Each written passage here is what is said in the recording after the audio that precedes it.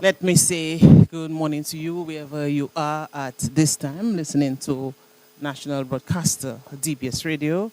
I'm Brother John Baptist Luge. We are bringing you live coverage of the Budget Day presentation at the House of Assembly, and it's a pleasure to once again be here. And as I speak, lovely weather, yes. We had a slight drizzle just a short while ago, but the parade of troops is on a very large contingent, but a very well put together contingent, I must say. The government band of Dominica, formerly the Music Lovers Government Band, are here, and we have one, two, three platoons as well. Beautiful picture here on Victoria Street as we get set for what is to come. It is Budget Day in Dominica. It's a big day for Dominica, of course. And DBS Radio, we are pleased to bring this live broadcast to you. So we'll give you an idea as to what we expect here this morning. Live coverage of the first meeting of the third session of the 11th Parliament of Dominica today, Friday. Outside of the House of Assembly, we are on Victoria Street. And as well, as is customary, the first meeting of the House of Assembly, there is some pomp and circumstance ascribed to this. It's really lovely to see the platoons on the streets right next to the House of Assembly. I can give you an indication as to what's happening on the inside. Quite a few people have already taken their seats because we have a 10 o'clock start. So an event of that magnitude calls for just that, this ceremony on the outside, and then, of course, the deliberations on the inside.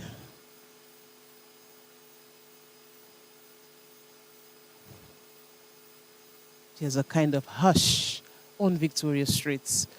Normally a busy street, very, very busy street, but a section of the road is cordoned off for that very celebration, for that very aspect of the opening of Budget Day. But it's not about the quantity in terms of the platoons, it's about the quality and what they will put on for us here. It's a short display this morning, of course. We'll have the arrival of the Prime Minister, we'll have the arrival as well of the President. And of course, Honorable Dr. Irvin McIntyre, the Minister of Finance, Economic Development, Climate Resilience and Social Security, is scheduled to present the national budget for 2025-2026 fiscal year to Parliament. And during this session as well, he will be seeking parliamentary approval for the estimates of expenditure, which amounts to $1,213,494,398.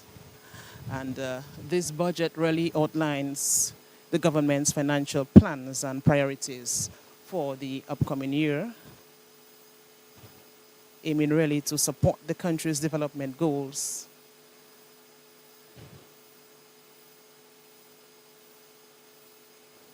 And of course, in keeping with the tradition, the opening of the new parliamentary session will be marked by an address from Dominica's President, Her Excellency Sylvanie Burton.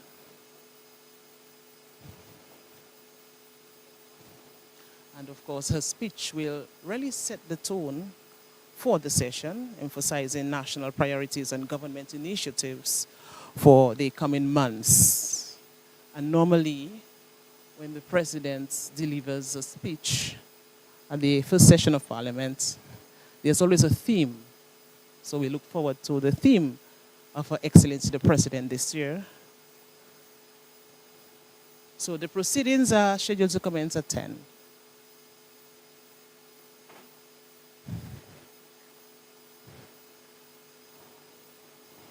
And this really provides a pivotal platform for the budget presentation and related discussions. So all these encompasses what the budget will look like.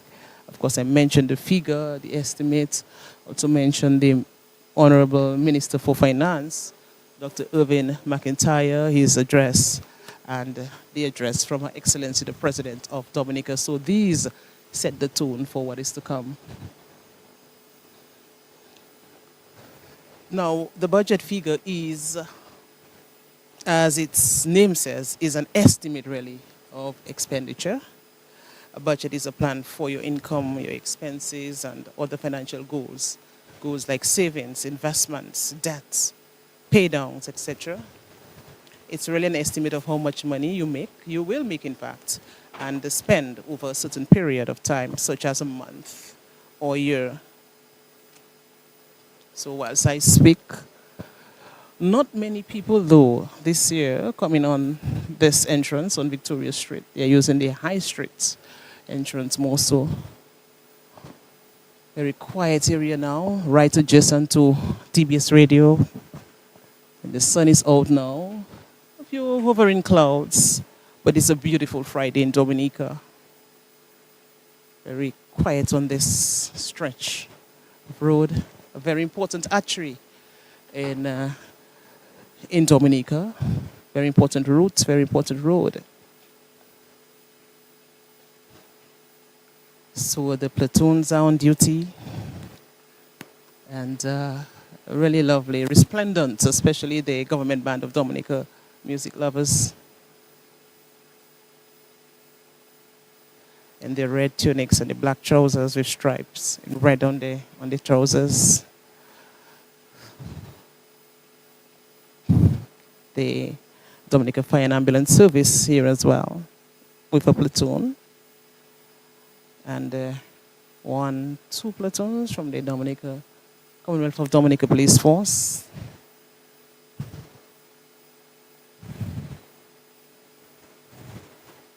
It's always lovely to see the ceremony that's put on ahead of the presentation in Parliament. And we know that, government's budget is used for a variety of purposes, reflecting their development priorities and also, very importantly, the economic conditions. So that has to be taken into account when preparing a budget of that magnitude. And as I speak, I see coming in the Minister for Finance, Honorable Dr. Irvin McIntyre, looking resplendent as he makes his entry. He has, of course, a big duty, a major duty here inside of Parliament today.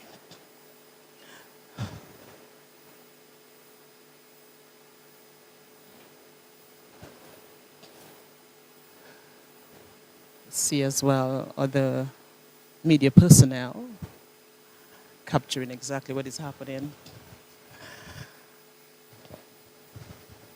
DBS Radio on top of it as well, on both radio and the social media platforms.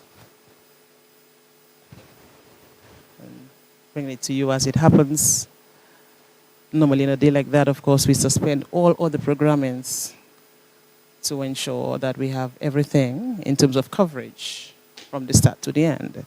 And as I speak, I hear a siren in the distance.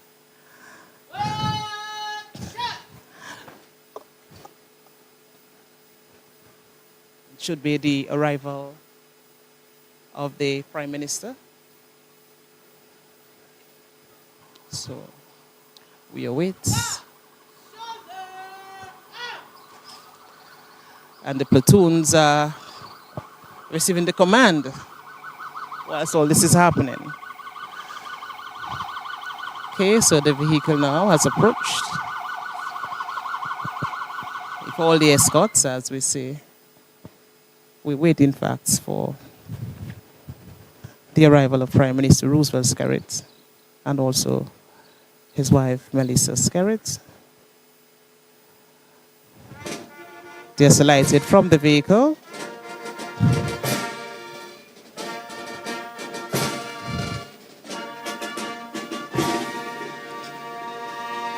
Prime Minister Roosevelt Skerrit dressed in navy blue with a red tie, and his wife Melissa Skerrit donning black and gold. Of course, another big moment there as we await the budget presentation in Dominica. Challenging times these days, of course. So,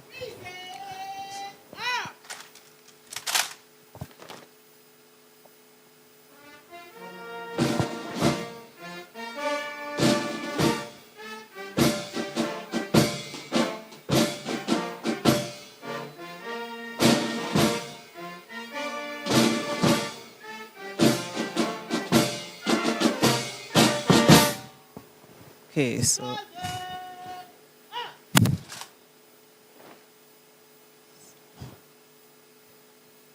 See, the command is given to the troops.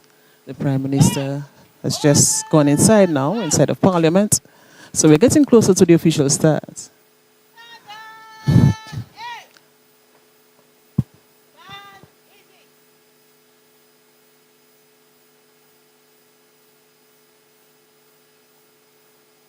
Now, as far as the proceedings go, what is expected next is the arrival of Her Excellency, the President of Dominica, Sylvanie Burton. A really brief, parade on the outside. Very brief, but very important, very significant as we continue to uphold the traditions that were set many years ago. It's always lovely to see, the pomp and circumstance and the conformity and everything ascribed to this event. So the sun now has come out in all its glory. It's like a blazing sun.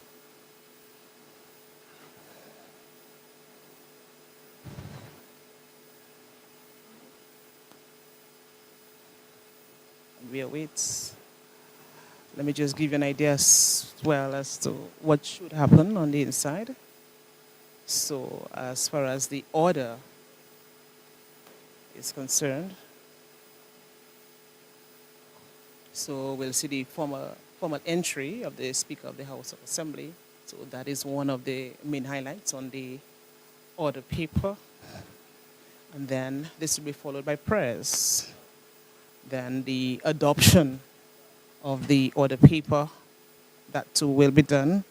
The adoption as well of this order paper, the suspension of the sitting, then there'll be the President's address, the resumption of the sitting will follow this, and the obituary and congratulatory remarks will be given. Then there's the confirmation of minutes of the meeting of Tuesday, 24th June, 2025, followed by the announcements by the Speaker. And then we will have the presentation of papers. So there's always an order in Parliament that has to be kept to the T. So this is very important. And of course, the clerk at the House of Assembly and other officials at the House of Assembly, prior to the budget presentation, they have a lot of work to do. Well, as in every House of Assembly gathering.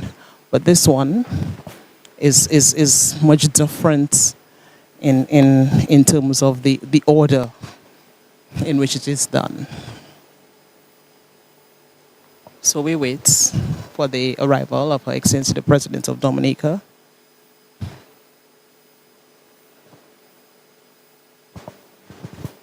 Very important day for Dominica as we look ahead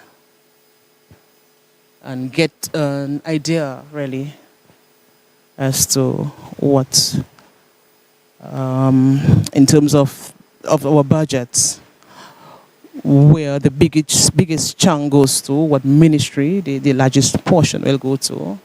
So we will give an indication about that in a short while, as I'll be sharing the mic as well with Kiwana Fontaine Wilson. We always put the Creole in this because this is very important, and we, of course, recognize the importance of the Creole language in this dispensation. As I say,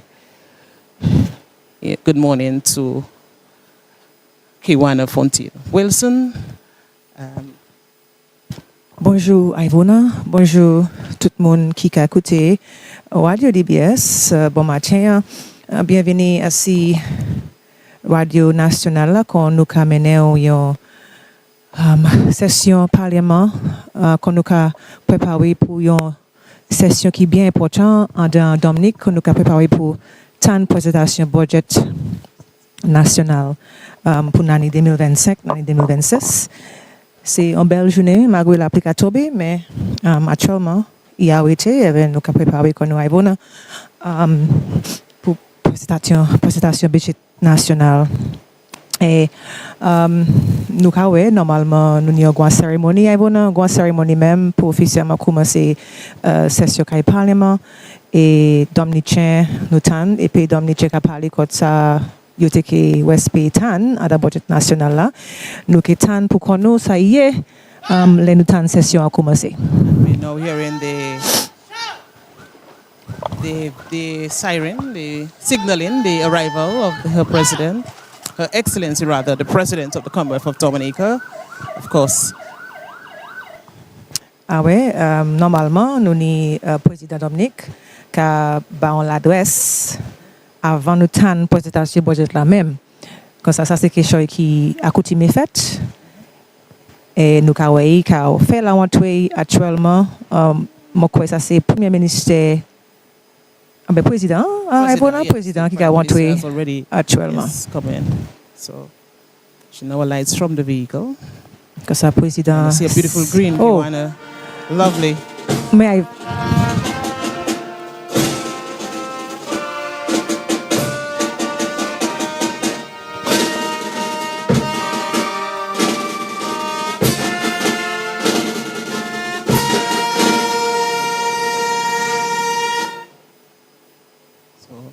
Her Excellency Sylvanie Burton. Mr. Burton is here as well. Eh bien, Ivona, et que nous avons tenu même l'idée aujourd'hui, hein? Almighty God, who in thy infinite wisdom and providential goodness has appointed the offices of rulers and councils for the welfare of society and the just government of man. We beseech thee to behold with thy abundant favor as thy servant, whom thou hast been pleased to call to the performance of such important trusts in the Commonwealth of Dominica.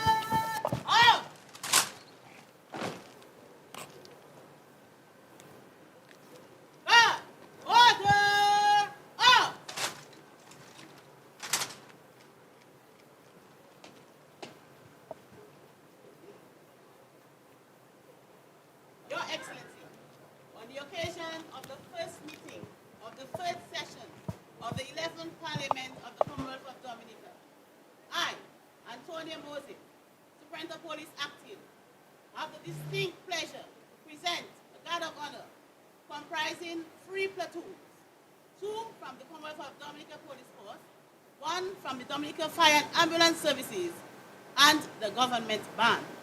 They are formed in two ranks, dressed in open order, ready and awaiting the pleasure of your inspection.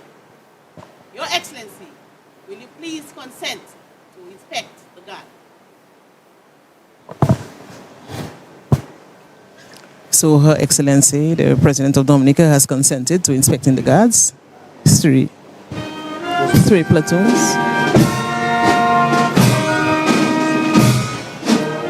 Okay. Oui, avec quand la coutume, il n'y peut inspecter ces polices là, ces militaires, et quand il fait quand cérémonie a commandé pour président Sylvanie Burton avait qu'on nous dit normalement c'est ça il n'y peut faire, il n'y peut inspecter, passer tout rond quand on savent que nous avons fait normalement les sessions du Parlement avec budget national. There was a time when we had many more platoons on parade for the opening of the House of Assembly, the first sitting. It's cut down now in recent years. She's making her way now through the government band of Dominica and now approaching the first platoon of the Commonwealth of Dominica Police Force.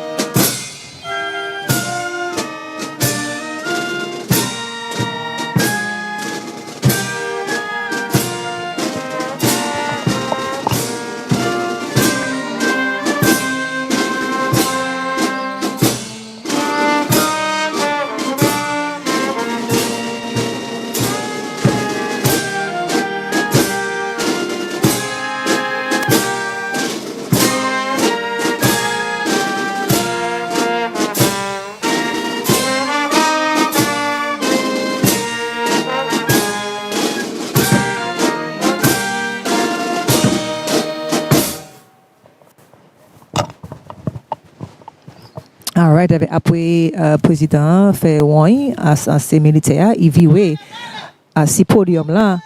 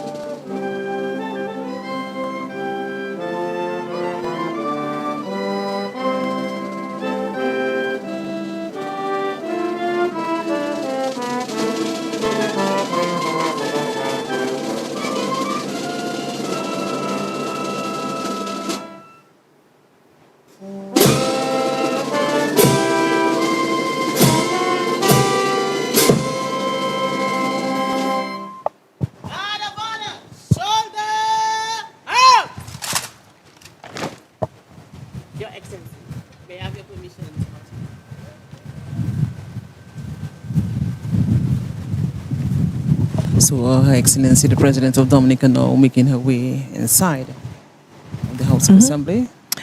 Avec là, il a présenté l'adresse li, moi certain, il a parlé contre vision, avec ça a été qu'il voulait pour nation, qu'on nous a préparé pour tant ça qui plan gouvernement pour garder contre finance, affaires financières Dominique pour l'autre année.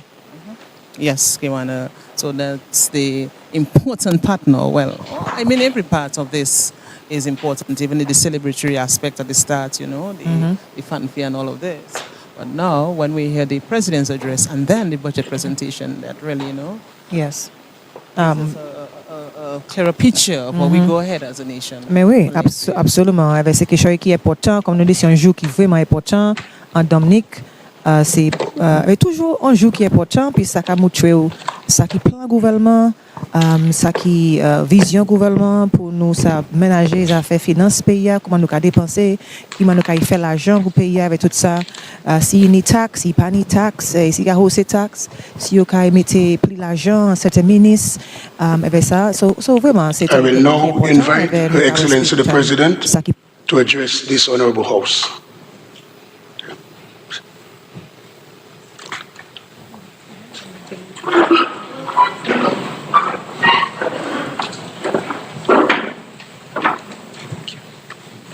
Ici autant l'argent comme ça.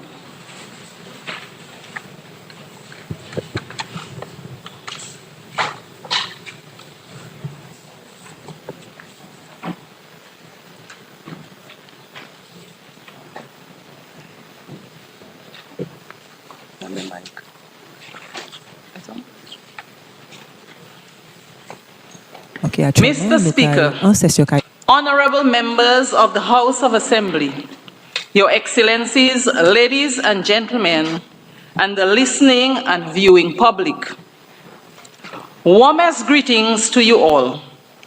May God, the eternal source of hope, bless, protect, and sustain you and your families now and always.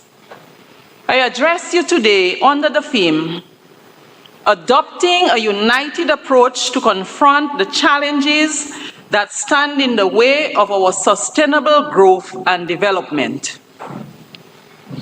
Mr. Speaker, I extend my sincere thanks for your gracious invitation to attend the sitting of the House and to address members of this honorable chamber on the momentous occasion of the formal opening of Parliament, the first meeting of the third session of the 11th Parliament. My husband and I are truly honored and delighted to be here today. It was exactly 1 year ago that I addressed this House, though it seems like only yesterday. Time indeed passes swiftly. I thank Almighty God for granting me this opportunity once more to speak before this august body on matters that continue to challenge us as a people and as a nation. Issues that require our collective resolve, unity of heart and mind, and shared purpose.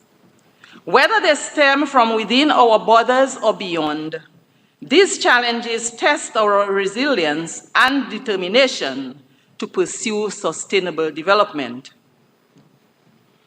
I stand before you as a proud Dominican, and you should be too. Proud of how far we have come, mindful of where we are now, and hopeful for the path we continue to forge together. Mr. Speaker, before I proceed with the main message of my address, please allow me to pay tribute to an outstanding individual whose passing we mourn deeply. I wish to honor the life and legacy of Mr. Gerald Leonard Ed, fondly known as Gary, a distinguished businessman, devoted philanthropist, and exemplary citizen, who passed away on Friday, July 18, 2025, following a period of illness. Mr. Ed was a devout Catholic, a committed family man, and a pillar of strength within his community. He dedicated his life not only to his family and business, but also to the service of his church and the communities of Eggleston and Girondale. Under his wise and visionary leadership, the family business, HHV Whitchurch and Company Limited, grew steadily in both scope and reputation, overcoming many challenges along the way. Today, the company stands as one of Dominica's leading enterprises, a testament of his perseverance, business acumen, and unwavering commitment to excellence. But Mr. Ed's impact extended well beyond the realm of business. He served on several national committees and made invaluable contributions to the development of tourism, culture, environmental conservation, and community building. Through these efforts, he played a key role in shaping Dominica's socio-economic landscape. He was widely respected for his integrity, calm and generous spirit, exceptional leadership, and professional demeanor. Mr. Ed's legacy is not only written in the annals of Dominica's business history, it lives on in the lives of those he helped, the communities he uplifted, and the values he championed. He was a true patriot, wholly committed to the progress of Dominica and the well-being of its people. He will be sorely missed by all who have had the honor of knowing him. Mr. Speaker, I also wish to acknowledge the sudden and deeply saddening passing of a dear friend, Mr. Macklin Joseph, fondly known as Martin, who diligently cared for the grounds of the government headquarters for many years. Martin passed away on Friday, July 18, 2025, at the Dominica China Friendship Hospital, a loss that came as a great shock to all who knew him. Martin was hardworking, cheerful, and kind-hearted, well-known and well-loved by public officers and visitors alike. His friendly smile and warm disposition brought light to many, and his unwavering dedication to his work was a quiet yet powerful example of service and pride in duty. He too will be dearly missed.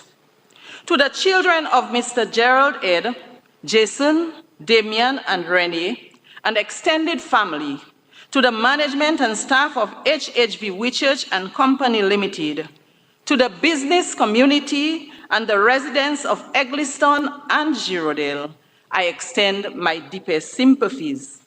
And to the children and extended family of Mr. Macklin Joseph, I also extend my heartfelt condolences.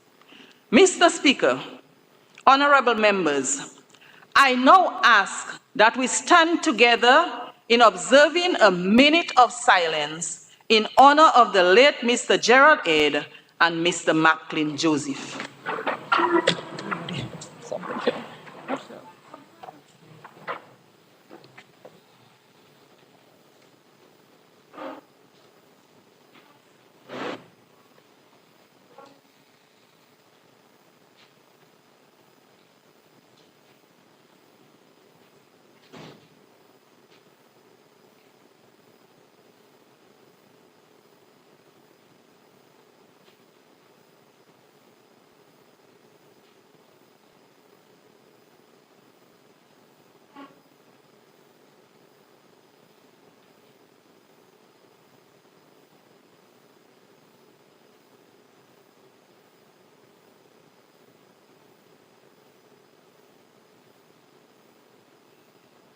Thank you. You may be seated.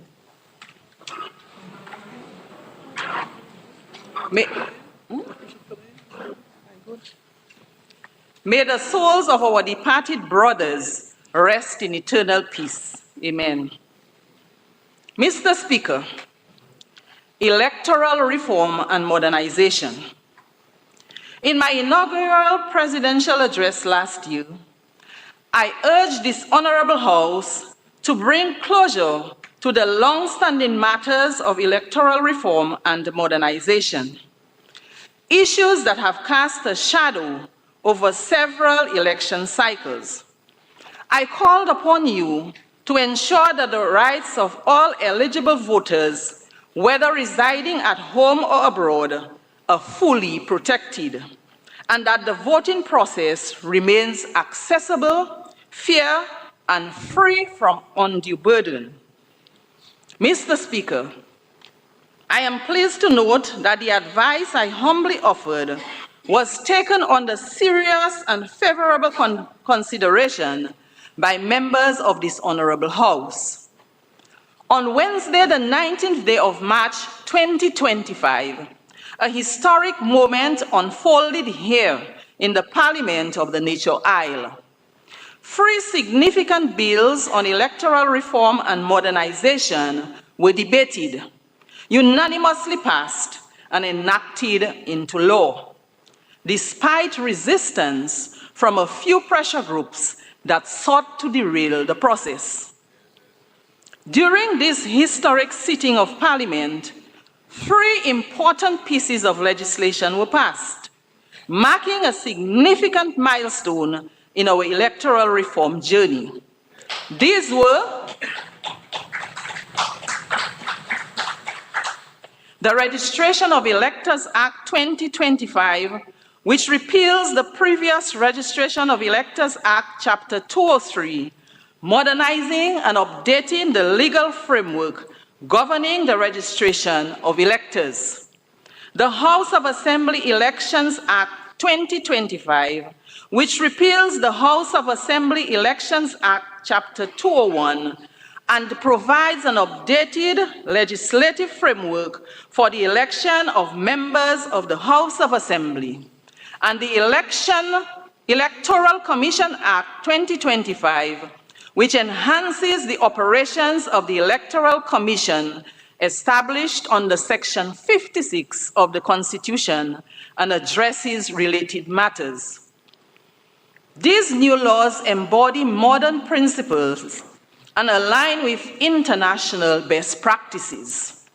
Among the key reforms introduced are the introduction of voter ID cards to be used at the polls, a confirmation process that all registered voters must undergo to remain on the register, effectively addressing the long talked about cleansing of the voters list. Inclusion of clear provisions addressing bribery and cheating. The historic introduction of a provision granting equal access to state media for all political parties, a first in Dominica's history. The establishment of the Electoral Commission Fund to strengthen the Commission and support electronic registration and other technological advancements in the electoral process. To this end, government secured a loan of $6 million from the National Bank of Dominica, and a more robust and continuous process for revising the register of electors. Mr. Speaker, regarding campaign financing, the Honorable Prime Minister has publicly clarified government's position on multiple occasions. While government does not oppose campaign financing in principle, given its complexity and critical impact on the electoral process, it is imperative that further discourse and careful analysis take place. Moreover, government favors adopting a regional approach to this matter. Following the passage and enactment of these comprehensive, practical, progressive, and transformative electoral reform and modernization bills, one would hope that discord, animosity, and misinformation surrounding electoral reform would cease. Unfortunately, that has not been the case. Some opponents remain determined to discredit the process through misrepresentation. Government's careful approach to ensure that no eligible voter is disenfranchised in the reform process remains the best course of action.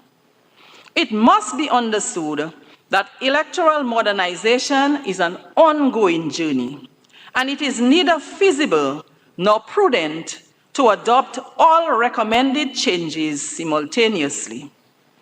Parliament will, as it does with all legislations, amend these laws when necessary. Mr. Speaker, This marks a major milestone in our country's history in the arena of electoral reform. We should take pride in this achievement. This electoral modernization is a great start, and I am confident that the reform process will continue to evolve.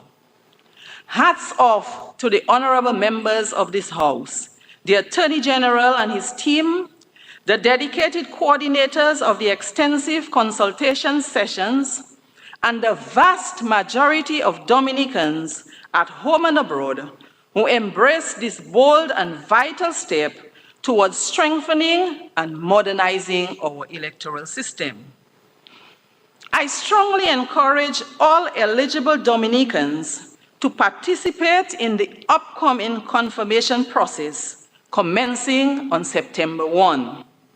Your democratic right to vote is precious. Use it and protect it.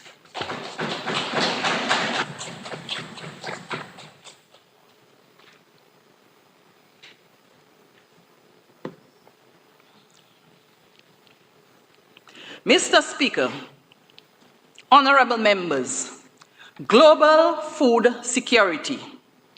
The state of global food security is an increasingly urgent concern as the world's population continues to grow.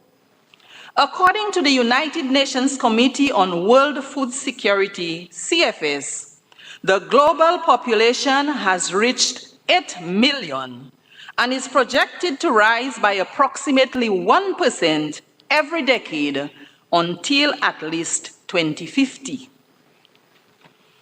Access to adequate food is a fundamental human right.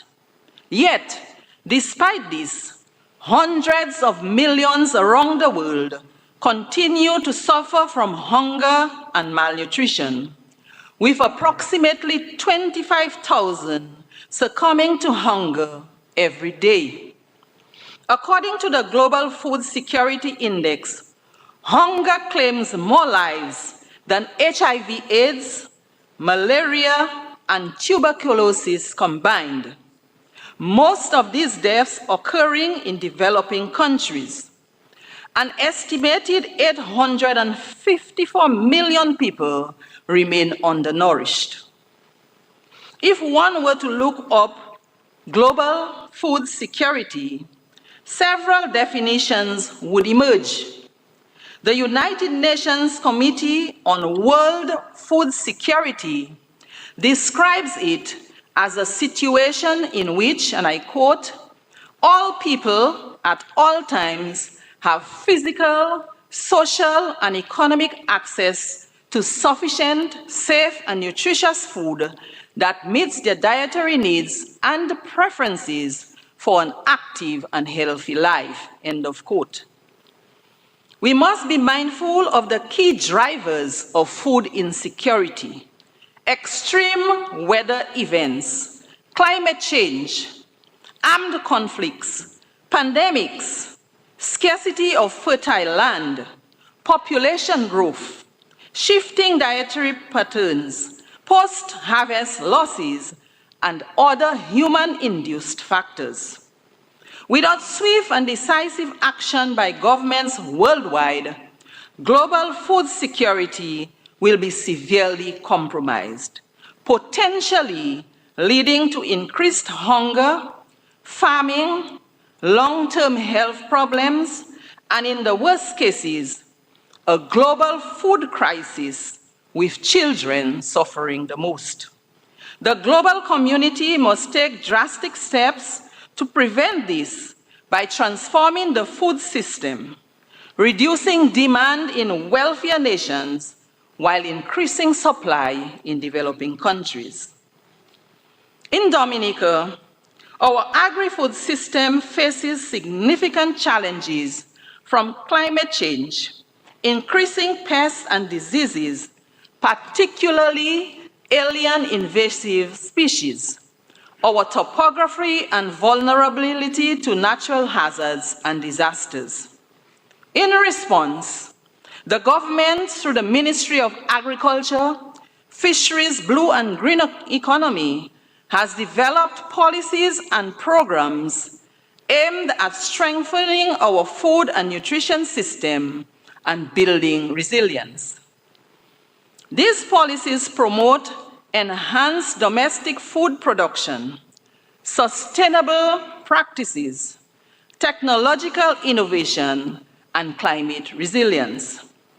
The programs, including the country program framework, target the core dimensions of food security, food availability, access, nutritional adequacy, and supply stability.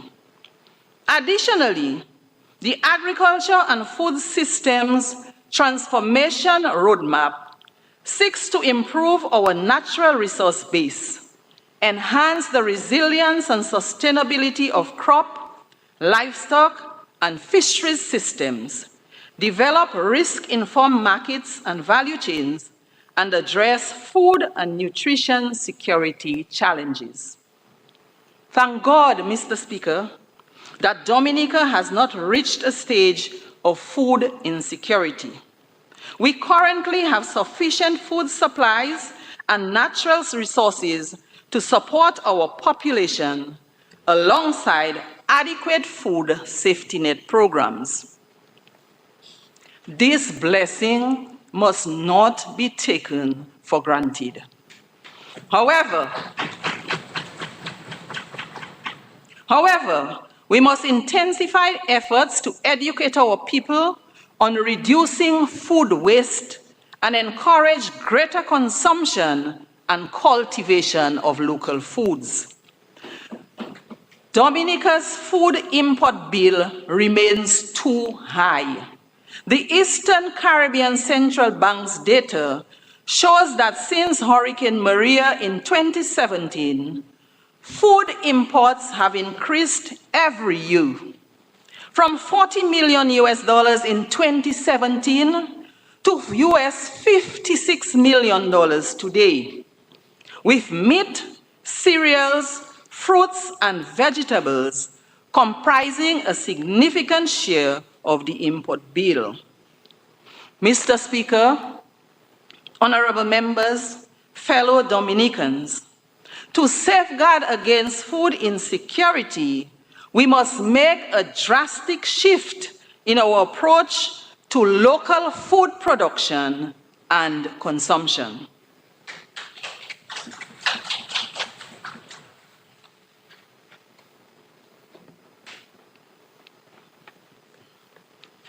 Mr. Speaker, honorable members, non-communicable diseases, NCDs. The alarming rise in non-communicable diseases poses a serious concern, not only for individuals and families, but also for national governments and global health. These diseases demand urgent, innovative action to mitigate their growing impact on communities and economies. The socio-economic burden of NCDs makes their prevention and control a major development priority of the 21st century. NCDs, often referred to as lifestyle diseases, develop slowly from unhealthy living and persist over a long time. They threaten individual lives and the future well-being of societies and economies worldwide. The World Health Organization defines NCDs as a group of conditions not primarily caused by acute infection, which result in long-term health consequences and often require prolonged treatment and care. These include cancers, cardiovascular diseases, diabetes, respiratory diseases, hypertension, and obesity, most of which are preventable. NCDs are the leading cause of illness, disability, and death globally. According to WHO, They account for 71% of all deaths annually. The top 4 killers are cardiovascular diseases, 17.9 million deaths annually. Cancers, 9 million. Respiratory diseases, 3.9, and diabetes, 1.6 million. The main risk factors include unhealthy diets, physical inactivity, tobacco use, and alcohol misuse. In Dominica, data from the Health Information Unit, HIU, shows a steady rise in NCD cases with substantial economic impacts. Free NCDs account for a significant share of disease burden and healthcare costs. Diabetes. Approximately 15,048 people were living with diabetes in Dominica in 2024, with an estimated economic burden between US $16.4 million and US $27.4 million annually. Hypertension, the most prevalent NCD, affecting around 25,992 individuals in 2024, with economic costs between US $780,000 and US $1.14 million annually. Cancer. Cancer incidence has steadily increased, with 112 new cases recorded in 2024 alone. The economic burden for new cancer cases is estimated between US $112,000 and US $896,000 annually. These figures are alarming, especially for a small population. The United Nations Sustainable Development Goals set a target to reduce premature deaths from NCDs by 1/3 by 2030, SDG 3.4. The government of Dominica is committed to this goal and to SDG 3.8, which aims for universal health coverage and access to essential health care for all citizens. To effectively combat NCDs, the government recognizes the need to strengthen both prevention and treatment across the healthcare system while addressing the underlying social and lifestyle factors. To this end, government has enhanced medical facilities, improved access to medicines, boosted primary and secondary healthcare services, and scaled up primary healthcare initiatives. Mr. Speaker, honorable members, fellow Dominicans and residents, our nation stands at a critical juncture in the fight against non-communicable diseases. These diseases, such as heart disease, diabetes, cancer, hypertension, obesity, and respiratory illnesses, are silently taking a heavy toll on our people and on our health system. Recognizing the urgent need to act early, the government has strengthened national health screenings to detect NCDs sooner and prevent their progression. Physical activity is a powerful tool in both preventing and managing these diseases. To this end, the government has initiated several programs aimed at promoting physical activity and reducing sedentary lifestyles. Our Ministry of Health is committed to this fight, but unfortunately, health is an individual responsibility. We must all pay more attention to our wellness. So, What can we do collectively to prevent and manage NCDs? We start by adjusting our lifestyles, building awareness of NCD risks, educating our communities, discouraging tobacco use and excessive alcohol intake, promoting physical activity and healthy diets, improving air quality, and encouraging regular screening and timely treatment. Integrating mandatory fitness programs and health education into the school curriculum with ongoing monitoring will also contribute to long-term health improvements. Moreover, the integration of digital health tools, investment in prevention strategies, and real-time disease surveillance can transform Dominica's national health trajectory from reactive to proactive care. This shift is essential to improve population health, reduce economic losses, and build a sustainable health system.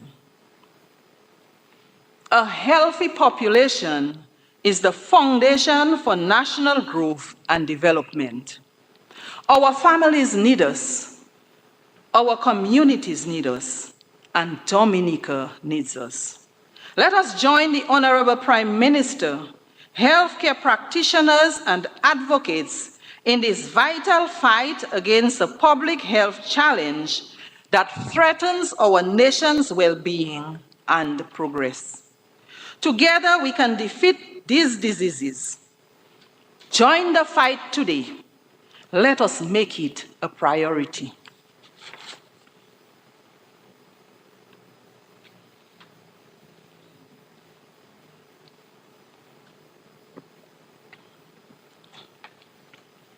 Mr. Speaker, honorable members, fellow Dominicans and residents, mental health. Mental health is a vital part of our overall well-being, yet it remains neglected and stigmatized. Mental illness should be treated as a non-communicable condition, not as a source of shame. At some point in our lives, many of us will face trauma or stress that impacts our mental health. People respond to mental health challenges differently. While many are resilient, able to bend without breaking, and bounce back after adversity, some develop chronic symptoms that interfere with daily life. Others may experience delayed or recurring symptoms. The World Health Organization defines mental health as a state of well-being where individuals can manage stress, realize their potential, work productively, and contribute to their communities. Globally, as of June 16, 2025, about 1 in 6 people, roughly 1.3 billion, live with a mental health condition, primarily depression and anxiety. Alarmingly, 1 in 3 receives no treatment. The economic cost is estimated at US $6 trillion annually, with a projected US $1 trillion in lost productivity by 2030. Youth mental health is especially vulnerable, with 45% of mental health illness occurring in those aged 10 to 24.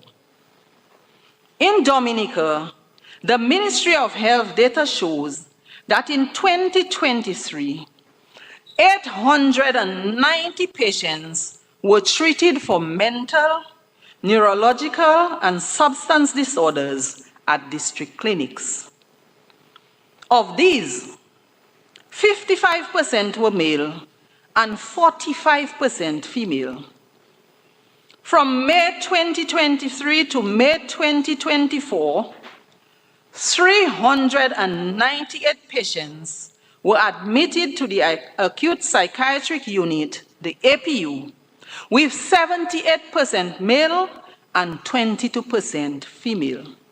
Notably, 75% of these admissions were readmissions and 25% were new cases. The largest age group was 21 to 30-year-olds. Substance use and disorder accounted for 55% of primary diagnosis and schizophrenia 38%.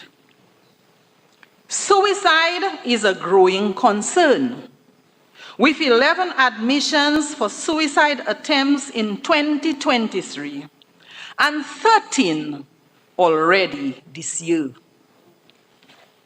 Unfortunately, stigma and discrimination often lead individuals to feel ashamed of their struggles, preventing them from seeking help.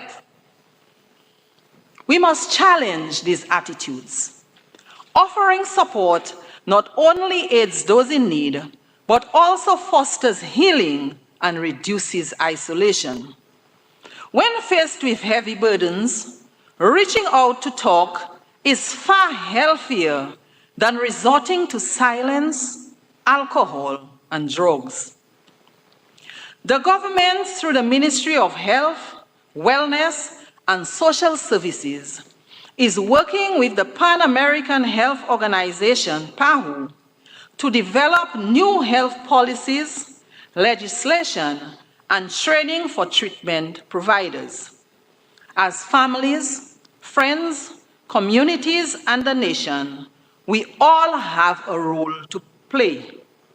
We can organize awareness campaigns to combat stigma and discrimination, integrate mental health education into schools, workplaces, and the media, expand access to counseling and crisis support services, shift towards rights-based, person-centered mental health systems, promote stress management and social support, addressing poverty and inequality, advocate for investment in community-based services and trained personnel, strengthen psychosocial support within primary health clinics, and normalize conversations about mental health through local campaigns.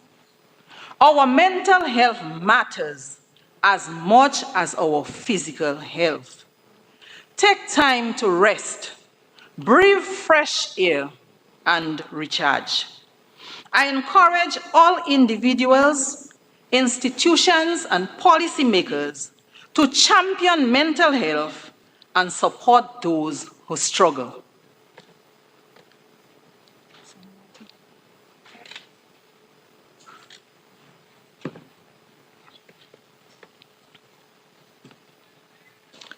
Mr. Speaker, substance abuse and addiction. It is impossible to discuss mental health without addressing substance abuse and addiction, as these issues are deeply interconnected. Substance abuse, the misuse of drugs and alcohol, affects millions of individuals and families worldwide. It involves harmful use of substances like alcohol, prescription medications, and illicit drugs, damaging health, relationships, and social well-being. As it relates to addiction, it is not just a bad habit. It is a chronic disease that changes the brain, driving compulsive behavior despite harmful consequences. It often starts quietly, from curiosity, peer pressure, stressful lives, untreated mental illness, or a need to escape pain. For some, addiction is a way to cope with trauma. For others, it begins with prescription drugs meant to heal, but ends up causing more harm than good.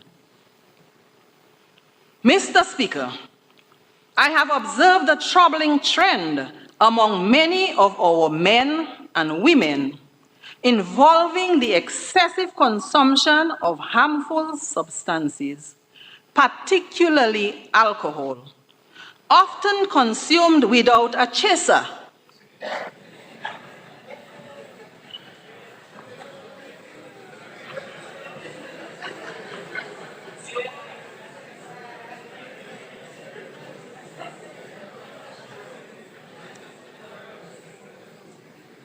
A practice known as, and I quote, throwback, end of quote. This is extremely dangerous.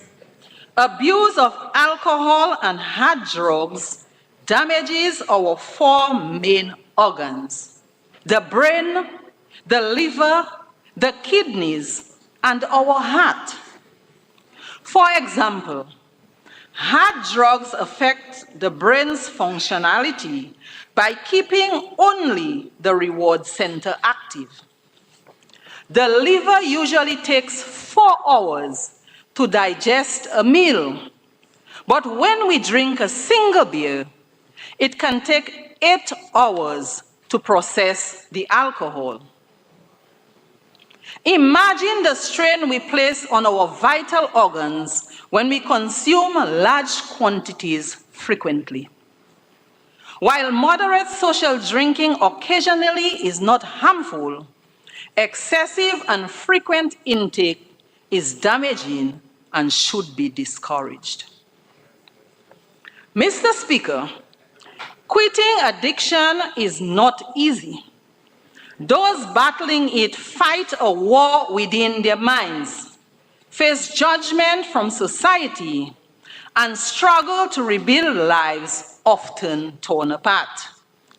Addiction isolates people, destroys families, derails careers, and leaves scars, both visible and invisible. It is a health issue, and like any illness, requires compassion, support, and treatment, not shame. So what can we do? First, we must educate ourselves and others to break down the stigma so people can feel safe seeking help. We need a holistic approach that includes prevention, treatment, and support systems. We must improve access to mental health care, counseling, and rehabilitation services. Let us support those struggling with addiction and build healthier, safer communities. We should teach our young people healthy ways to cope with stress and peer pressure.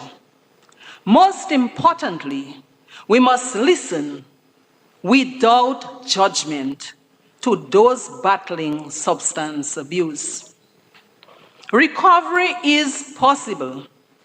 Many have walked through the darkness of addiction and found the light on the other side. But they did not do it alone, and no one should have to. Let us be part of the solution. Let us be the reason someone chooses to fight, to heal, and to hope again.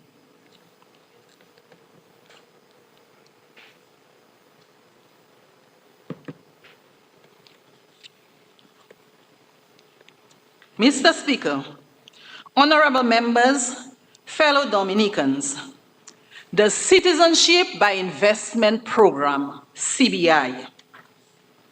The Citizenship by Investment Program is a vital pillar for our country's development.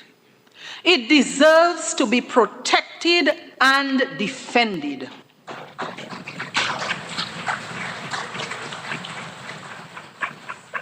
I pray daily for its sustainability. Without this program, our current progress would have been catastrophic. Our beloved Dominica has endured tremendous hardships, from Hurricane David in 1979, Tropical Storm Erica in 2015, Hurricane Maria in 2017, to the ongoing impacts of COVID-19, climate change, and global conflicts, to name a few. Tropical Storm Erica affected over 90% of our GDP, while Hurricane Maria's impact was around 226%. In response, the government acted swiftly and wisely, positioning Dominica as an innovative, resilient nation open to responsible investment. Consequently, the government strengthened the CBI program by enhancing transparency, compliance with international standards, rigorous due diligence procedures, and the integrity of the program. This responsible approach has earned investor trust and positioned Dominica as a leader in the CBI industry. Introduced in 1993, the CBI program is now one of the world's longest-running economic citizenship programs. Dominica has also been placed in the top spot of the CBI Index rankings several times. Thanks to the over 20-year unwavering commitment to the program of this current administration. Furthermore, at the recent OECS Heads of Government meeting in Antigua in April of this year, proactive steps were taken to address concerns and improve CBI programs across the region, including the signing of a Memorandum of Understanding. The CBI program's contribution to Dominica's economy and sustainable development has been immense. Its revenues have funded national projects in infrastructure, healthcare, education, housing, tourism, and climate resilience, namely a new international airport, geothermal energy facilities, major hotel developments, climate resilient homes, 12 new health centers, school construction and renovations, the new Marigot Hospital, the Cabritz Marina in Portsmouth, and the cable car system, to name a few.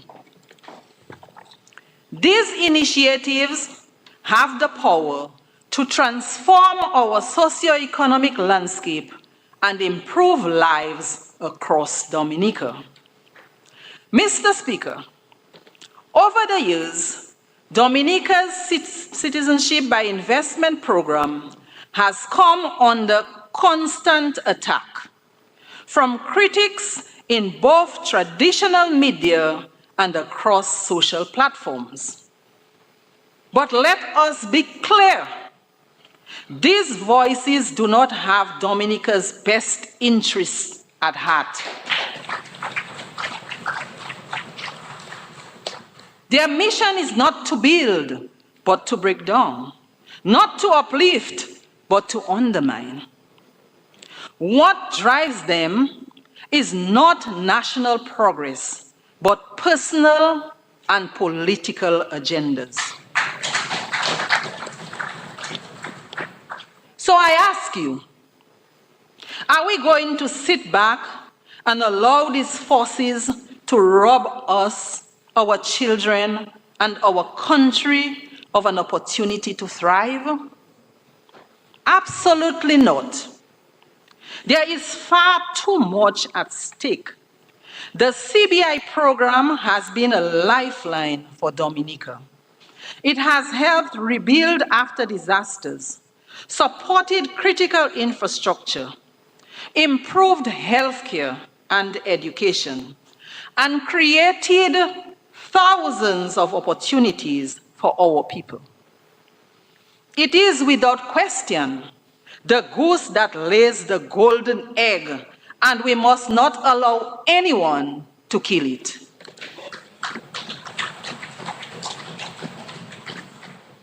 When they attack the CBI program, they are not just attacking a policy, they are attacking the very progress and stability of Dominica. And we cannot allow that to happen. We must defend it, not with anger, but with truth. Not with division, but with unity. This is not the government's fight alone. This is our fight, all of us. Every Dominican, at home or abroad, has benefited in one way or another from the CBI program. And if we want our children and future generations to inherit a stronger, more resilient Dominica, then we must all stand up and play our part. Let us speak up. Let us share the facts. Let us highlight the real stories of how CBI has transformed lives and built communities. Because when the truth is told, the value of this program becomes undeniable. So today, I make this call, not just as a supporter of the CBI program, but as a proud Dominican. Let us come together. Let us protect what is ours. Let us defend the progress we have made and ensure that the future of Dominica remains bright for generations to come. Our children will thank us. Our country will thank us. And history will remember that when it mattered most, we stood united.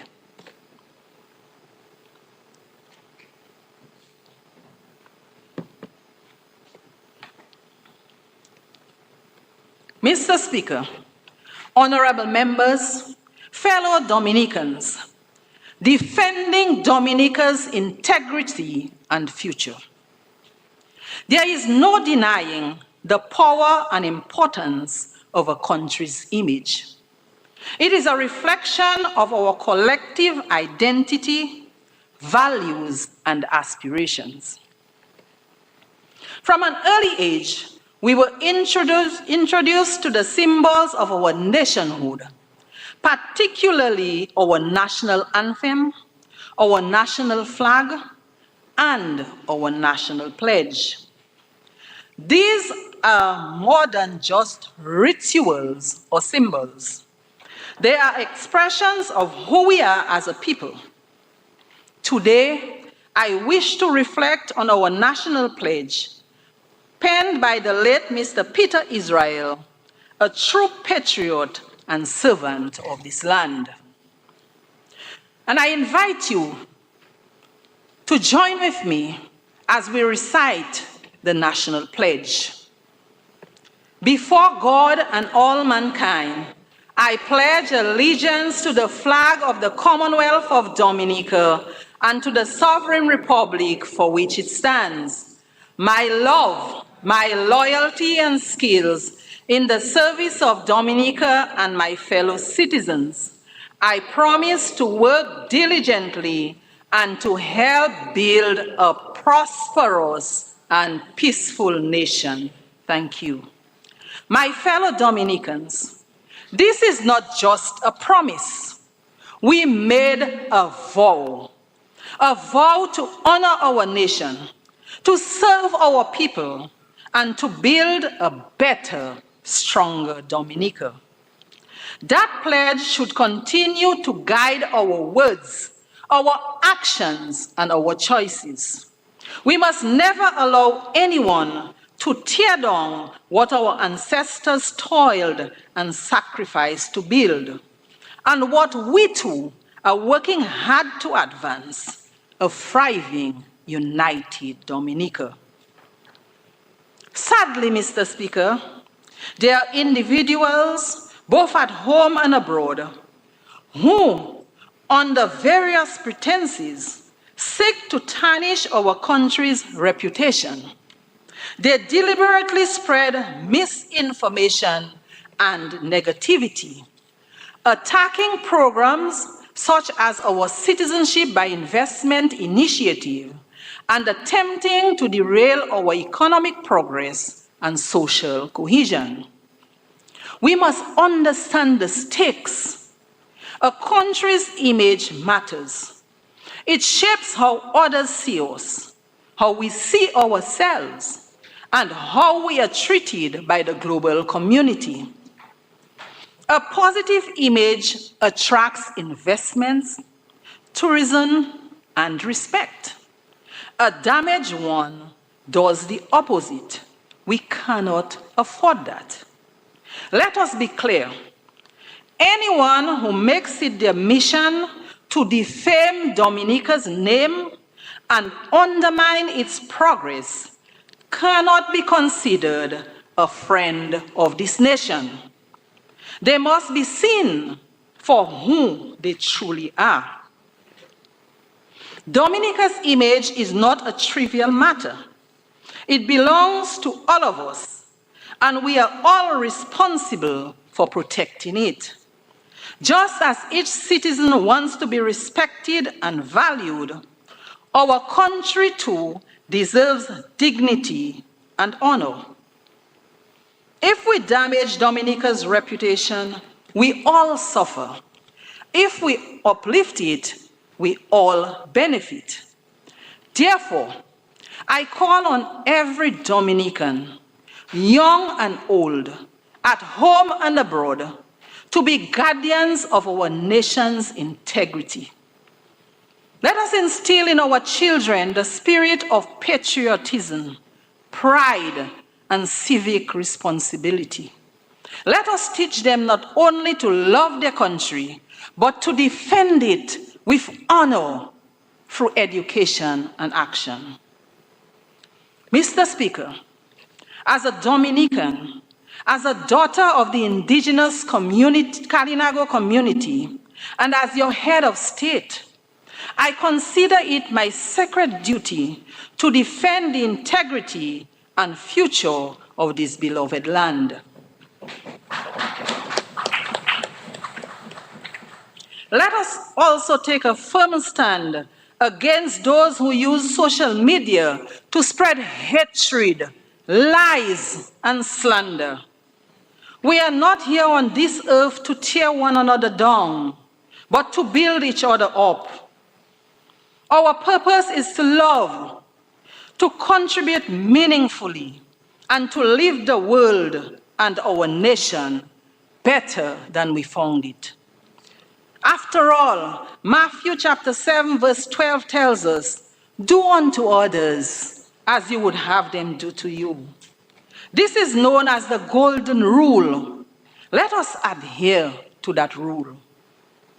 Dominica is all we have. My Kalinago ancestors protected her. Our African heroes protected her. Now, let us protect her with pride, unity, and unwavering resolve.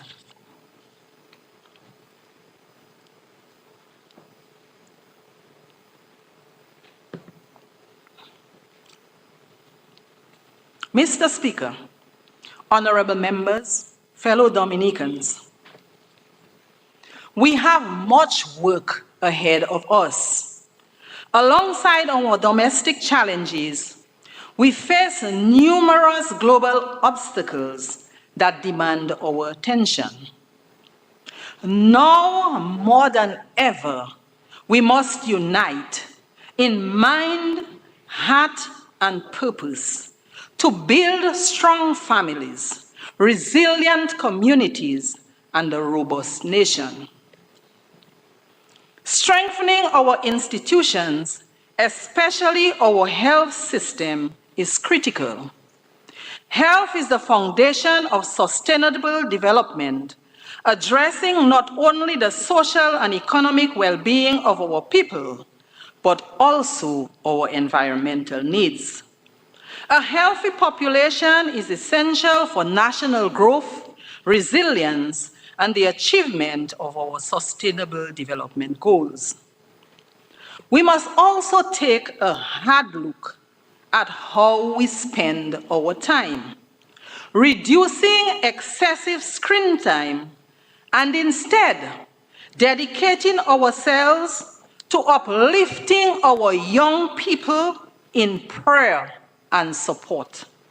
Our young men in particular are facing premature death through gun-related violence, a surge that threatens our safety, peace, and national security.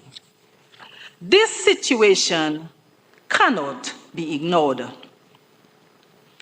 I commend the Honorable Prime Minister, the government, and the Commonwealth of Dominica Police Force for developing a plan of action to address this urgent societal problem, and praise the police for their relentless efforts in removing illegal firearms and ammunition from our streets. Dominica belongs to all of us, and it is the responsibility of every church, school, business, NGO, and citizens to join forces with the government and the police to fight against gun violence. Together, we must confront this threat head-on to ensure Dominica remains a safe, peaceful, and secure haven for all. May God bless us all and continue to guide Dominica along the path of opportunity, achievement, and prosperity. Mr. Speaker, honorable members, I wish you a meaningful and fruitful debate. Thank you for your patience and kind attention. Thank you.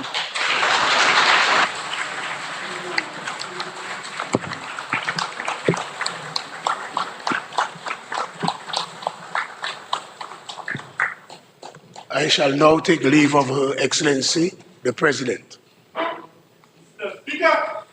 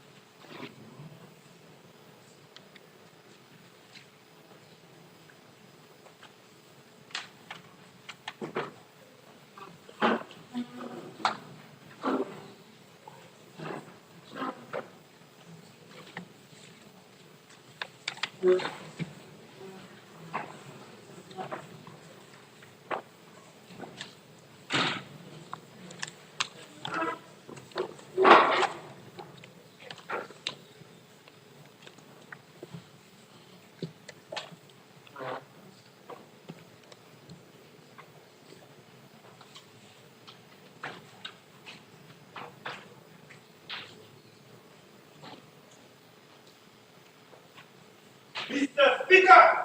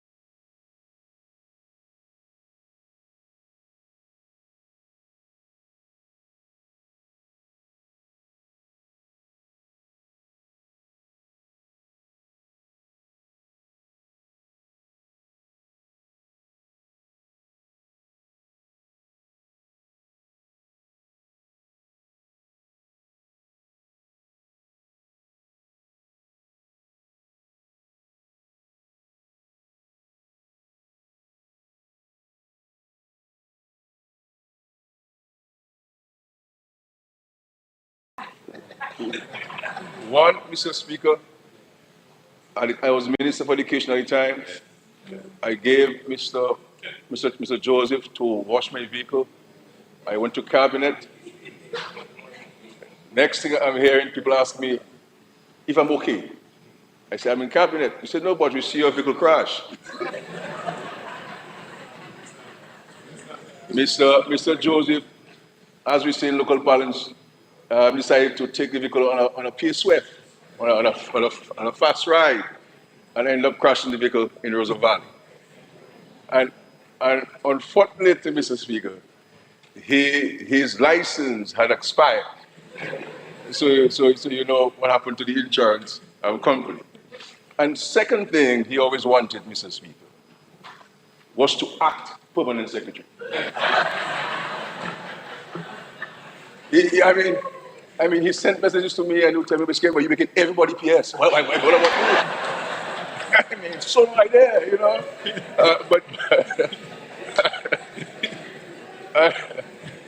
And so, Mr. Speaker, I regret that he did not get the opportunity to act permanent secretary, you know, to act permanent secretary. So I remember him very fondly. Very nice guy, very decent gentleman, and who served the country with diligence and dedication. And so we extend sympathies to his family. Thank you, Mr. Speaker.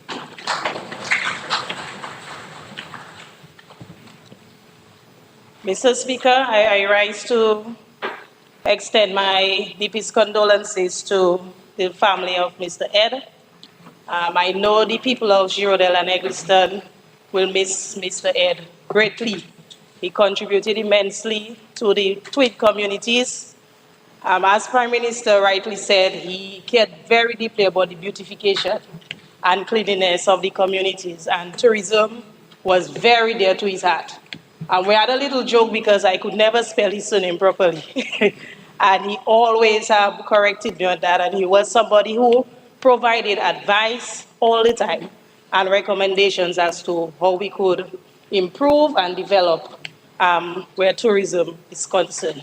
So on behalf of myself, my family, and the twin communities of Girondale and Eggleston, I'd like to extend my deepest condolences to his family and friends, and just to let them know that we're there with them and they're in our thoughts. Surprisingly, these two people are both in my constituency, Mr. Speaker, and McLean Joseph was from the community of Kingshill, and I was extremely close to all his children. And when he fell sick, his son called me, very frantic, tell me, Parrot, call the ambulance, my dad isn't well. And so I was with them throughout. And I believe that everybody who walked through the gates of the government headquarters would have interacted with Marklin. He ensured that people's vehicles were clean. He ensured that the yard was clean. He would give direction. So PM, we probably would have to give him that PS title, probably put it on his coffin. PS McLean. And so on behalf of the people of Kingshill, I want to extend my deepest condolences to the family of Mr. Joseph, and may both of them rest in eternal peace. Thank you, Speaker.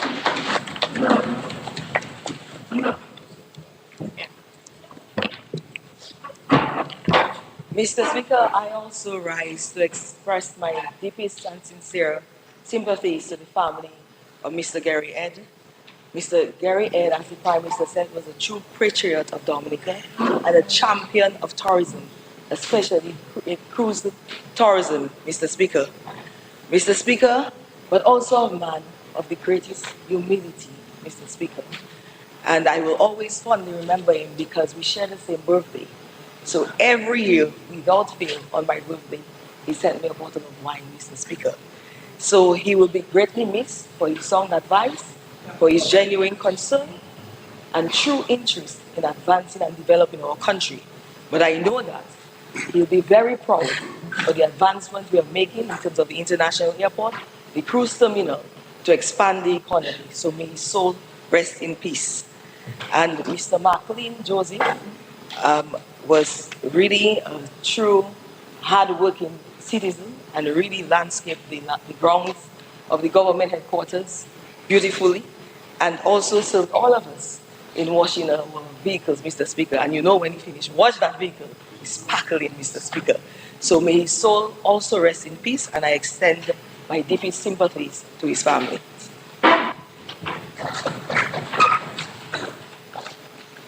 I myself would like to extend deepest sympathies to the families of both Mr. Martin and Mr. Ed. Martin and I grew up in Kings Hill, that some people may not know, from since 1979. So up in Kings Hill, Lower Kings Hill, and both his mom and my mom moved to Upper Kings Hill. So we have known each other from since then, boys' school and in Kings Hill. So I really want to extend this to his family. To Mr. Ed, interestingly, Mr. Ed was not just a businessman. He used to call me Young Isaac because my father and himself played football, and he was a goalkeeper, just like my father. So every time he meet me, he would remind me and ask me questions. When I was Minister of Environment, he would call me directly in regards to the cleanliness of Roseau. So we go way back, so I would like to extend my sympathies to both families. Of minutes. Mr. Speaker, I beg to move that the minutes of the meeting of Tuesday, 24th June 2025 be confirmed as circulated. Seconded, Mr. Speaker. It has been moved and seconded that the minutes of the meeting of Tuesday, 24th June 2025 be confirmed as circulated. Those in favor? Those against? The ayes have it. Minutes of the June 25th, 2025 be confirmed as circulated. Announcement by Speaker. I received two correspondence seeking permission to be absent from today's meeting. I received the first one is from on behalf of Honorable Miriam Blanchard, who is currently out of state. And the second is from Senator Lorraine Henderson-Reed, who is currently dealing with an urgent personal matter. Permission is granted to both honorable members.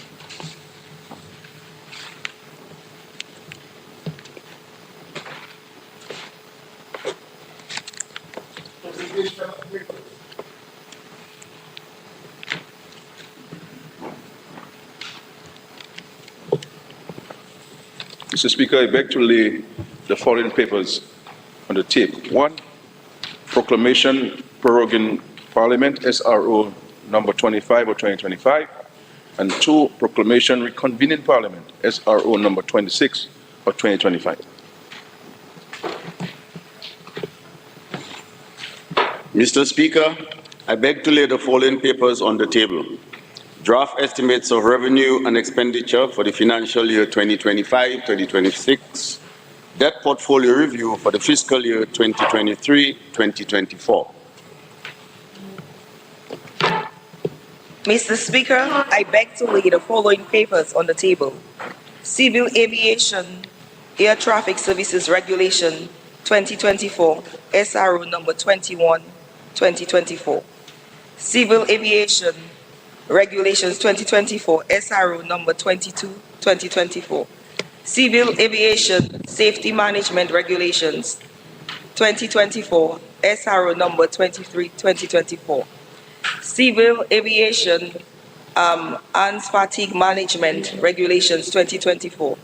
Civil Aviation Construction of Instrument Flight Procedures 2024. Civil Aviation Units of Measurement for Air and Ground Operations Regulations 2024. Civil Aviation Aeronautical Search and Rescue Regulations 2024. Civil Aviation Meteorological Services for Air Navigation Regulations 2024. Civil Aviation Certification of Air Navigation Services Regulation 2025. Civil Aviation Aeronautical Information Services Regulation 2025. Civil Aviation Flight Checking Organization Approval Regulations 2025. Civil Aviation Aeronautical Telecommunications Regulations 2025. Civil Aviation Flight Safety Regulations 2024. Government notices.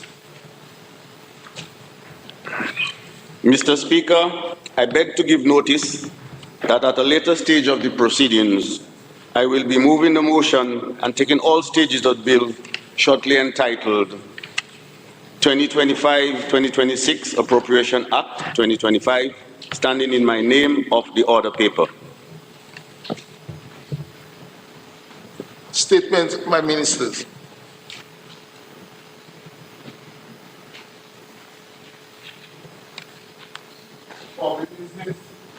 Government business motion.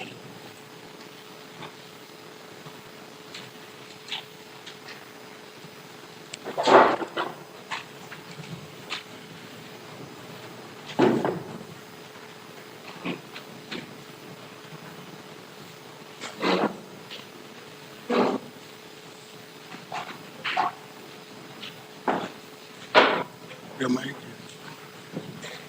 Yes.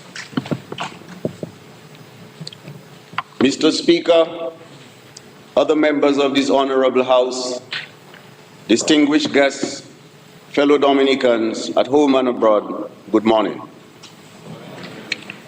I rise to deliver the budget address for the 2025-2026 fiscal year.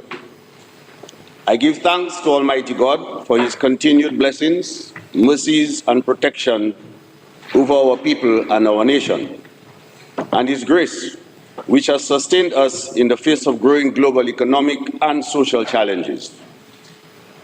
This national budget is built on confidence, grounded in fiscal discipline, and driven by our shared vision for a dynamic Dominica.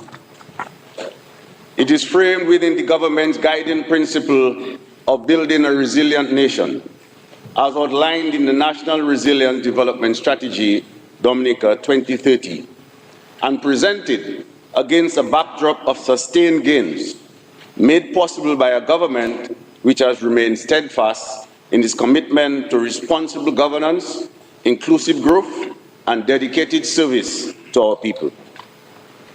Investments in resilient infrastructure, healthcare, digital transformation, housing, education, tourism, and agriculture are now delivering visible, meaningful results, fueling economic recovery, improving livelihoods, and strengthening public and investor confidence. It is within this context that this year's budget has been developed under the theme, Balancing Resilient Development and Fiscal Discipline for Sustainable Growth.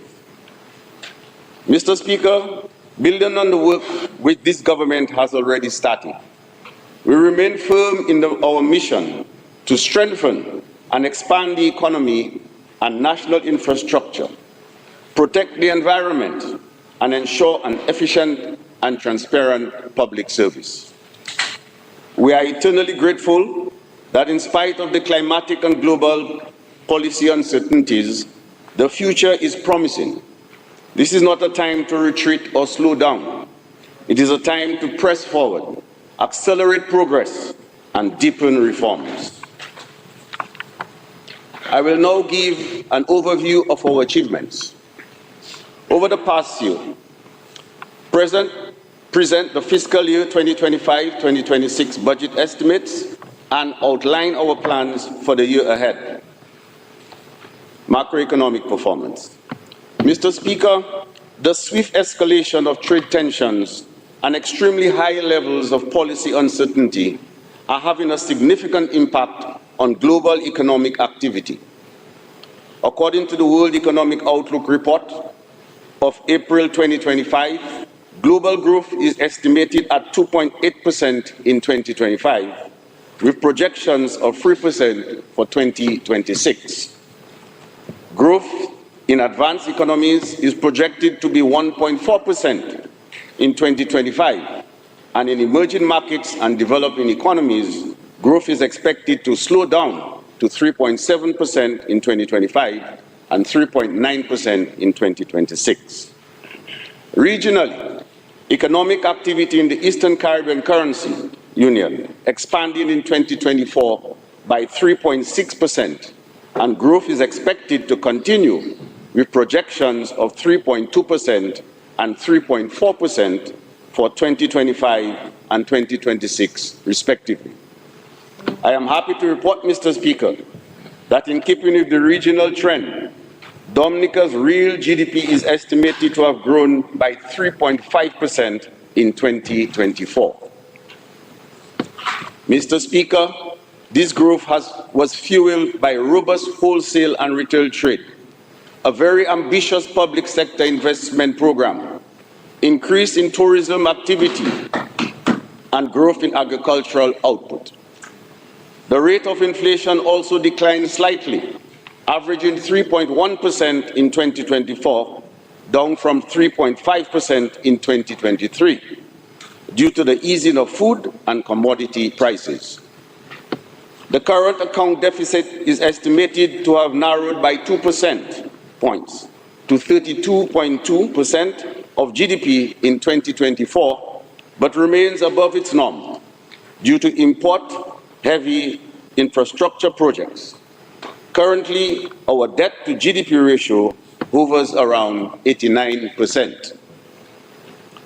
There was a slight decline in government's fiscal position in fiscal year 2024-2025, moving from a primary surplus of 1.5% of GDP in the previous year to a deficit of 0.6%. However, fiscal year 2024-2025 has had the strongest tax revenue performance on record, as well as the high tax areas collection, a clear sign of the impact of increasing economic activity and improvement in tax administration. There was growth in tax revenue collection, with all the major tax categories surpassing collections of the previous year. VAT has performed exceptionally well, exceeding budget estimates by 3% and surpassing collections for the previous year by $9 million.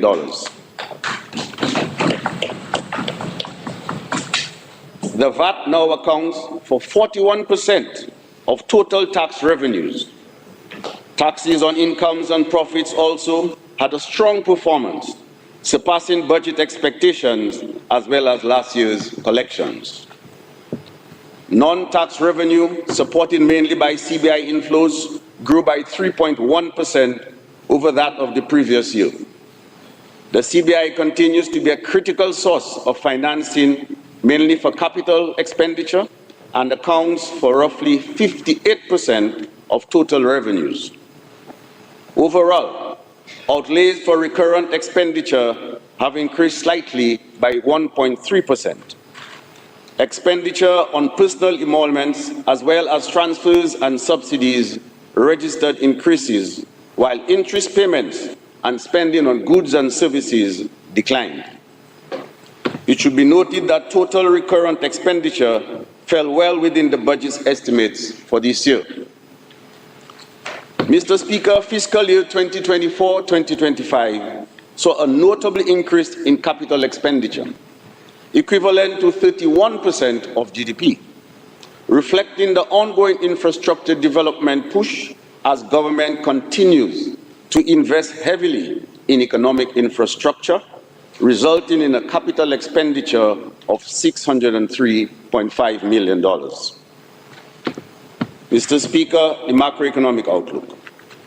With regards to the outlook, growth continues in 2025, with projections at a further 4.2% of GDP by the end of the calendar year, while inflation is projected to stabilize at around 2%, broadly aligned with the US price trends. The current account deficit is forecasted to narrow to its historical norm of 15 to 16% of GDP by 2027-2028. The fiscal operations for budget year 2025-2026 are projected to yield a primary surplus of 1% of GDP, as strong revenue growth is expected to offset increases in both recurrent and capital expenditures. Further expansion in tax revenue will persist throughout the year, with all major tax categories growing by an average of 4.5%. Improvements are also expected in non-tax revenue as CBI inflows remain elevated. Mr. Speaker, expenditure growth for this fiscal year is fueled by 9.6% increase in capital expenditure over the actual capital expenditure for last fiscal year. As a result, the capital expenditure is now equivalent to 32% of GDP. Recurrent expenditure is expected to grow by 7.6% over actual expenditure for last year, and 0.1% of last year's estimates driven by allocations for personal emoluments. The outlook for the 2026-2027 and 2027-2028 fiscal years suggests further improvements in the fiscal balances as revenues continue to grow in line with projected economic expansion and total expenditures levels out. Mr. Speaker, risks to the outlook remain active as ongoing geopolitical tensions could disrupt Dominica's tourism, trade, and external competitiveness. Extreme climate events could severely damage infrastructure and compromise growth.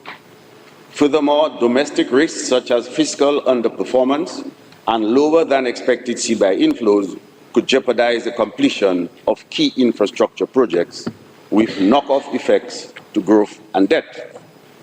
On the other hand, Mr. Speaker, better than expected dividends from construction of the international airport and the marina, commissioning of the new geothermal energy plant, or higher growth in advanced economies could pose upside risks to the outlook.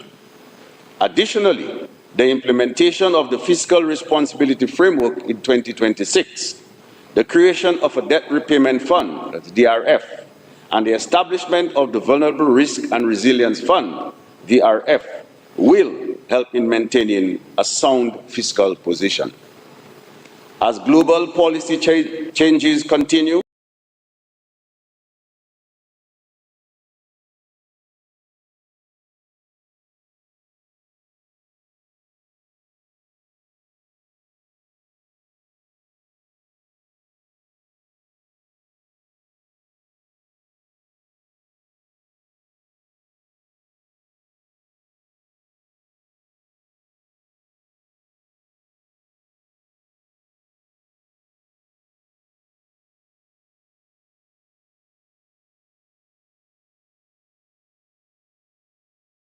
the 2025-2026, a slight increase of only 0.5 million over last year's recurrent expenditure estimates. This figure represents amounts provided by law, including debt servicing and amounts required to operate the government service. Mr. Speaker, despite the pressures of inflation, we have made the necessary expenditure adjustments, demonstrating this government's continued commitment to prudent financial management. A closer review will show that government made deliberate, strategic decisions to direct funds where they are most needed and where they will deliver the greatest benefit to our people. Mr. Speaker, the details of the proposed recurrent expenditure are as follows. Office of the President, 1.3 million. Integrity in Public Office, 0.5 million. Public and Police Service Commission, 0.5 million. Legislature, 1.3 million. Audit Department, 1.2 million. Ministry of National Security and Legal Affairs, 69.2 million. Elections, 2.1 million. Office of the Prime Minister, 10.3 million. Ministry of Finance, Economic Development, Climate Resilience and Social Security, 292 million. Ministry of Agriculture, Fisheries, Blue and Green Economy, 8.9 million. Ministry of Education, Human Resource Planning, Vocational Training and National Excellence, 71.2 million. Ministry of Housing and Urban Development, 6.1 million. Ministry of Health, Wellness and Social Services, 72.8 million. Ministry of the Environment, Rural Modernization, Kalinago Upliftment and Constituency Empowerment, 10.8 million. Ministry of Tourism, 23.8 million. Ministry of Culture, Youth, Sports and Community Development, 12.2 million. Establishment, Personnel and Training Department, 9.9 million. Ministry of Public Works, Public Utilities and the Digital Economy, 57.4 million. Ministry of Foreign Affairs, International Business, Trade and Energy, 22.7 million. Cabinet Office, 3.4 million. Ministry of Labor, Public Service Reform, Social Partnership, Entrepreneurship and Small Business Development, 2.3 million, all totaling $679.9 million. Mr. Speaker, the largest share of the recurrent estimates, 43%, that is 292 million, is allocated to the Ministry of Finance, Economic Development, Climate Resilience and Social Security. Of this amount, 128 million is allocated for debt service payments, demonstrating our unyielding commitment to meeting our financial obligations on time and in full. A further 47.3 million is appropriated for retirement benefits. Mr. Speaker, this government continues to bear in mind those who have rendered all or most of their working life to the state, our dear retired public officers. To ensure their continued well-being, we have allocated sufficient funds to meet our obligations to them on time as promised. In 2023, we increased their pensions by 2% and have committed to adjusting their pensions based on inflation every 3 years. Mr. Speaker, in building fiscal resilience against natural disasters, 8.4 million of the Ministry of Finance allocation will go toward Caribbean Catastrophe Risk Insurance Facility, CRIF, to cover tropical cyclones, earthquakes, and excess rainfall premiums. Mr. Speaker, the Ministry of Health, Wellness and Social Services will receive the second largest allocation, amounting to 72.8 million or 10.7% of the recurrent expenditure. We recognize that healthy population is the cornerstone of a healthy economy, and our investments in the health sector reflect that understanding. The Ministry of Education, Human Resource Planning, Vocational Training and National Excellence receives the third largest allocation at 71.3 million or 10.5% of recurrent budget, underscoring our long-standing commitment to education as a critical driver of development. Additionally, 69.2 million or 10.2% of the recurrent expenditure is earmarked for the Ministry of National Security and Legal Affairs, in keeping with government's commitment to maintain the safety and security of our people and country. The Ministry of Public Works, Public Utilities and the Digital Economy will be allocated 57.4 million, or 8.4% of the total resource envelope, reflecting the importance we place on infrastructure and our growing digital transformation agenda. Mr. Speaker, goods and services accounts for 232.7 million, or 34% of the total recurrent budget. Personal emoluments are estimated at 180.1 million, or 26% of the current budget, and include an amount of 12 million allocated for proposed salary increases for fiscal years 2024, 2025 and 2025-2026 as negotiations with public sector unions continue. Transfers and subsidies, including retirement benefits, public assistance, subventions for salaries of staff of statutory authorities, such as the Dominica-China Friendship Hospital, and contributions to regional and international organizations total 133.6 million, or 20% of the recurrent expenditure. While interest payments are estimated at 49.7 million, and debt amortization and contributions to the sinking fund are expected to total 78.3 million. I now turn to the capital estimates for the 2025-2026 fiscal year. Mr. Speaker, I propose a total capital expenditure of 661.7 million, representing a reduction of 273.2 million compared to last year's estimates. However, this year's is 58.2 million higher than the projected actual capital expenditure for fiscal year 2024-2025. The detailed breakdown of the capital expenditure by ministry and department are as follows. Office of the President, 0.8 million. Ministry of National Security and Legal Affairs, 2.8 million. Elections, 3.8 million. Office of the Prime Minister, 357 million. Ministry of Finance, Economic Development and Climate Resilience and Social Security, 14.2 million.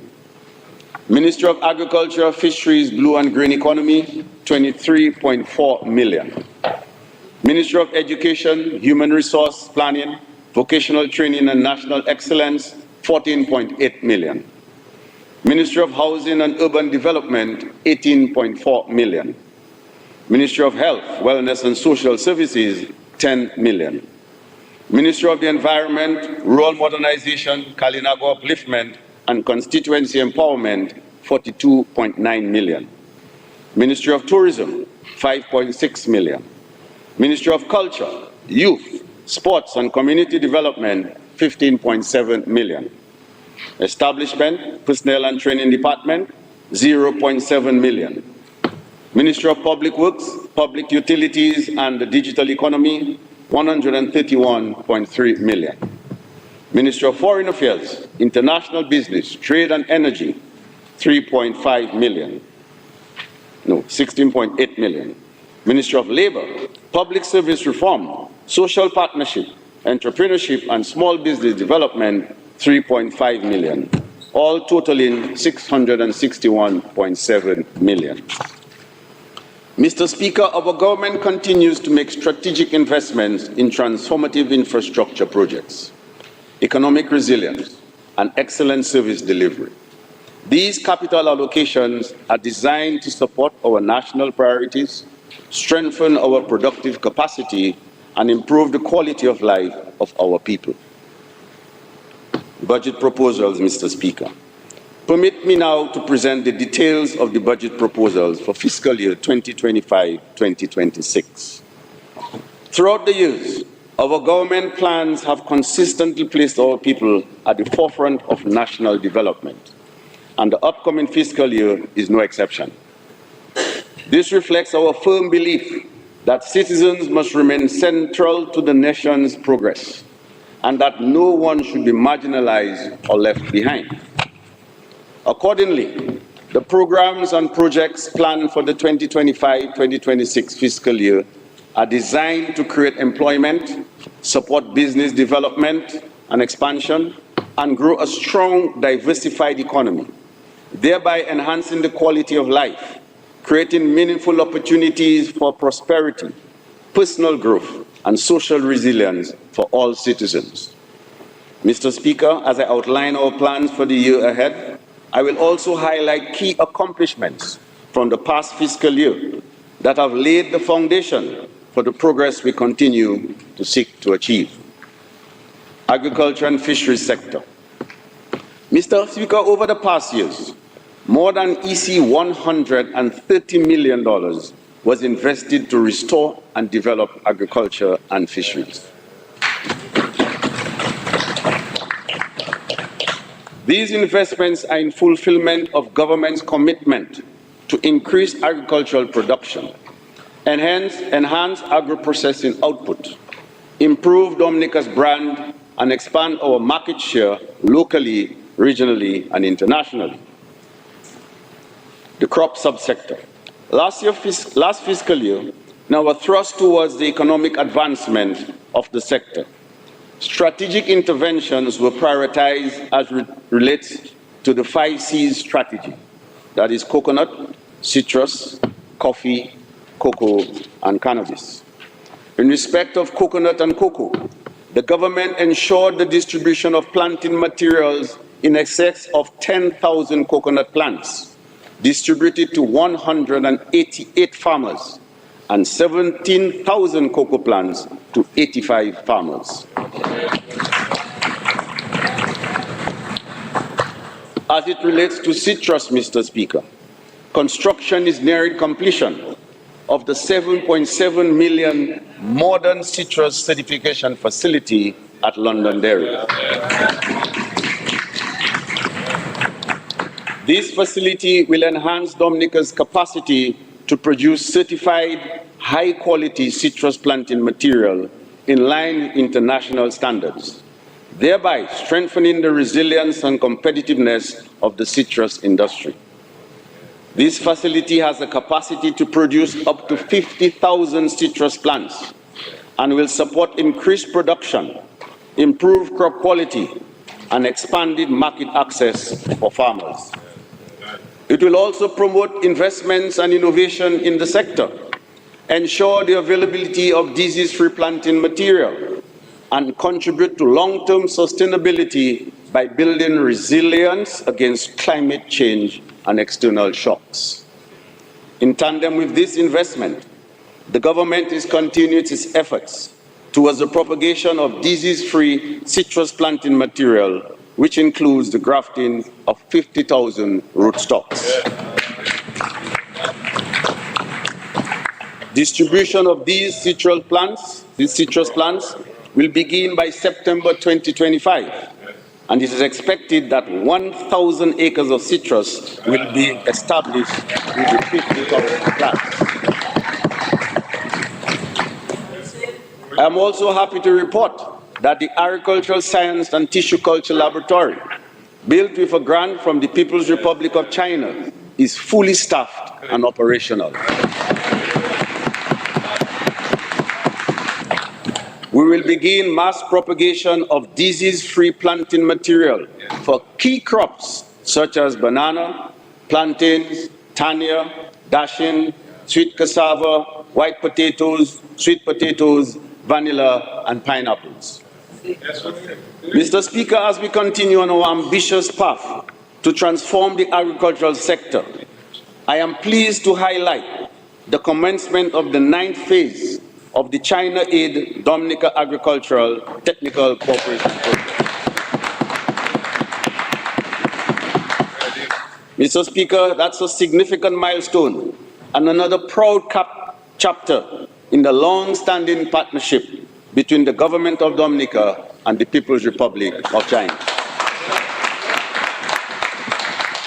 This new phase of cooperation comes at a critical juncture in our development as we deepen our efforts to modernize and diversify agriculture, enhance food security, and build resilience against economic and climate-related shocks.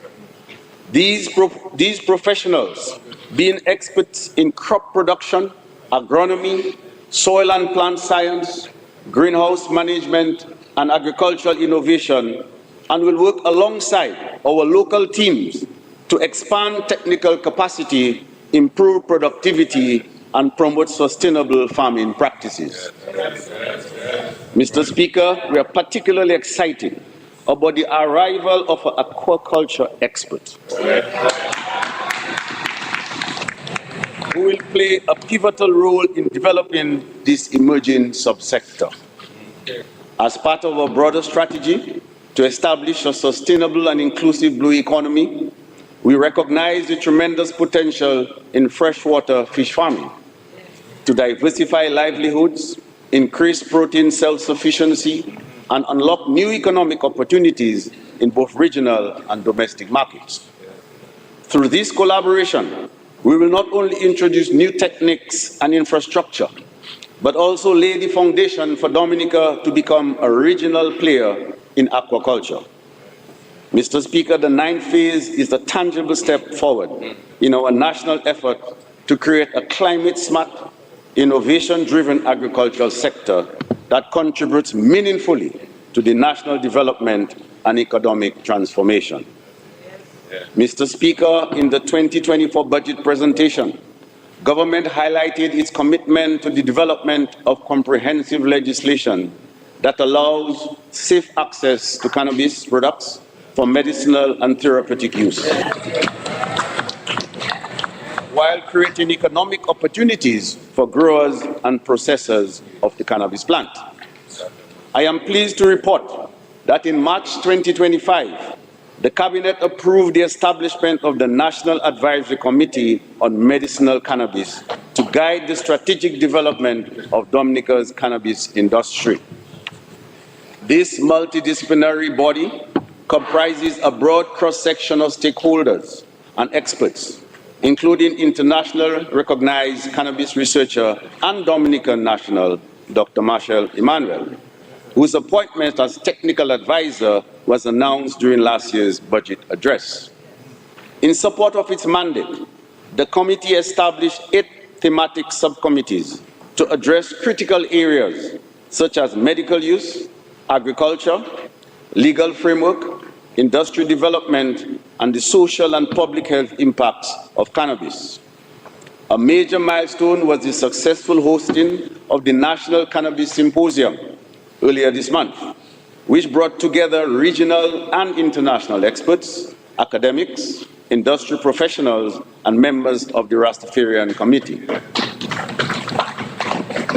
The symposium included the presentation of a draft cannabis bill, which proposes the establishment of a dedicated licensing authority, 11 defined license categories, protection for traditional farmers, mandatory training for healthcare providers, a national patient registry, and strict product tracking protocols.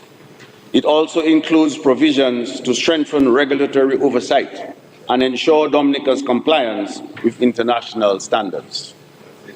The committee identified the need for legislative reform in areas such as regional trade and cannabis-related financial transactions, while also emphasizing the importance of expanding legal recognition of the religious and sacramental use of cannabis by the Rastafarian community. Consultation with other stakeholders and the general public on the draft bill began earlier this week. Mr. Speaker, the government will explore the potential for value-added production within the cannabis industry and provide the development of locally manufactured products such as oils, teas, balms, creams, and other wellness items. This focus aligns with our broader vision of creating sustainable economic opportunities while positioning Dominica to participate competitively in the emerging global cannabis market.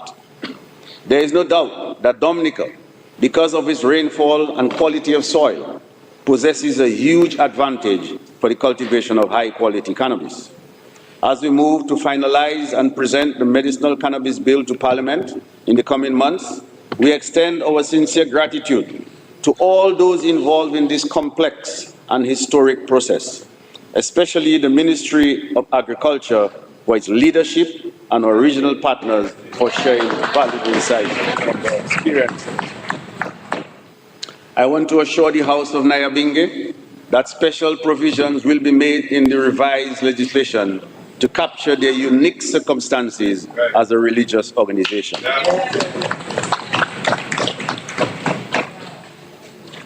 Supporting our youth in the productive sector, Mr. Speaker.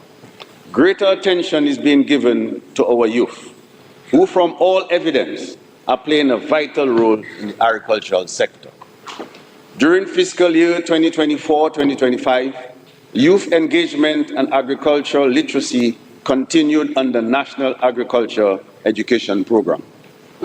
Through 4-H Club and school gardens, along with hands-on initiatives in vegetable production, hydroponics, fruit tree cultivation, and small livestock rearing, students gain exposure to sustainable farming practices and improved nutrition. Over 20 schools benefited from the National Seedling Distribution Initiative and received technical training and mentoring support from the agricultural extension officers and interns of the National Employment Program. The reform of the National Association of Youth in Agriculture, NAYA, further advanced youth involvement, creating leadership opportunities and supporting agri-entrepreneurial efforts through training, advocacy, and regional exposure, including participation in key forums in Antigua and Costa Rica. In parallel, significant strides were made in supporting young agro-processors.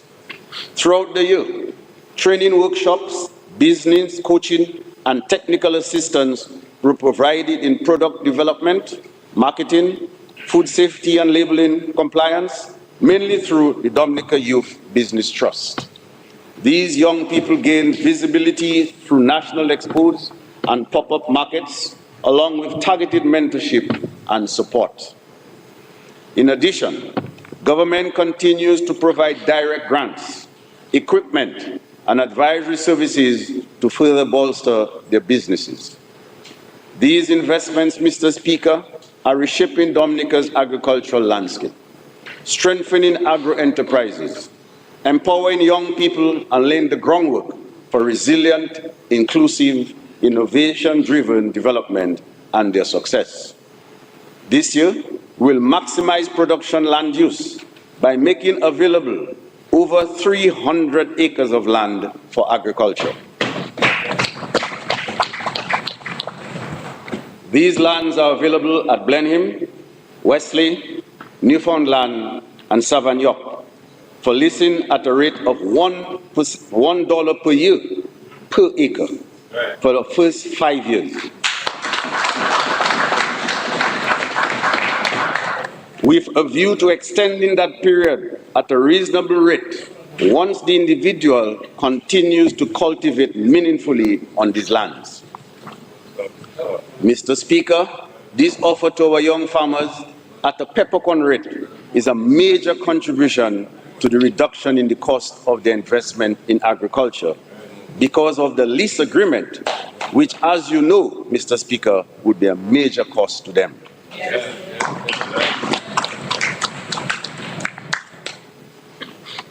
The livestock subsector, Mr. Speaker. Mr. Speaker, in the past year, investments in excess of $8 million were made within the livestock subsector.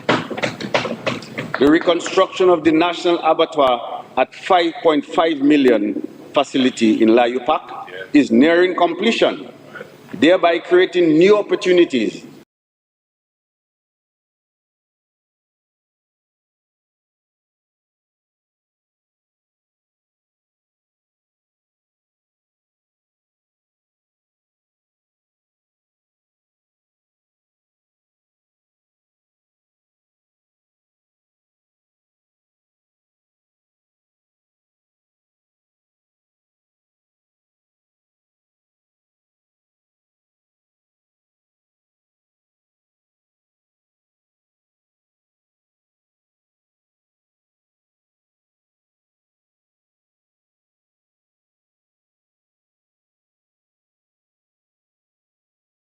from these investments aimed at building resilient infrastructure for the rearing of pigs, poultry, rabbits, and small ruminants.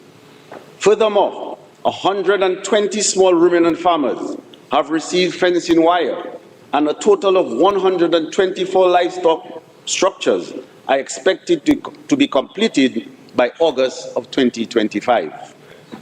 Mr. Speaker, these investments in livestock form a critical part of the government's broader strategic objectives to support local farmers to increase production, reduce the national food import bill, thus ensuring food security for the country. In respect to the abattoir, Mr. Speaker, the government believes that there lies a huge opportunity for young professionals of varied academic and technical backgrounds to come together as a registered company and manage the operations of the abattoir. There will be no need for any capital investment as the abattoir will be fully equipped. All that would be required of these young professionals is to invest their knowledge, their talent, and their passion, thus allowing them to generate income and build livelihoods. Mr. Speaker, farm access roads. Beyond direct agricultural production, the government has invested in critical infrastructure aimed at facilitating farm access. Contracts have recently been awarded for the rehabilitation of sections of the Niba Road in Layu, Captain Bruce in Marigot, and the Mero to Kahum Road at a total cost, Mr. Speaker, a total cost of $762,544. While assessments have been done and contracts will be awarded by August 15, 2025 for the rehabilitation of the Station Road at La Plaine, Dalfonsi in Grand Colibri, and Kahum via Salisbury roads. Works on all these feeder roads will begin by September 2025. In keeping with our commitment to rehabilitate farm and feeder roads each year, this fiscal year, we are adding Buck Feeder Road in Portsmouth, while another section of Mopo Road in Grand Bay will be repaired. Fisheries and blue economy. Mr. Speaker, the fisheries and blue economy subsectors are critically important in enhancing economic resilience, creating new investment opportunities, increasing food security, reducing the food import bill, and ultimately creating job opportunities for our people. As part of this government's effort to develop the blue economy, we have introduced proposed legislation to operationalize the Sperm Whale Reserve. The bill to enact the Sperm Whale Reserve Act received its first reading in Parliament in June of this year. The government has concluded further consultations with stakeholders and plans to return to Parliament no later than September 30th, 2025 for the second and third reading of the bills to facilitate its enactment into law. Mr. Speaker, over the past year, Government has invested approximately $5.2 million in strengthening the fisheries sector. This investment included the distribution of engines, restoration of boat building sites, and the construction of 53 fiberglass boats, 20 of which have already been delivered to the beneficiaries. Additionally, capacity building initiatives in boat building are underway to enhance local skills and self-sufficiency. Significant progress has also been made in the restoration of fish landing sites, with completion of Bioche and Dubla, while Maho is nearing completion.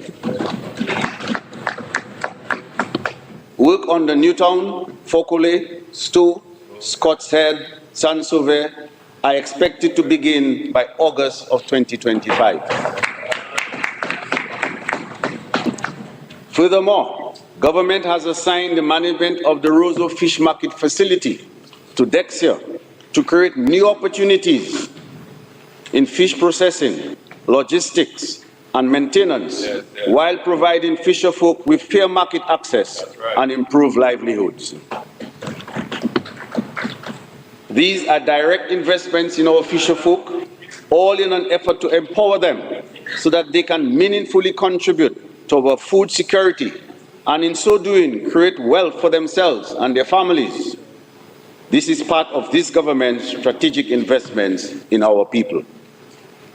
Mr. Speaker, the initiatives outlined for the agriculture and the blue economy are focused on increasing overall production, enhancing the sector's contribution to national GDP, and creating new avenues for farmers to benefit from agro-processing and exports.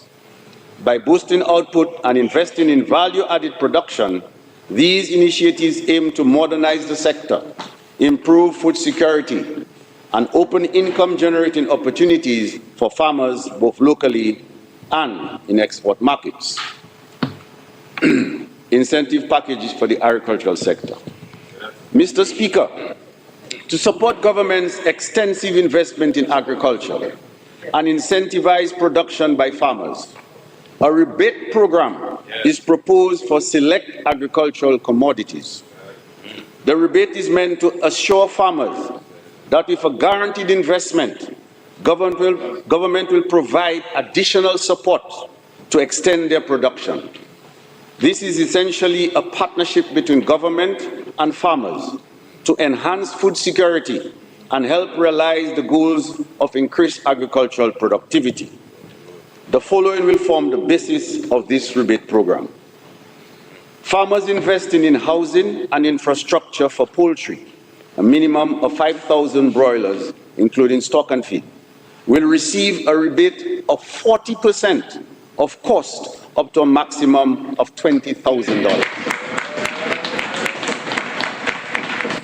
For investments in protected agriculture, fully enclosed, including hydroponics, 50% of the cost up to $20,000. Partially enclosed, 50% as well of the cost up to $9,000. The following investments, establishment, and rehabilitation in specific commodities will benefit from the following rebates.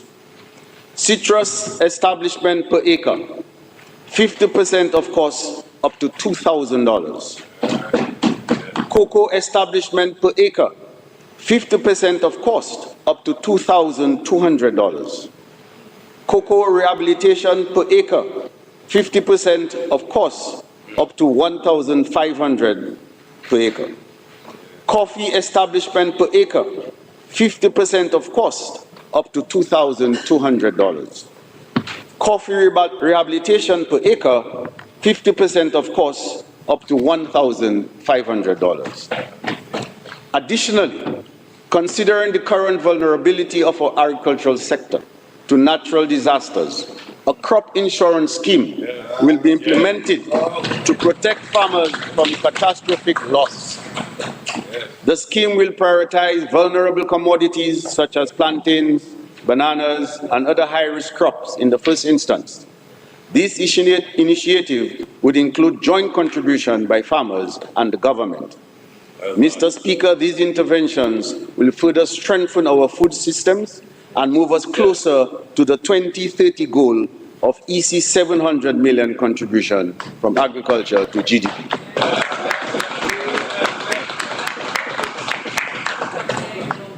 Agro-processing.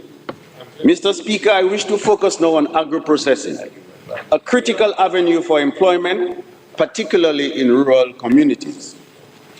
Presently, support for agro-processing is being channeled to the government entities, namely the Small Business Unit, Ministry of Agriculture, Dominica Youth Business Trust, and Aid Bank and Dexia. Government continues to play a key role in advancing agro-processing by building the capacity of entrepreneurs through technical support to establish and manage their businesses. This support includes the provision of tax concessions, access to financing for startup and expansion, and the procurement of supply and essential equipment. Efforts have also been focused on promoting price stability, enhancing investor confidence, and facilitating and marketing purchase and sale of agro-processed products, both locally and in the international markets. Mr. Speaker, each year, we witness the emergence of new and improved local products, which reflects the creativity, innovation, ambition, and entrepreneurial spirit of our agro-processors.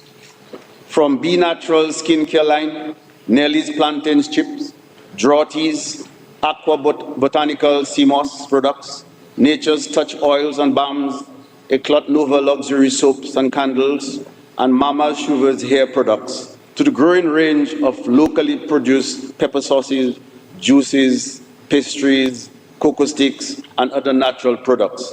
Dominica's agro-processing sector continues to evolve and expand. We are also seeing tangible progress in the development of key value-added products. Passion fruit pulp is now readily available for local juice production and export.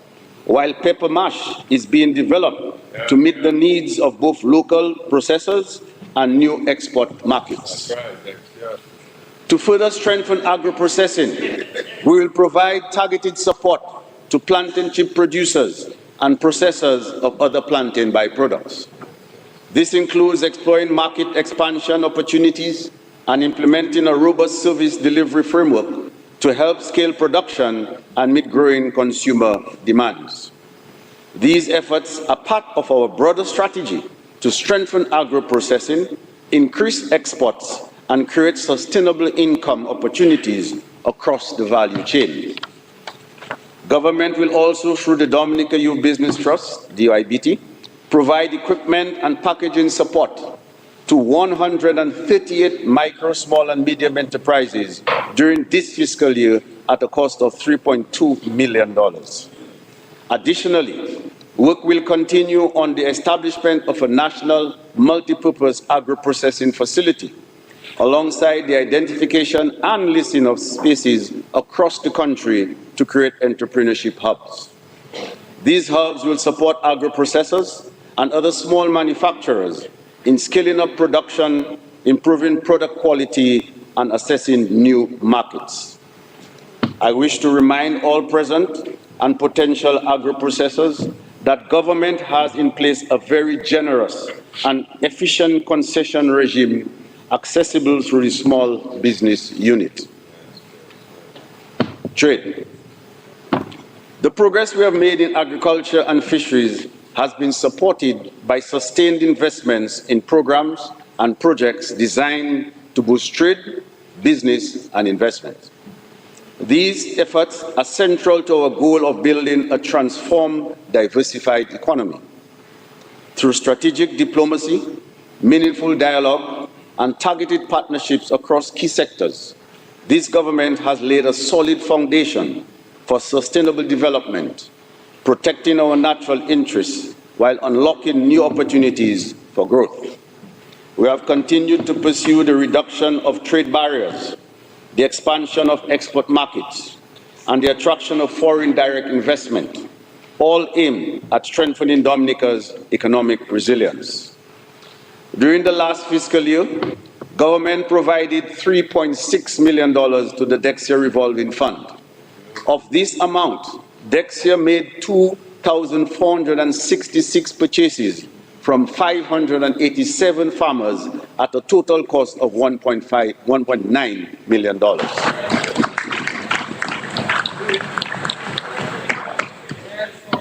Dexia also continued to use this facility to meet its commitments to farmers on time and provide credit arrangements to hucksters, all to foster increased production and export. Key exports included 3.8 million pounds of plantain, dasheen, and ginger, with regular shipments to the British Virgin Islands, the US Virgin Islands, Antigua, Guadeloupe, St. Kitts. 3 successful shipments of plantains, totaling 61,500 pounds, were also sent to Miami, advancing efforts to penetrate the US market. For fiscal year 2025-2026, Dexia will continue to forge ahead to increase our market share in Tortola and St. Thomas, while pursuing opportunities in the US and UK, particularly for dasheen, plantain, and ginger. Additionally, Dexia will enhance operations at the Rosa Fish Market facility with the overall objective of increasing local market penetration, improving product quality and marketing, and advancing export readiness via EU and US certification. Micro, small, and medium-sized enterprises. Mr. Speaker, our government remains deeply appreciative of the critical role that micro, small, and medium-sized enterprises play in our national development. As engines of job creation, innovation, and local investment and growth, they are central to building a resilient and adverse economy. In 2024-2025, through the Small Business Support Unit, government provided targeted support to strengthen MSMEs. These included training of 157 entrepreneurs in financial management, customer service, marketing, and digital literacy, and international exposure for 67 entrepreneurs through exchanges in China and Venezuela. As of June 30, 2025, 549 MSMEs received a total of EC 25.8 million in low-interest loans from the aid bank, supporting expansion, equipment purchases, and job creation. Fiscal incentive licenses were also granted in key sectors such as agro-processing, videography, and construction, enabling duty-free imports of essential business inputs. For the 2025-2026 fiscal year, the government will intensify efforts to improve financing, policy reform, digitization, and strategic partnership. During pre-budget consultations, the MSMEs indicated that they appreciate the financial support received from the government, but would need even greater support in the areas of client and staff development. To this end, the government has allocated funds for the development of a small business institute curriculum in collaboration with the Dominica State College to offer training in marketing, entrepreneurship, digital transformation, and customer service, which would lead to formal certification in business management. Grant and concessional financing will continue, particularly for startups and expanding businesses. Furthermore, as a means of further increasing support to our MSMEs, government will host an expo showcasing Dominica's products to major players in the regional market. This will enhance market access, visibility, and investment opportunities for our businesses. Mr. Speaker, we move to tourism now. Mr. Speaker, Dominica stands proudly at the forefront of the global movement towards sustainable tourism. As the nature island, our approach is rooted in preserving the island's pristine rainforest, vibrant coral reefs, volcanic peaks, and unique cultural heritage, while offering visitors authentic, meaningful experiences that honor our people and our environment. Tourism, Mr. Speaker, is one of the main driving forces of our economy, contributing significantly to employment, foreign exchange earnings, and community development. It is a sector with immense potential to transform lives and stimulate growth across multiple industries, such as hospitality, transportation, agriculture, culture, and the creative arts. As such, government continues to place strategic focus on the strengthening and expanding Dominica's tourism offerings. Our focused investments are yielding positive results. In fiscal year 2024-2025, visitor arrivals increased by 9.9%.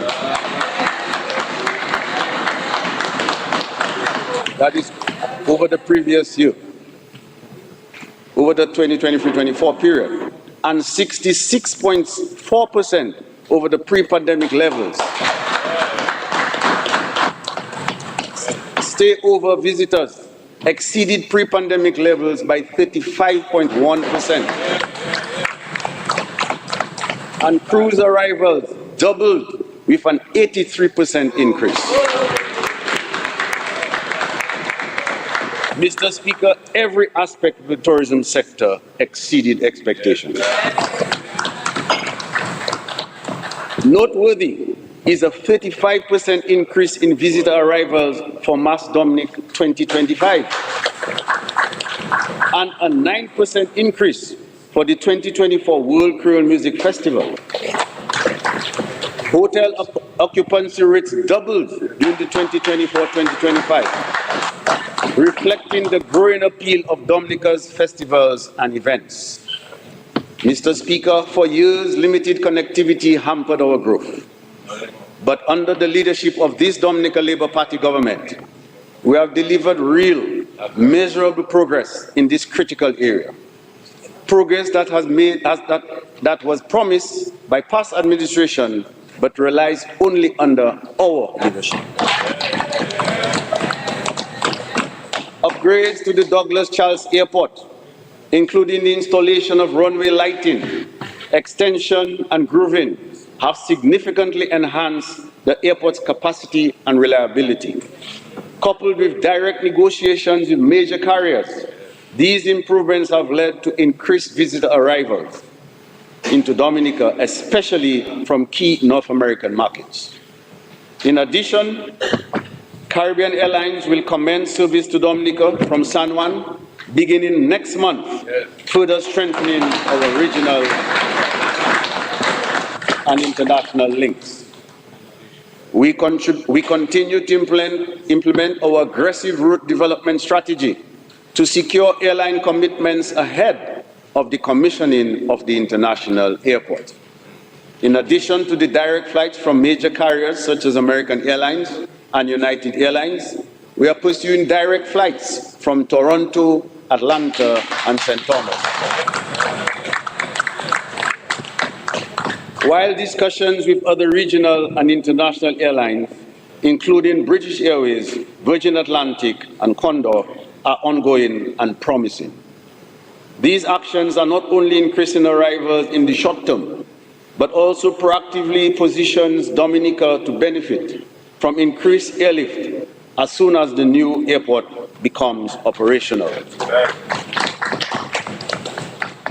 Mr. Speaker, despite these impressive gains, we recognize the need to intensify our efforts to further enhance Dominica's standing as a global model for sustainable tourism based on environmental stewardship, cultural authenticity, and community empowerment. Dominica possesses a unique blend of cultural, ecological, and agricultural assets that set us apart in the region. Our rich tapestry of cultures, including our Creole, Kalinago, and Maroon heritage, our deep-rooted agricultural traditions, our wellness practices grounded in nature, and our unspoiled marine and rainforest ecosystems. Therefore, we are reimagining our tourism model to better capitalize on these natural and cultural assets. Our renewed approach will, firstly, drive inclusive national growth by strengthening linkages between tourism and key sectors such as agriculture, fisheries, culture, wellness, and small business development. Secondly, preserve and celebrate Dominica's rich natural and cultural heritage, ensuring that all development aligns with our identity as the nature island of the Caribbean. Thirdly, focusing on promoting high-value, low-impact tourism, prioritizing quality over quantity while maintaining ecological balance.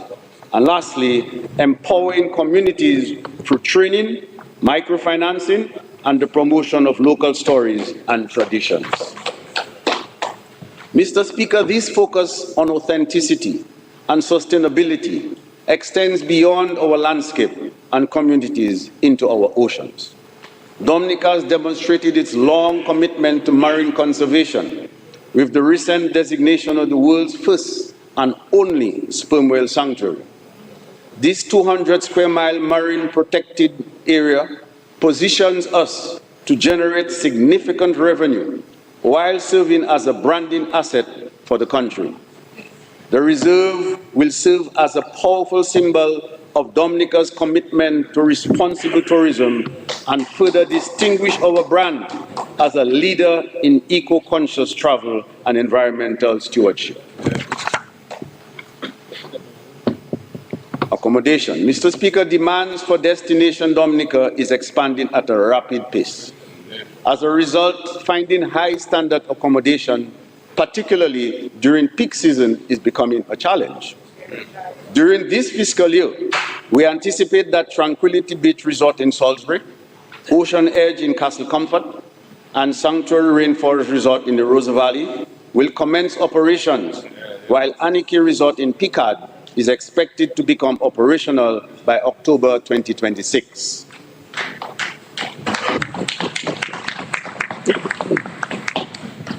We remain steadfast in our support for the hotel sector, which continues to serve as the backbone of our tourism industry.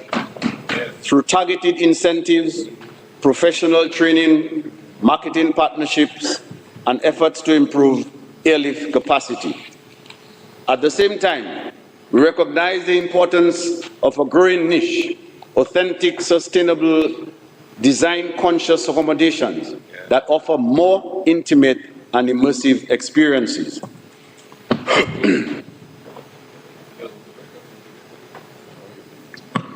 From eco-luxury villas and forest lodges to boutique homestays, these properties elevate the visitor experience by reflecting the unique character of the communities in which they are rooted. That's right.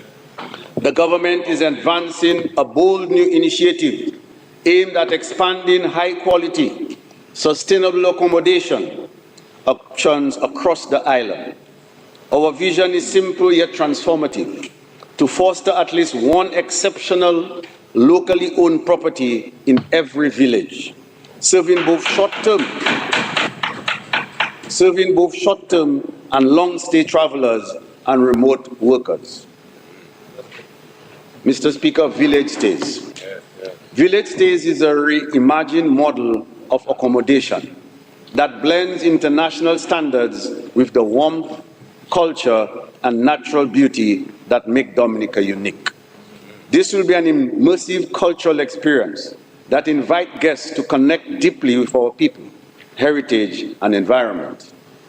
To realize this vision, the government is rolling out a dedicated village stays policy framework. This will include training in sustainable construction and culturally appropriate design. Secondly, operational mentorship to ensure consistency and excellence.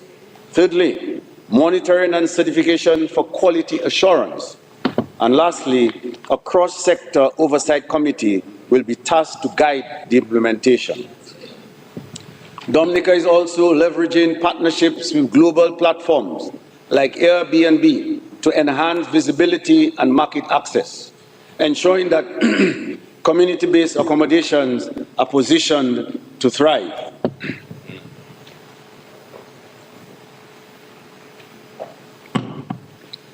Furthermore, Mr. Speaker, residents, particularly property owners along the Waiti-Kubuli National Trail, are being encouraged to develop bed and breakfast accommodations to enhance the trail's experience. For these property owners, government is willing to partner with you by providing the necessary concessions and fiscal incentives.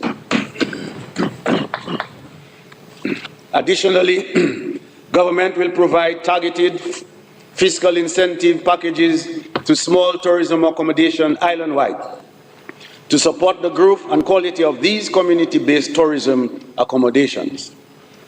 These packages will allow duty-free concessions on essential items such as linens, cutlery, cookware, small appliances, and other furnishings necessary to meet hospitality standards.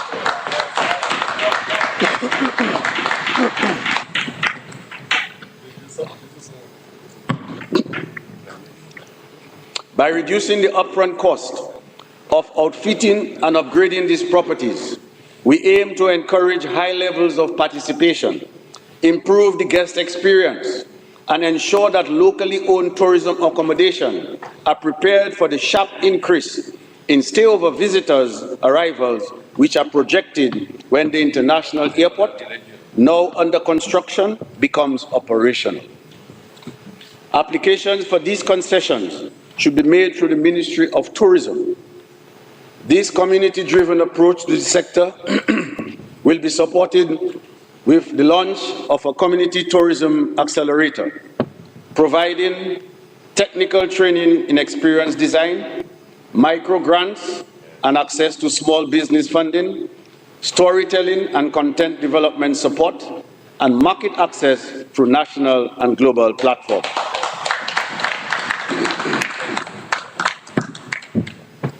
Mr. Speaker, we understand that policy must be followed by action. That is why in this fiscal year, We will move from planning to implementation.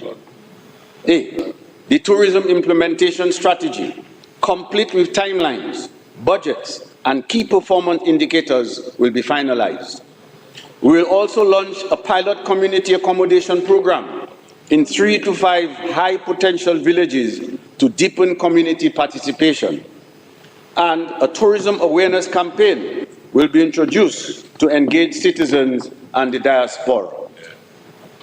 To ensure that these initiatives are effectively executed, we will strengthen the overall governance and institutional framework for tourism by establishing a National Tourism Council to coordinate cross-sectoral action, reinforcing the capacity of the Discover Dominic Authority and the Ministry of Tourism, holding regular consultations with stakeholders, and implementing a monitoring and evaluation framework to track progress. It would be remiss of me not to remind our citizens of the nationwide Keep Dominica Clean and Green. This campaign was launched last year. This initiative calls on every citizen, resident, and visitor to take responsibility for the cleanliness and beauty of our island. Each of us has a role to play, as we are all stakeholders in and beneficiaries of a cleaner environment. Mr. Speaker, through these thoughtful initiatives, we aim to triple tourism contribution to gross domestic product, ensuring that Dominica can participate in and benefit from this vibrant industry. Mr. Speaker, this government has no doubt demonstrated its commitment to development of sustainable energy sources and is working to ensure that 100% of the island's electricity is generated from domestic renewable energy sources by 2030. Dominica's push towards 100% renewable energy is driven by the need to reduce electricity costs, stabilize prices while making our country more attractive for doing business by way of reduced energy costs. In my previous budget address, I outlined major agreements which were in place for developing the geothermal power plant and the electricity transmission network. Today, I provide an update on the implementation of both projects. Roseau Valley Geothermal Power Plant.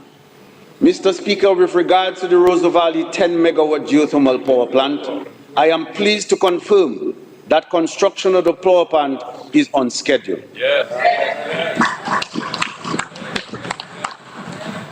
The turbines, generators, pipelines to the geothermal wells, and cooling systems are on site, and installation works are progressing. Yes. Testing of the various components of the power plant will commence in October of this year, yes, with commissioning planned for the end of December 2025. Public education efforts, ranging from community to school consultations and private sector tours, are also building national awareness as we plan future geothermal expansion and commercial use. That's right. For the transmission network, to support this shift to 100% renewable energy and enhance efficiency, we are upgrading our transmission network at a cost of $116.1 million, starting with a resilient Hurricane Category 5 rated system connecting the Roseau Valley to Fokode.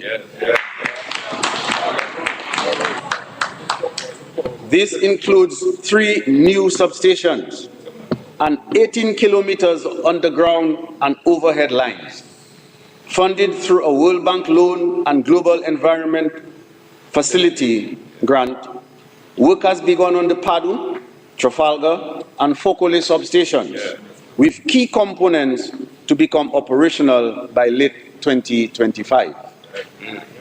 Additionally, a $7 million 5-megawatt battery energy storage system, funded by the government of Dominica and the United Arab Emirates, was commissioned in May 2025 at Domlec's generation site in Fokolo. This has brought two major benefits to Domlec and its consumers. Firstly, it has reduced the cost of generation as Domlec is now able to store power and shut down generators, which originally would have been in operation to back up other generators. Secondly, it has significantly increased the reliability of Domlec service as the company is now able to keep 5 megawatts of power, twice the size of the company's largest generator, on standby to be utilized in the event of loss of generation.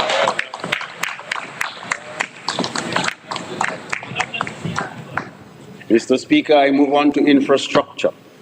Mr. Speaker, implementing infrastructural projects is not only to satisfy sector objectives, but to pursue broader national development targets of sustainable growth and resilient development. In our country, infrastructure development is a very costly venture, largely due to our topography, our many rivers, waterways and ravines, and regular rainfall, among many others. This government is guided and guarded by these realities and tries to ensure that the projects are undertaken in a coordinated manner, ensuring cost minimization and overall efficiency. Furthermore, we aim to ensure job creation and maximize direct benefits to our businesses and citizens. At present, our most significant infrastructure investments are concentrated in the areas of ports and roads. These substantial initiatives are generating higher revenues, more sustainable jobs for our people, and an improved standard of living for everyone, which in the end will foster higher growth and economic independence of our people and our country. The International Airport. Mr. Speaker, since the mobilization and commencement of construction of Dominica's International Airport, we have made substantial progress in transforming this long-awaited national priority into a reality. The scale and pace of work on this project are unprecedented in our nation's history. And the airport is now 40% complete and ahead of schedule. Mr. Speaker, civil works are well advanced. Major supporting infrastructure, such as 4 large culverts spanning more than 2,000 meters in length, have been constructed to ensure proper drainage. It is anticipated that the leveling of the runway will be complete by the end of December this year. This year, we have started construction of the passenger terminal and will soon commence work on the cargo facility, air traffic control tower, and rescue and firefighting service building. We will also commence construction of a tunnel beneath the runway to ensure uninterrupted, safe and efficient access between the communities of Wesley and Woodford Hill. To date, over 45 million in compensation has been paid out to 235 property owners, and 47 new homes have been constructed, with 31 built directly by the government.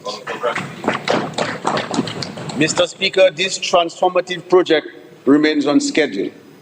It will serve as a catalyst for tourism, trade and investment, reshaping Dominica's economic landscape and global connectivity. The Marina, Mr. Speaker. I am happy to report to the Honourable House that the construction of the Cabritz Marina is progressing on schedule.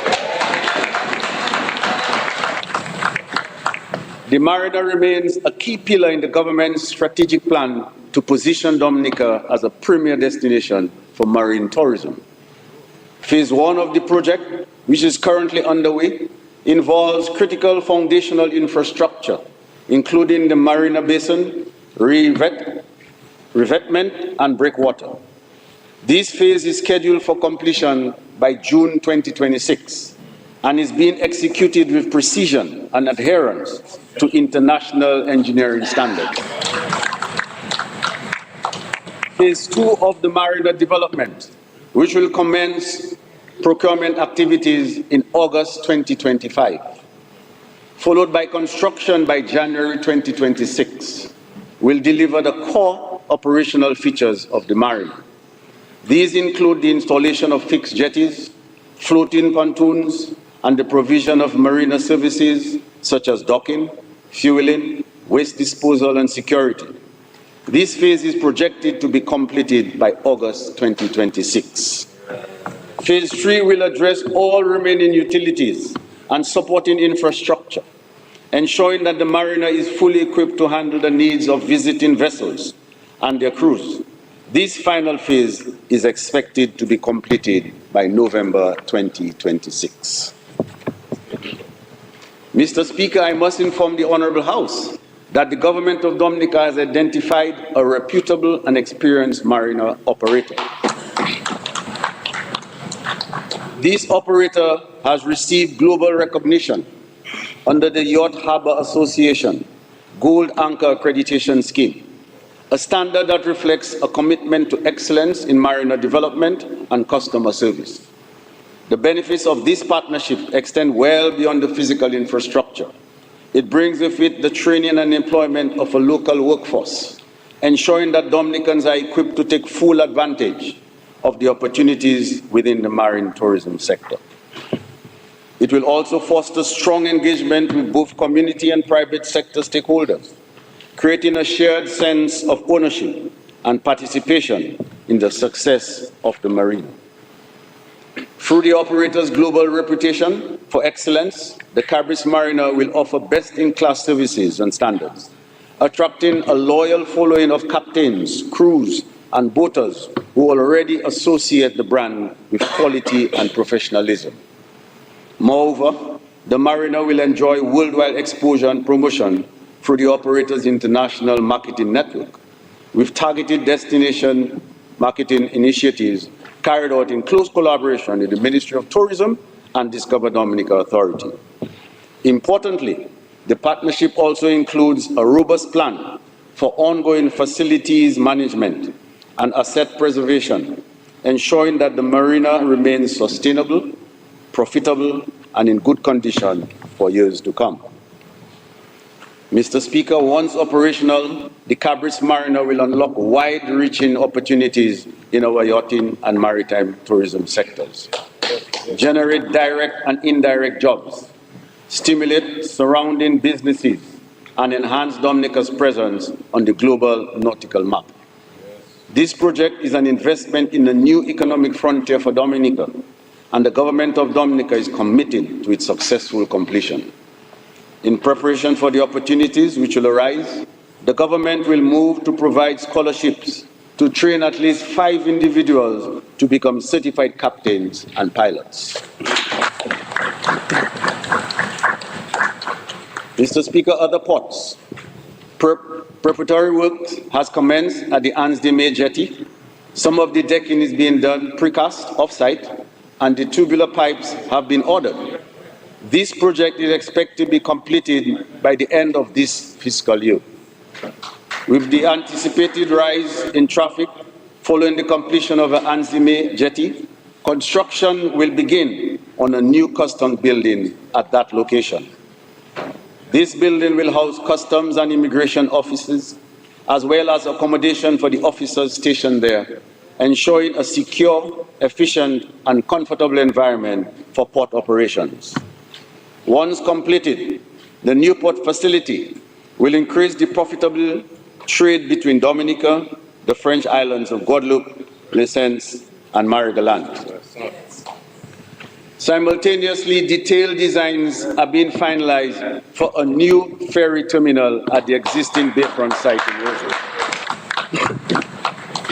Mr. Speaker, with passenger arrivals often reaching 300 to 400 people per ferry, the current terminal is no longer adequate.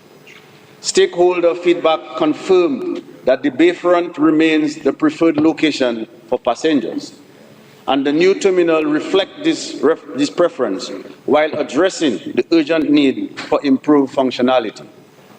The redesigned facility will include clearly defined areas for arrivals and departures, on the ground floor to reduce congestion and speed up processing. The upper level will house a modern departure lounge, complete with duty-free shop, viewing platform, restaurant, and other traveler amenities. We anticipate that a contract will be awarded by December 31st, 2025, with construction set to begin in the third quarter of this fiscal year.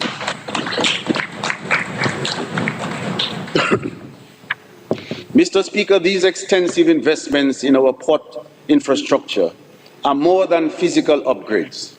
They are part of our broader strategy to welcome the world to Dominica, unlock the full value of our nature island brand, and to do so sustainably. By modernizing our ports, we are positioning Dominica to increase trade, boost agricultural and tourism revenues, generate sustainable jobs, raise per capita income, and build a stronger, more resilient economy for all. Mr. Speaker, roads.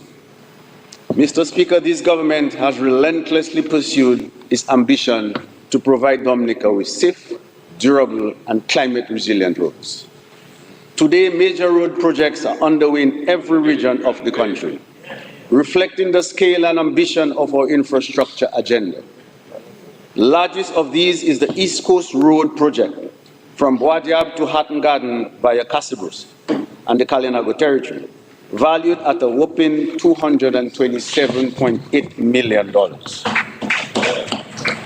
Works are targeted to end in October 2025 with the completion of the Pegua Bridge. The upgraded road network will facilitate better access to markets, healthcare, and education for residents of the eastern communities. Accordingly, it will boost tourism by providing improved and safer routes to natural attractions and cultural sites, including the Emerald Pool and the Kalinago territory, thereby contributing to the overall economic development of these communities and Dominica by extension. Mr. Speaker, as one major road is at the point of completion in the east, another has started in the south of the country. Loubier to Grand Bay Road started in February of this year with grant funding of $117 million from the government of the United Kingdom. The primary focus of this project is road widening, improved drainage, and construction of 5 bridges. It is anticipated that government will be required to provide counterpart financing for additional works required along that route, which are presently not included in the scope of works.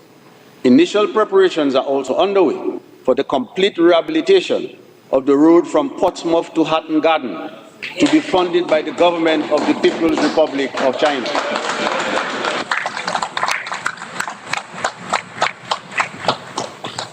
This road project will be done in 3 phases. Phase 1 will be from Portsmouth to Ansdime, Phase 2 from Ansdime to Wesley, and Phase 3 from Wesley to Hatton Garden.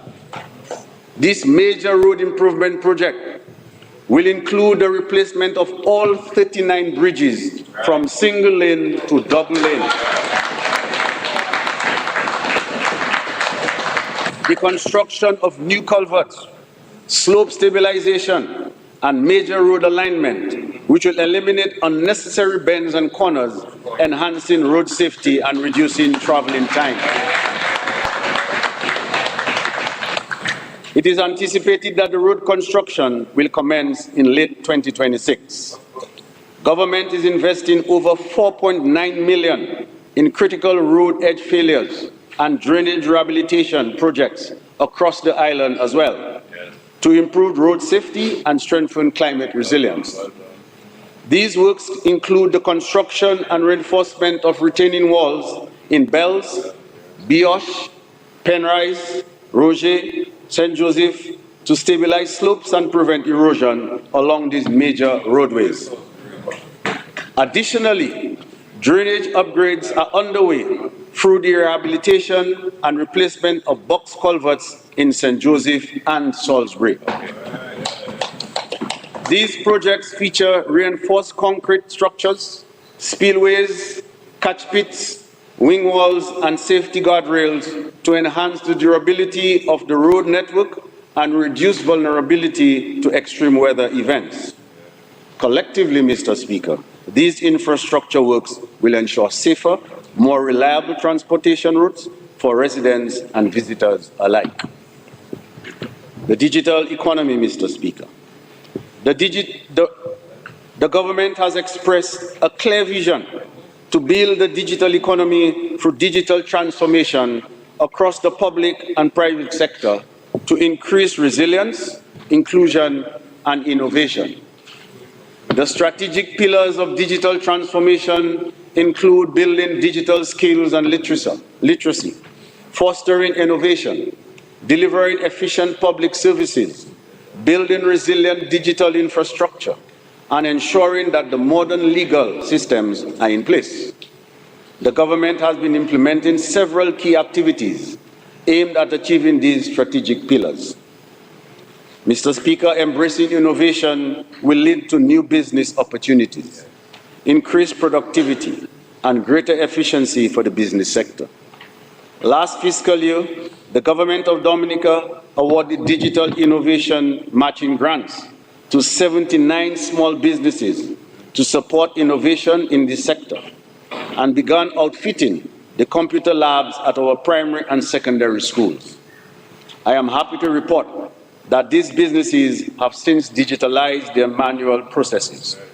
Furthermore, as part of a drive to enhance efficiency and accessibility to the public service, government has in place an e-services web and mobile portal providing citizens with a one-stop shop for information, applications, and payments for a full range of government services. Since the launch of these services, over 13,000 transactions have been processed using the e-services and e-payment portals. The e-services platform will be expanded in this fiscal year to include new services such as application and payment for all types of visas to facilitate travel to Dominica.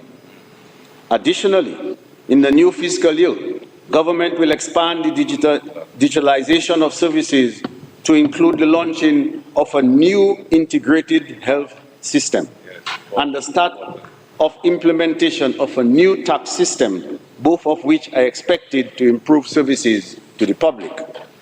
In addition, upgrades will be made in support of the tourism sector, including digital solutions for payment and access to tourism sites. In this regard, government, in collaboration with the National Bank, will launch a program for small operators, including vendors and taxi drivers, in the tourism sector to gain access to mobile card processing machines at affordable rates. This will make their services more accessible and convenient for visitors and residents and increase businesses for the operators. Establishment of a digital fabrication laboratory. Mr. Speaker, in line with our vision to build a knowledge-based economy and prepare our young people for the industries of the future, government will establish a digital fabrication laboratory, as a Fab Lab, at the Dominica State College. This initiative represents a critical investment in the next generation of Dominica innovators, engineers, and entrepreneurs. The Fab Lab will serve as a dynamic makerspace, a collaborative, high-tech environment where students, artists, and creators can experiment with cutting-edge digital tools and fabrication technologies. This facility will offer hands-on training in 3D modeling, 3D printing, coding, electronics, and microcontroller programming, using tools such as Arduino, Blender, and Plasticity. Through this facility, students will be empowered to translate digital designs into tangible prototypes, developing skills in rapid prototyping, product development, interactive electronics, and creative problem solving. They will gain practical experience integrating sensors, LEDs, servos, and circuit boards to create functional real-world applications. Importantly, Mr. Speaker, the Fab Lab will not be limited to full-time college students. It will also offer short courses and weekend workshops encouraging informal learning and exploration.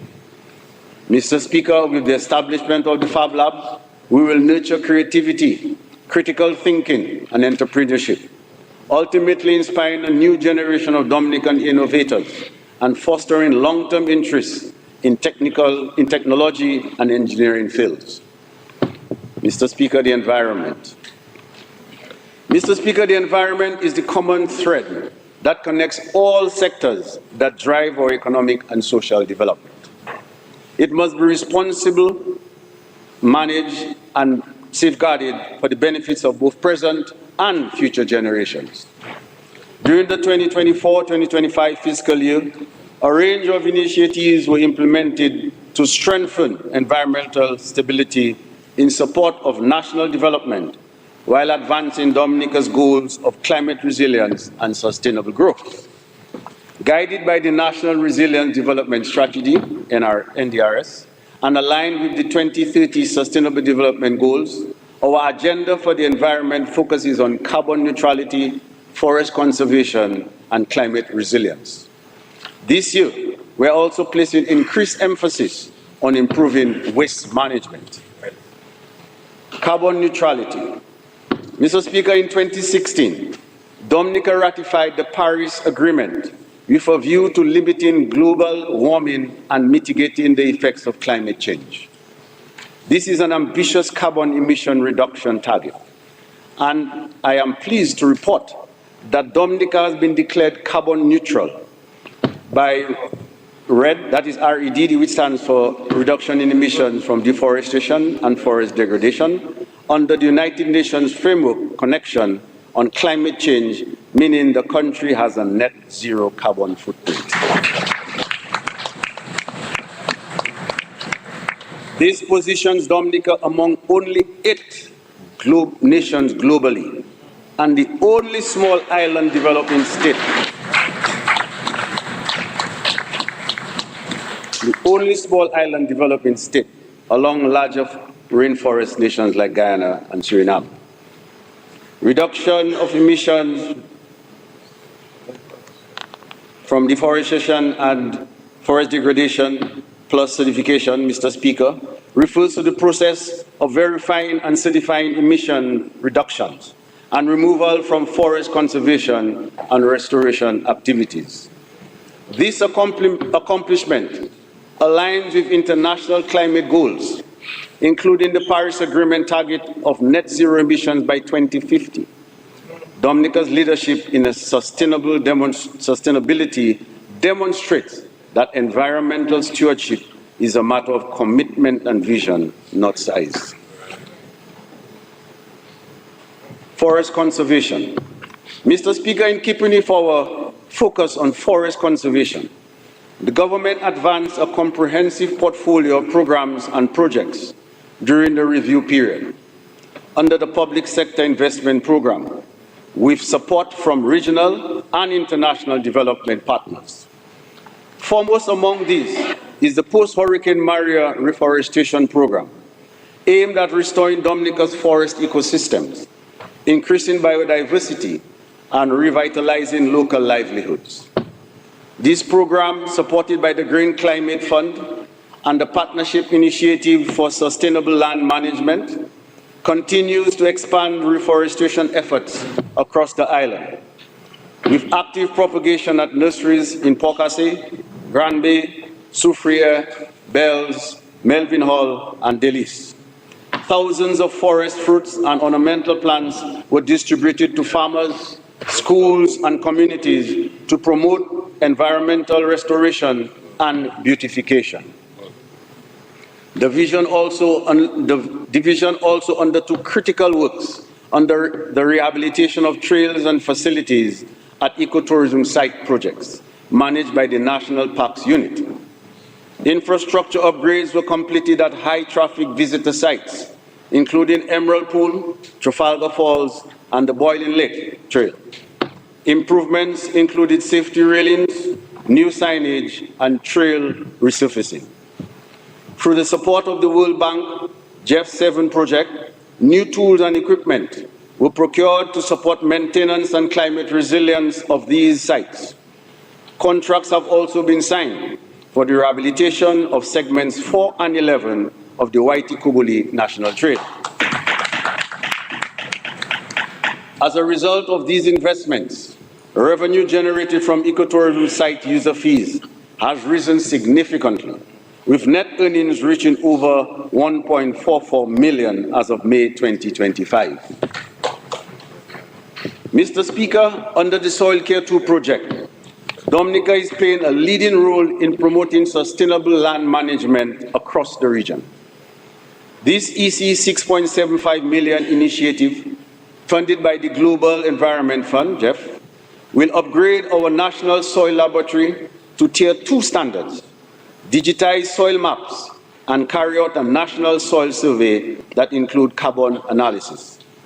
The project also features a regional component focused on indigenous peoples, as well as scholarships and training to build local expertise in soil science, geographic information systems, and land restoration.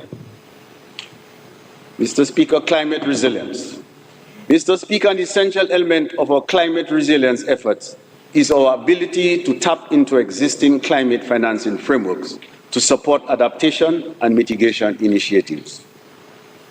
Through strategic partnerships with the Green Climate Fund, GCF, we have secured substantial support for a broad range of climate resilient projects, many of which are already underway or in advanced stages of planning. The GCF has approved EC 6.8 million in support of Dominica's transition to a low-carbon economy. Funding is available for the assessment and design of shore power infrastructure for maritime transport, especially cruise vessels, and the design of data and cloud storage facilities powered by geothermal energy. This means that Dominica is taking concrete steps to reduce greenhouse gas emissions in key sectors. The shore power infrastructure will allow docked cruise ships to plug into the island's electricity supply, powered by cleaner energy instead of running their engines, which burn fossil fuels and emit harmful pollutants. Designing data and cloud storage facilities powered by geothermal energy positions Dominica to support digital development in an environmentally sustainable way. Both initiatives contribute to our goal of building a low-carbon, climate-resilient economy.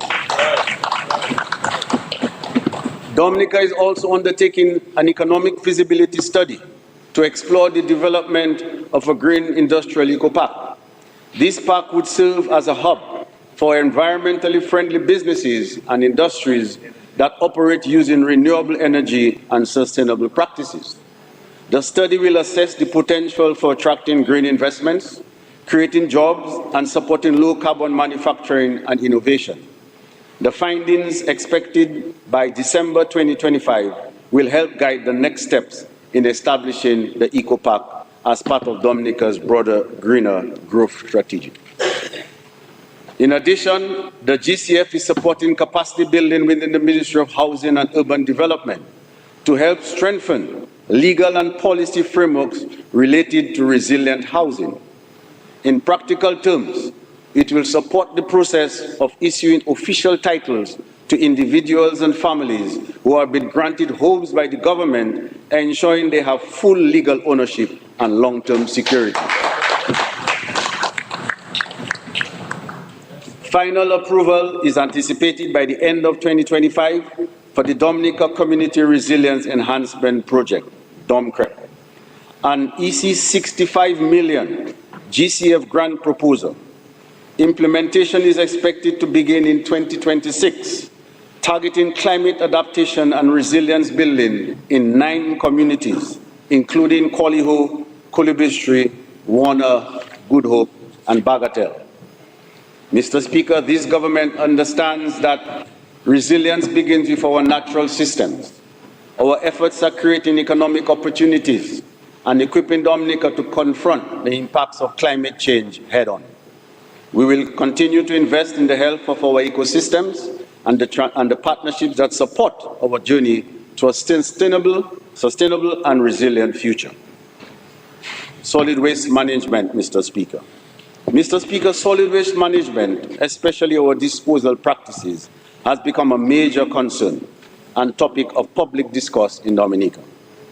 It is therefore imperative that we strengthen our systems to maintain a clean, healthy, and sustainable environment for all. As we continue to address the challenges of waste management, government will reform the operations of the Dominica Solid Waste Management Corporation so that it could better fulfill its mandate with greater efficiency, ensuring timely collection and adherence to established schedules. To support this effort, the government is undertaking several key initiatives during this fiscal year. 6 new garbage trucks have been procured. 2 of these trucks will arrive by August 1st, 2025, while the remaining 4 are currently en route and are expected to arrive by early October 2025. We have begun work on the decentralization of the landfill from stock farm to relieve pressure on a single location and better serve communities in other areas. We will establish a dedicated dump site for derelict vehicles, while white goods and tires to address environmental and safety concerns. Furthermore, collection of garbage will be decentralized with trucks positioned across districts, and local authorities will be empowered and incentivized to collect and provide oversight. Government will also purchase 4 additional tipper trucks, which will be placed in select communities to enhance the collection and disposal processes. We will restructure and strengthen the operational capacity of the corporation, including increased staffing and resources to improve coverage and service quality, and also public education and promotion of greater community responsibility will be heightened by encouraging and supporting citizens to properly sort, store, and dispose of waste, and to take ownership of the cleanliness of their surroundings. Mr. Speaker, the government accepts full responsibility for the collection and disposal of solid waste in Dominica, and will make no excuses in ensuring that this is done effectively and efficiently. The actions which I have articulated this morning will no doubt enhance the corporation capacity to deliver improved services across the island. But at some point, Mr. Speaker, we as citizens and residents, our beautiful country, will need to have a conversation about our individual financial contributions towards the collection and disposal of our waste. Clearly, the idea that government should do it alone must come to an end. Yeah, right. So at some point, Mr. Speaker, after consultations, we'll have to return to this honorable House to present recommendations from the general public about our individual and collective financial contributions to the collection and disposal of our waste in Dominica, to preserve the health of our environment and uphold our standing as the nature island of the Caribbean.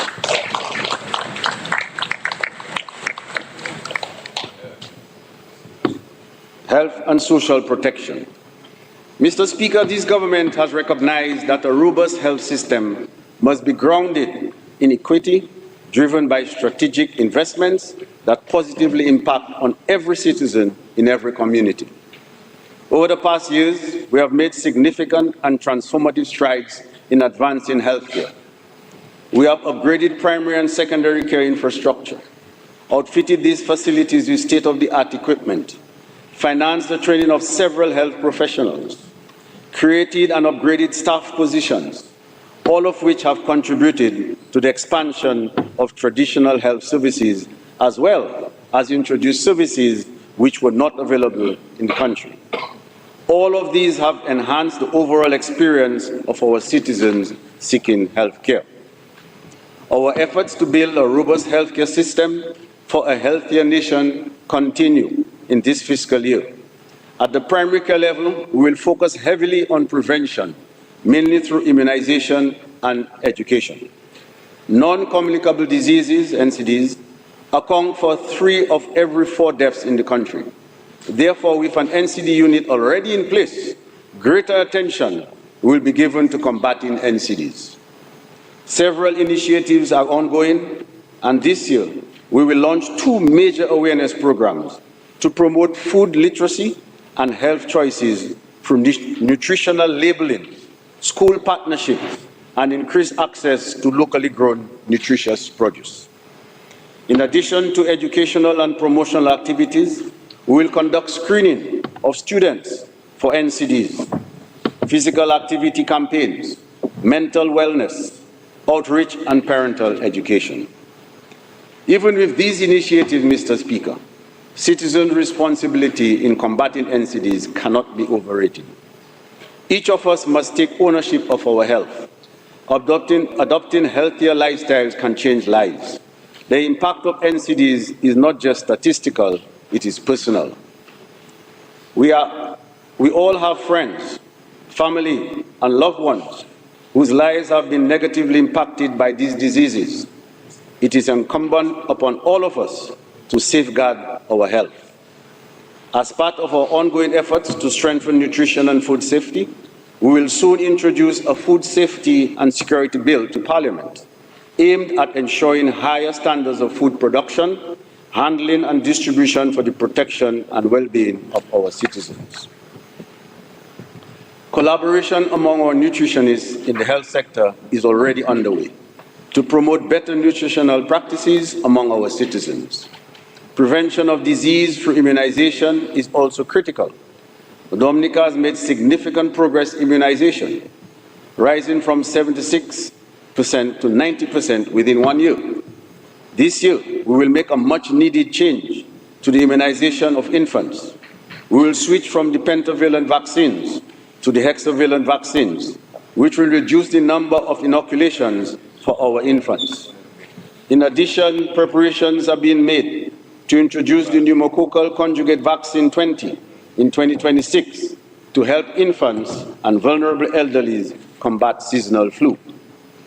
To bolster public health resilience, Dominica is participating in the Pandemic Fund project in partnership with the World Bank, PAHO, and FAO. With an investment of $9.2 million, this initiative will modernize disease surveillance systems through the purchase of software and equipment, upgrade laboratories, train personnel, and improve emergency preparedness. Mr. Speaker, Dominica can now boast of having one of the most modern hospitals in the Caribbean, where citizens can access MRI with contrast, transesophageal echocardiograms, angiology, surgical services, ophthalmology services at our Eye Center of Excellence, ICU in each ward, functional, A&E with theaters, among others.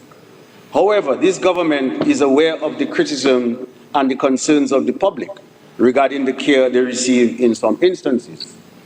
In this fiscal year, we will address this with other matters with concrete action. We will appoint a full-time executive chairperson to strengthen the governance, accountability, transparency, and to assure overall the delivery of high-quality patient care. In addition to the post of Chief Executive Officer, we shall appoint a clinical director who will have the equal rank of Chief Executive Officer, reporting directly to the Executive Chairperson. This individual will be responsible for overseeing the clinical and medical services and to ensure that we can address patient concerns in a proactive manner. We will engage an accreditation coordinator for the Dominica China Friendship Hospital to guide us towards international good practice and accreditation in order to enhance the quality and credibility of our healthcare services. We will establish a patient support unit at the hospital to improve communication and responsiveness to patients and their families. That unit will also work closely with the recently revamped quality department to ensure that patients receive the best quality care. The Medical Professions Bill and the Nursing and Midwife Bill will be presented to the Parliament in September of 2025. These bills will seek to address the rights and professionalism of our healthcare practitioners and the prioritizing of the welfare and safety of patients. The new structure for the nursing service, which was established in the last financial year, will continue to be implemented in this financial year. 11 new medical specialist positions will be created effective August 1, 2025. To ensure that all specialists are appointed in permanent positions, and an upgraded remuneration package will be approved for the medical specialists and other medical positions no later than August 6, 2025. To further motivate the nursing and medical services, this year government will launch a financial reward program for outstanding performance. This program will begin at the Dominica China Friendship Hospital, where patients and supervisors will evaluate the level of care provided by the doctors and nurses. A total of 10 awards will be granted per year for the most outstanding performers for the period. Mr. Speaker, one of the most impactful initiatives for healthcare in Dominica is the Health Management and Information System, which is currently being developed at a cost of $15.5 million. This transformative initiative will enhance the delivery of healthcare in Dominica as it will integrate patient records, diagnostics, and treatment histories across all facilities, hospitals, and health centers, as well as streamline clinical, financial, and operational functions. It is envisioned that the Integrated Patient Administration Module, the first of 49 modules, will go live by December 31, 2025. Once fully operational, the system will boost continuity of care, efficiency in diagnosis and treatment, and reduce processing time as patients' records will be stored in that system and readily available. Mental health, Mr. Speaker, is another key priority. Government, with the support of the Pan American Health Organization, PAHO, began a review of the mental health policy legislation in June 2025. The aim is to establish a modern, rights-based, community-oriented system that integrates mental health into primary care, expanded counseling in schools, communities, and the police and public services will support early intervention and reduce stigma. These initiatives are expected to better support the mentally vulnerable population. I want to assure our citizens that this government is fully aware of the challenges within our health sector, and we are deeply committed to addressing them with urgency and purpose. Our vision is to build a truly patient-centered health system, one that prioritizes accessibility, quality care, and equitable service delivery for every citizen, regardless of location or circumstances. This means investing in infrastructure, technology, and training, and practicing compassion, respect, and accountability. We are building a health system that promotes wellness, empowers healthcare professionals, and restores public confidence through consistent, efficient, and dignified care. Social protection. Mr. Speaker, this Dominica Labour Party government can boast of its deep commitment to the care and protection of our most vulnerable citizens. We pledge to continue to uphold and strengthen the robust and responsive social protection systems we have established to safeguard the dignity and well-being of those most in need. In this fiscal year, we will maintain our support through direct financial assistance, improve access to healthcare, and targeted programs for the elderly, persons with disability, children and single-parent families, ensuring, as we have always done, that every individual feels seen, valued, and supported. Our approach is based on the principles of equity and compassion. We are investing in proven initiatives such as the Yes We Care program, the over 65 non-contributory pensions, the school feeding program, free uniforms and books, free transportation for students, construction and repair of homes, among others. Further, we are empowering our citizens through training, education, access to finance and small business development, helping individuals move from vulnerability to self-reliance. Mr. Speaker, we assure our citizens that our well-being remains our top priority. We will maintain our social protection systems to ensure that every citizen, regardless of circumstances, has a fair and equal opportunity to live a dignified and fulfilling life. That is a promise we will uphold. At this juncture of our economic and social advancement, let me move to education. It is imperative that we rethink and revamp our education system to meet the evolving needs of our students and our country. Education reform is not just a necessity, it is an opportunity. By embracing innovative approaches, we can unlock the potential of our students, foster critical thinking, and equip them with the skills required to thrive in an ever-changing world. By prioritizing education reform, we invest in the future of our nation. We empower our children to become active citizens and leaders. We bridge gaps and create a more inclusive, acceptable society. Mr. Speaker, while we intend to review the entire education system, we have chosen to begin with early childhood education and primary education. That process will begin in earnest in September 2025. We believe that every child must be grounded in the basics of literacy and numeracy, but also exposed to a wide range of practical and creative skills, including agriculture, art, and music. This must be balanced with a focus on the child's mental and physical well-being through sports and other activities that nurture holistic development. A reformed education system, Mr. Speaker, must produce students who are not only equipped with knowledge, but who also possess critical thinking and analytical skills, an entrepreneurial spirit, and a deep sense of compassion for humanity and the environment. Our goal is clear. It is to nurture and produce well-rounded Dominican citizens who possess the creativity to innovate, the confidence to lead, and the values to contribute meaningfully to society. To support this vision, Mr. Speaker, we need school environments that match the kind of education we want for our children. That's why we have made major investments to upgrade our school facilities across the country. Work is progressing steadily on the construction of 6 new schools. Goodwill Secondary,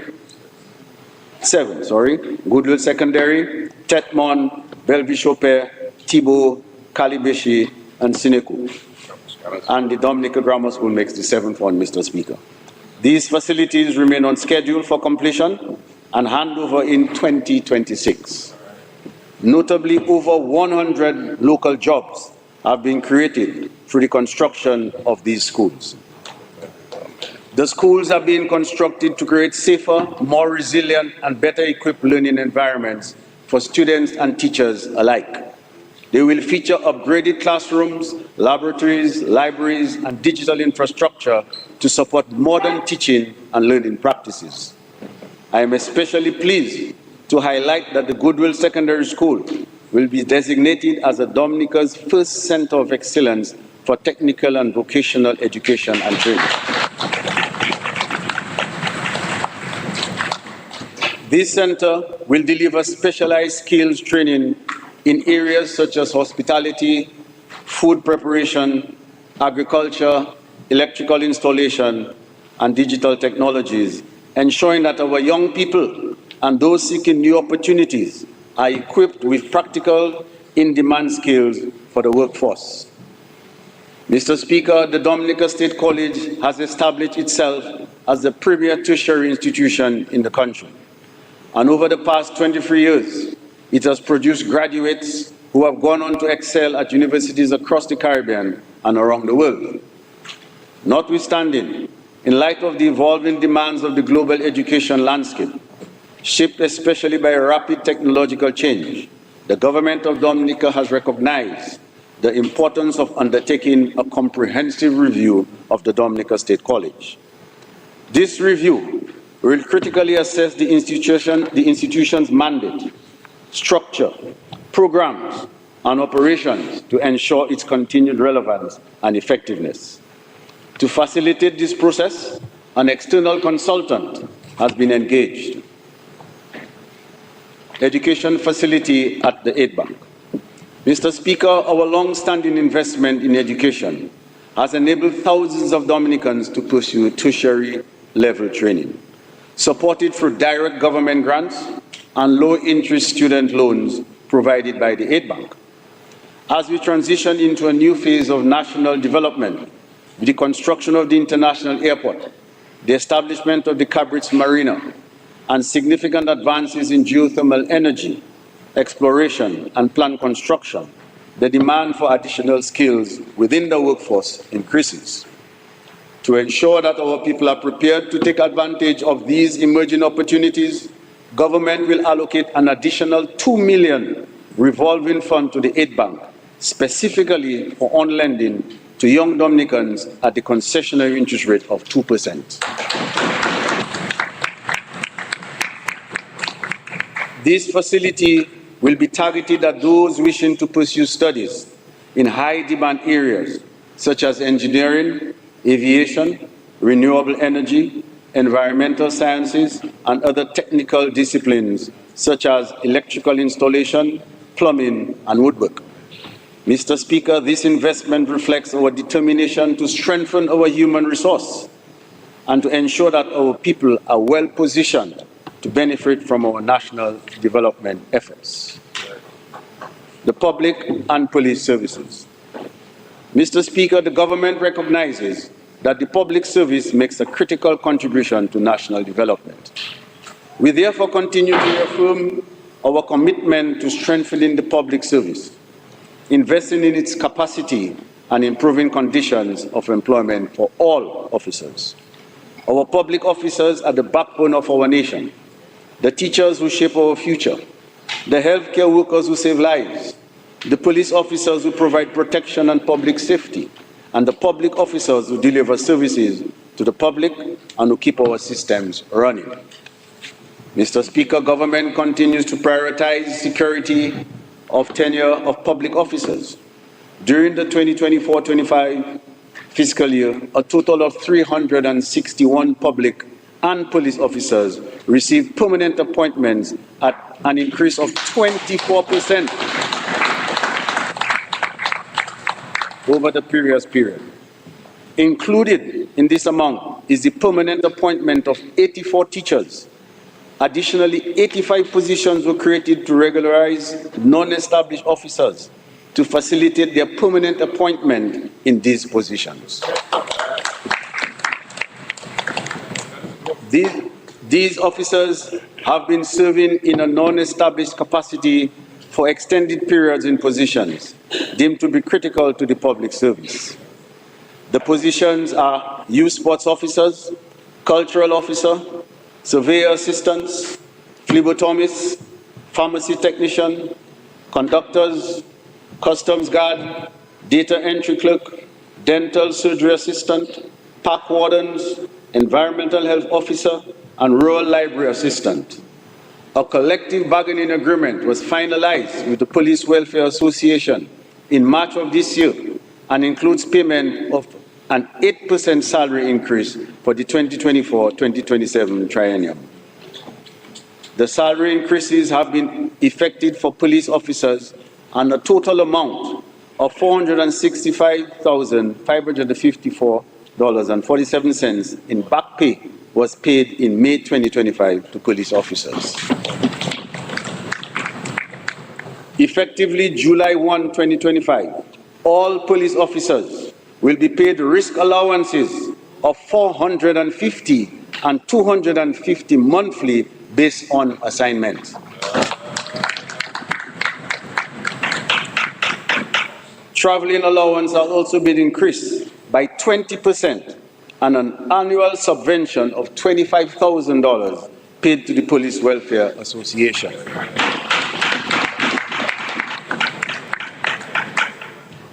The Dominica Association of Teachers has accepted government's proposal, while negotiations with the Dominica Public Service Union are still ongoing. However, government has made offers regarding salary increases, increases in allowance, support to the unions, and other benefits to public officers. Additionally, an internal task force has been established to investigate and make recommendations with respect to pension reform for the public service. The review is ongoing, and it is the government's intention to implement recommendations on a phased basis after consultations with the union. Mr. Speaker, the public relies on the public service to deliver critical services in every sector. It is therefore important to build the capacity of our officers to efficiently provide high-quality services to the public. We will therefore continue to focus on training and capacity building for our officers to increase their knowledge and competencies in the fields that they serve and implement new standards for delivery of services across the public service. I now move to community development, Mr. Speaker. Mr. Speaker, this government remains steadfast in its commitment to building resilient communities, empowering youth, promoting national identity, and enhancing social and economic infrastructure across the country.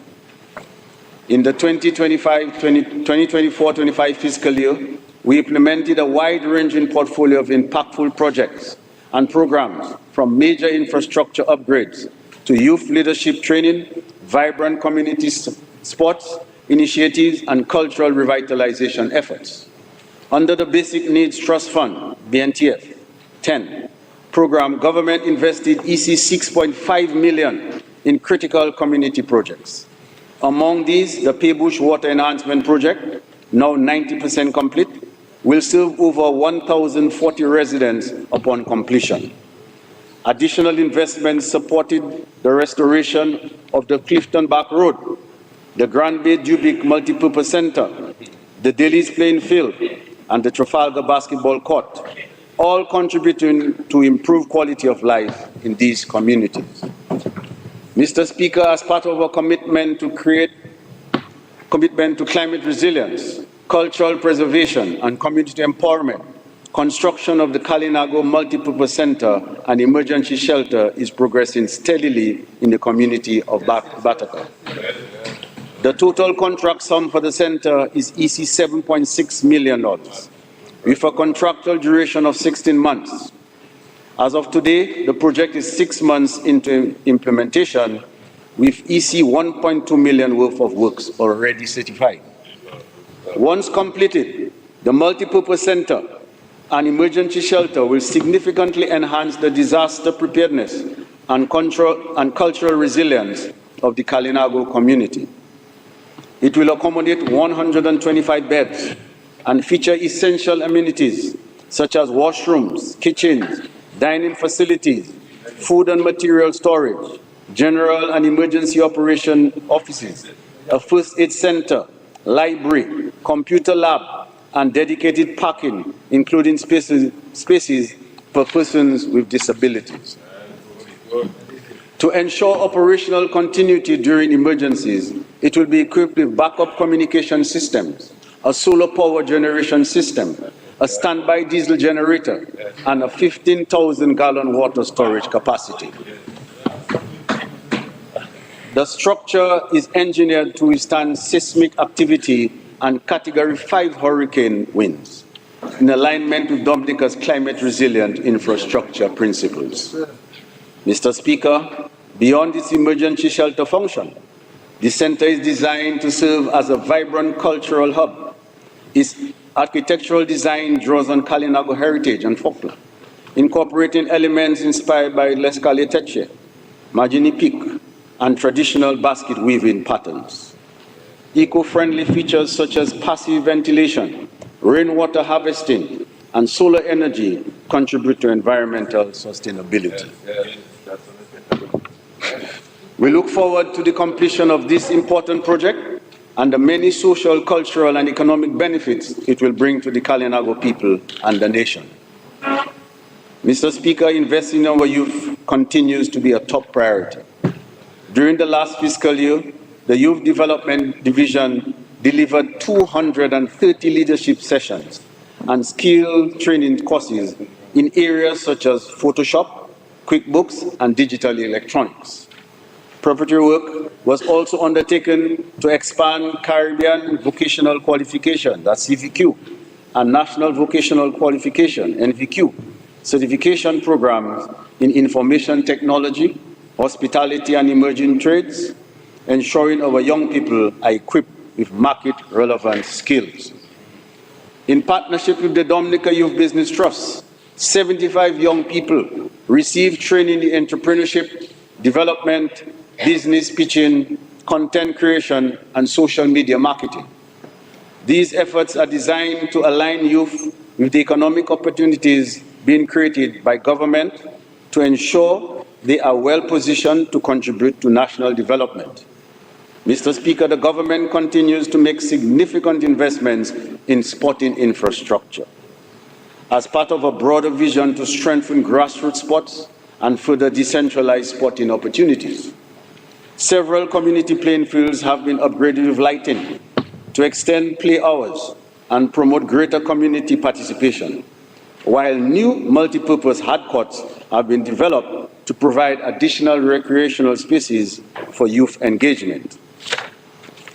Meanwhile, government has embarked on a major lighting upgrade of the Winter Park Sports Stadium to enable the hosting of both local and international sporting events.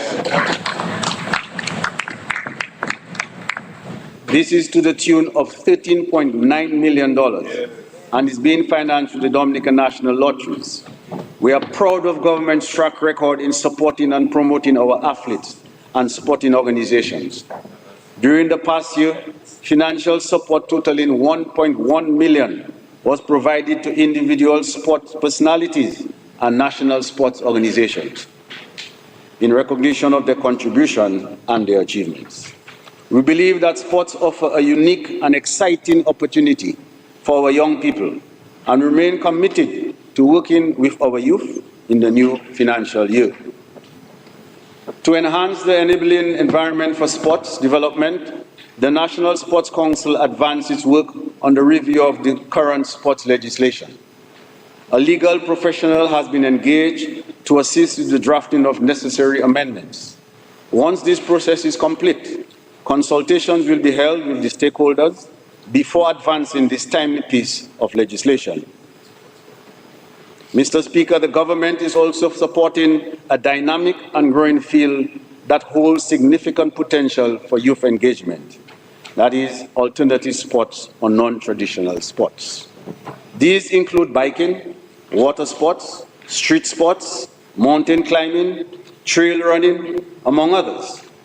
This year, we see the hosting of the second annual Bike Fest and the various cycling tournaments, all supported by the government of Dominica as part of our continued commitment to promoting sports tourism. Mr. Speaker, during consultations with sporting and cultural organizations last month, we heard a consistent call for greater support, particularly in the areas of sports development, community engagement, youth empowerment, and the preservation and promotion of culture. In response, starting this fiscal year, government will provide annual subventions to sporting and cultural clubs and organizations which have been in existence for more than 5 years. The amount allocated will be based on the size and scope of each organization. This initiative reflects our commitment to supporting grassroots movements and investing in the creative and athletic talents of our people. Mr. Speaker, I now move to housing and urban development. Mr. Speaker, government continues to drive the resilient housing agenda through major projects in Granby and Egliston, as well as ongoing works in Woodford Hill, Penville, and other communities, with the aim of delivering 256 homes under the Modern Resilient Housing Development Program. Mr. Speaker, we were poised to deliver 21 homes to deserving beneficiaries in Scottshead on Wednesday. Unfortunately, the weather did not permit. The fact is, the beneficiaries already have their keys.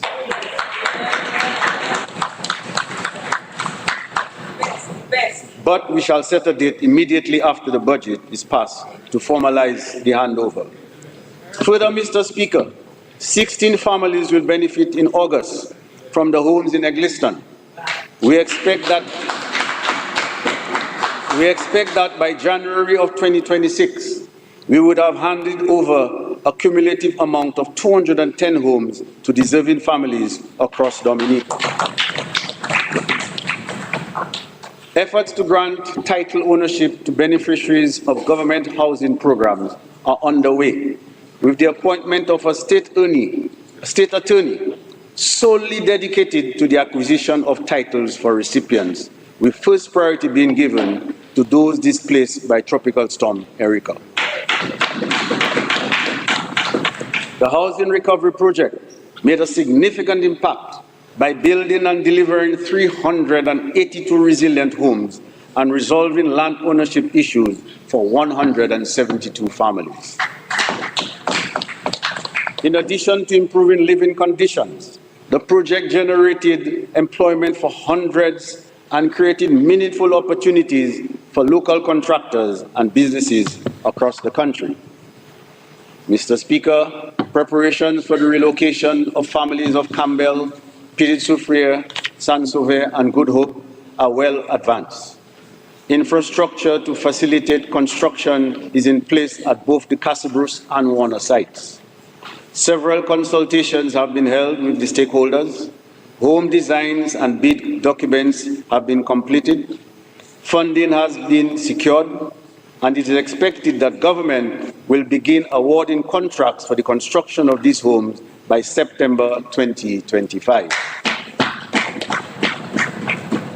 Though this is an expensive undertaking, government is committed to ensuring the safety and comfort of the families. Works have started on the model homes under the Future Housing Development program as well. There are presently 2 model homes under construction at the Warner site, while a third is to be constructed at Cotton Hill in Portsmouth.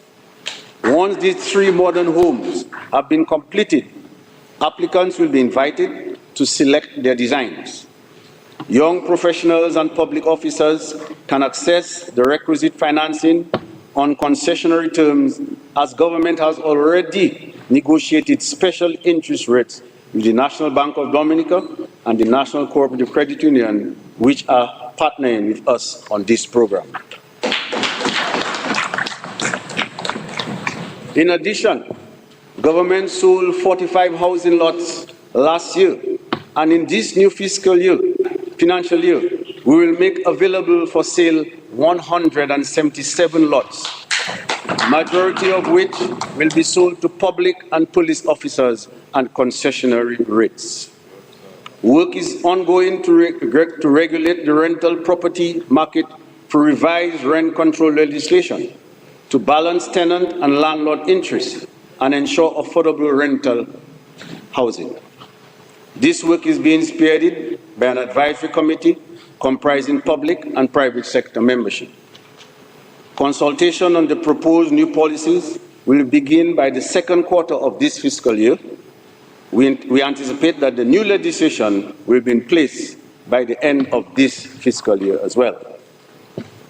Additionally, a Northeast, that's International Airport area, land use plan is under development with the assistance of grant funding from the Caribbean Development Bank, while a new geographic information system unit was established during last fiscal year to support integrated data-driven development across sectors.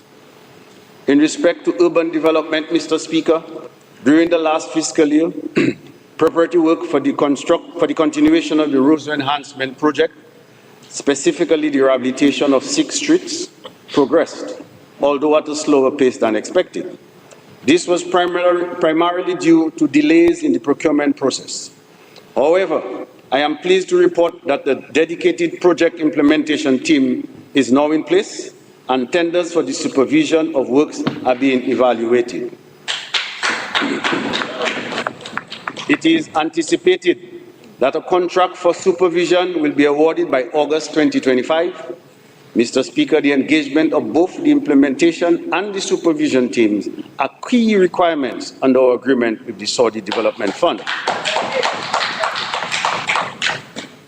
The pace of implementation is expected to accelerate in the upcoming months, and we anticipate that the request for tender for works will be issued by October 2025 and a contract awarded by January 31, 2026.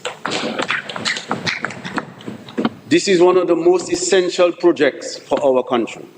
It will not only contribute to user comfort and safety, but also to improved urbanization, enhancement of commerce and beautification of our city in a manner that befits the beautiful nature island. The government will embark on a program which will facilitate the acquisition of properties in Roseau for commercial purposes. So, Mr. Speaker, if someone is interested in the acquisition of a property in Roseau and is experiencing challenges due to family disputes or issues of ownership, the government shall acquire the property in the public interest and sell it to the interested party.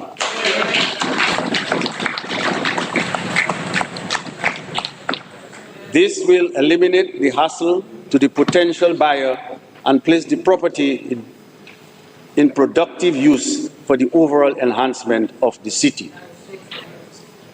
Reserve parking fee. Additionally, with the growing economic activity in Roseau, as well as the increased number of vehicles in the country, government will begin to address the parking challenges in Roseau. As a start, government will limit the number and sizes of the reserved parking slots in Roseau and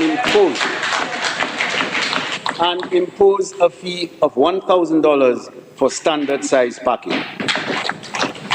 This fee will be payable by the first day of every quarter, starting October 1, 2025, and will go towards the upkeep of the city of Roseau. This initiative, along with the vacant lots we intend to lease, will increase the parking options for the public. Opportunity Knocks housing program at 2% interest.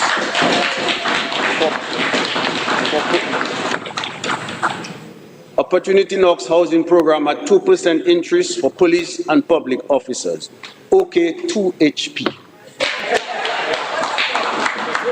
Mr. Speaker, in our continued efforts to make home ownership more accessible and affordable, particularly for lower income earners, the government is introducing a special housing loan facility targeting public officers. An initial sum of $10 million will be allocated to the Government Housing Board loan to provide low-interest housing loan to public officers and police earning a basic annual salary of $45,000 or less. These loans will be offered at an interest rate of just 2%.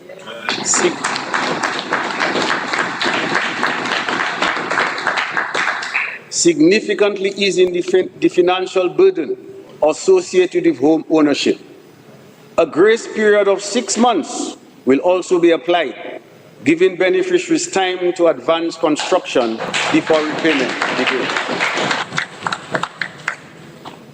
This initiative is dubbed Opportunity Knocks 2% housing program for public and police officers. Mr. Speaker, OK2HP. Yes.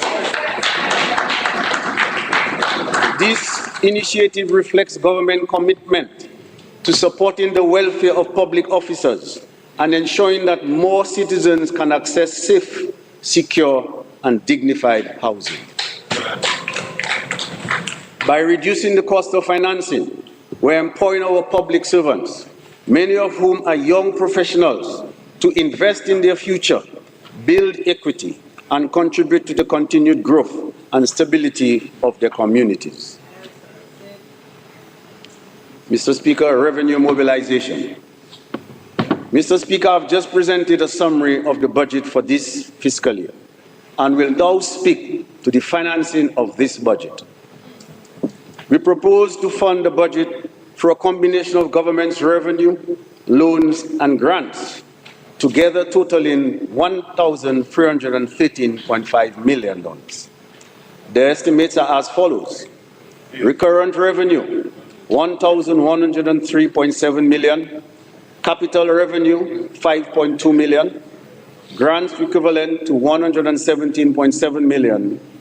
Loans at $88.8 million. It should be noted that these loans have already been approved by Parliament. The loans and the grants are all earmarked for capital projects. The other capital projects, along with the recurrent expenditure, will be financed by the $1,103.7 million recurrent revenue estimates. The recurrent revenue estimates comprise tax revenues of $443.9 million, $635 million from the CBI, and other recurrent revenues, such as fees and licenses, totaling $24.8 million. Of the amount of $443.9 million in tax revenues, we anticipate that a total of $46 million will be collected in respect of areas of payments to government for taxes, licenses, lands, and hospital fees. Let me at this point commend the staff of the Inland Revenue Division, the police officers, and the staff of the Ministry of Housing for their extraordinary effort with regards to areas collection. Last fiscal year, government collected $47.6 million in arrears. 95% of this amount was arrears of taxes collected through the efforts of the staff of the Inland Revenue Division. An increase of 30% over their previous year's performance, while 4.6% was collected as a result of the efforts of the police. Mr. Speaker, we would like to applaud those who cooperated and made those payments, as well as those who make their payments on time and regularly. It is clearly a sign that they appreciate that the government needs these resources to continue to provide the essential services to the population, including healthcare, education, national security, road maintenance, as well as infrastructure and programs for the welfare of our citizens, effective governance, and the economic development and sustainability of our country.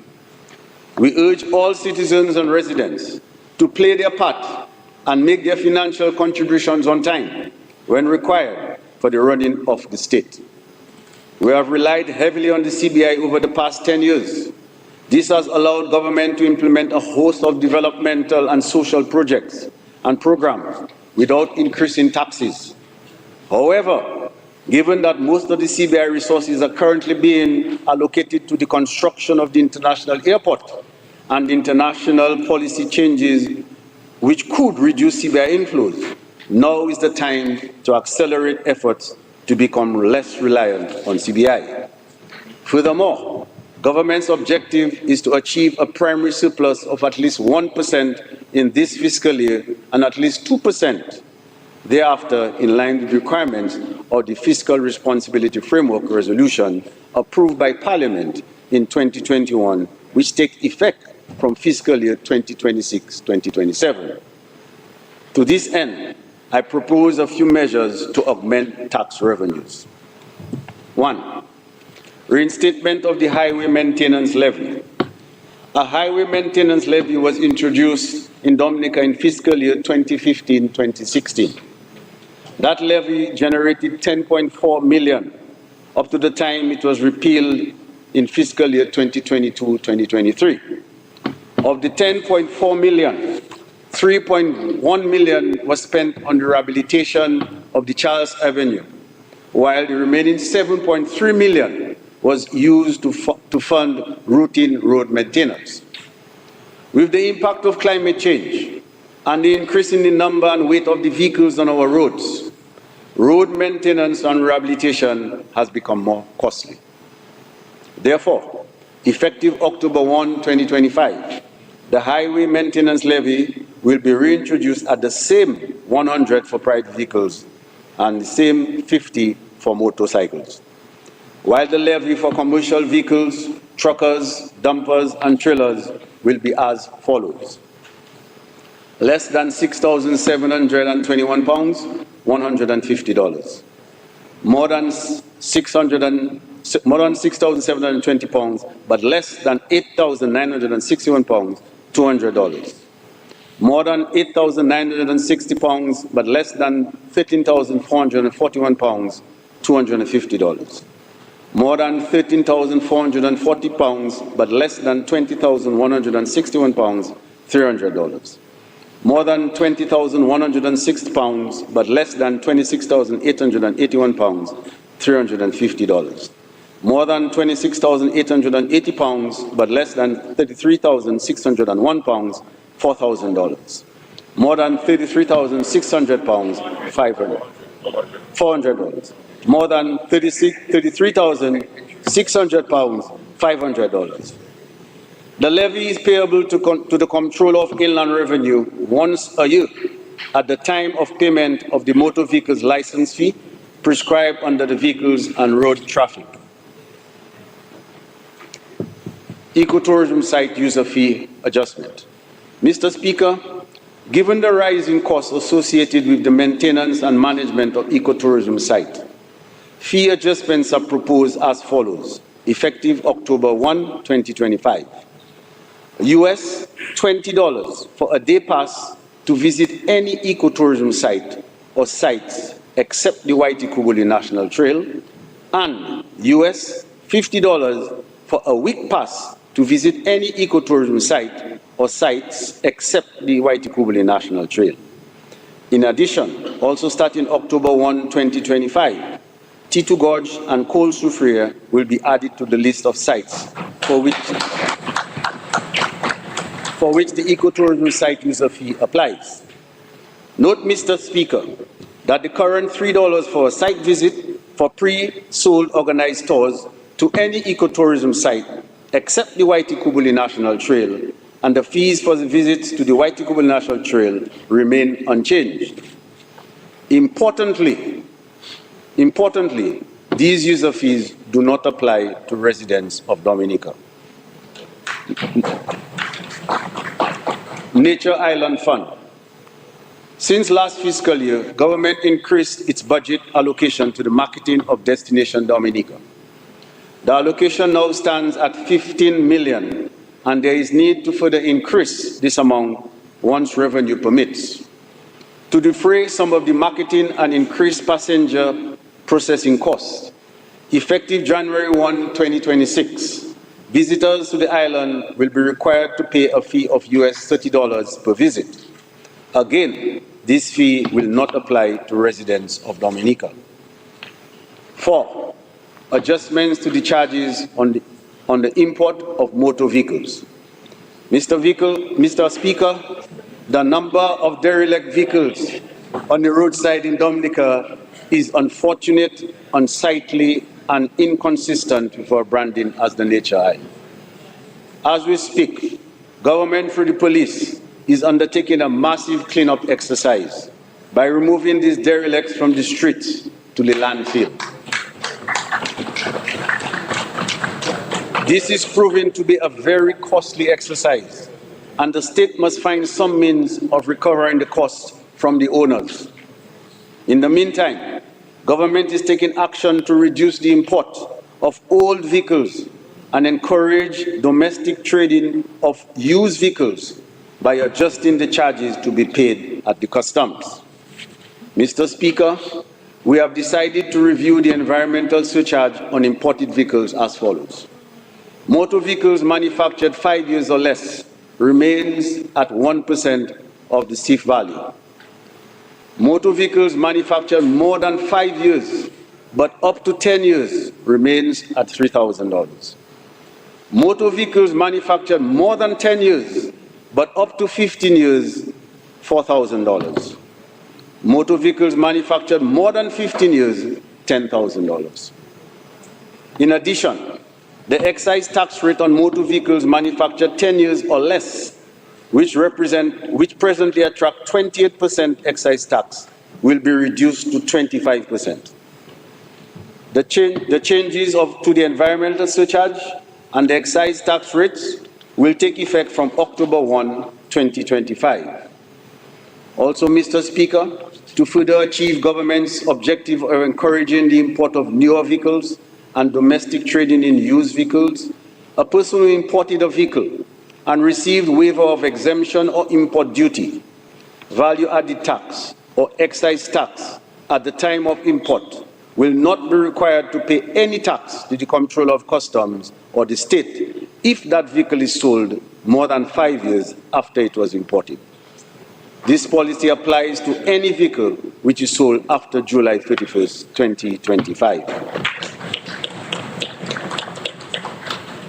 Mr. Speaker, I will now to some other matters. Addressing the cost of living, Mr. Speaker. Mr. Speaker, we are fully aware of our citizens' concerns regarding the rising cost of living. And this government has taken firm, targeted action to provide relief where it matters most. One measure we have implemented is the removal of customs duty and value-added tax on a range of essential food items. This policy is designed to ease the financial burden on households by reducing the cost of basic goods that form part of the daily diet of our people. The list of items currently benefiting from these exemptions include food items with no import duty, chicken, backs and necks, chicken, wings, codfish, herring, salted mackerel, milk, butter, cheddar cheese, rice, oats, cream of wheat, cooking oil, sausage, canned sardines, canned mackerel, canned tuna, garlic, onions, split peas, red kidney beans, lentils, green tea, black tea, flour, pasta, couscous, margarine, cereals, cornflakes, raisin bran, etc., apple juice, infant formula. Food items with no VAT, that is presently milk, flour, rice, sugar, infant formula, locally produced agricultural products, locally produced bread. And also presently, items with no VAT and no import duty, milk, flour, rice, sugar, infant formula. To continue supporting families across the country, we will be expanding the list of exempted items in the upcoming financial year for a period of 6 months. Exemption of value-added tax on salted herrings, codfish, onions, garlic, split peas, red beans, black-eyed peas, lentils, pigeon peas, cream of wheat, cornmeal, oats, luncheon meat, canned corned beef, canned herring, canned sardines, canned tuna, canned mackerel, cereals, wheat, bran, etc., biscuits, unsweetened as well, orange juice, tomato ketchup, toothpaste, laundry detergents, toilet paper, sanitary napkins.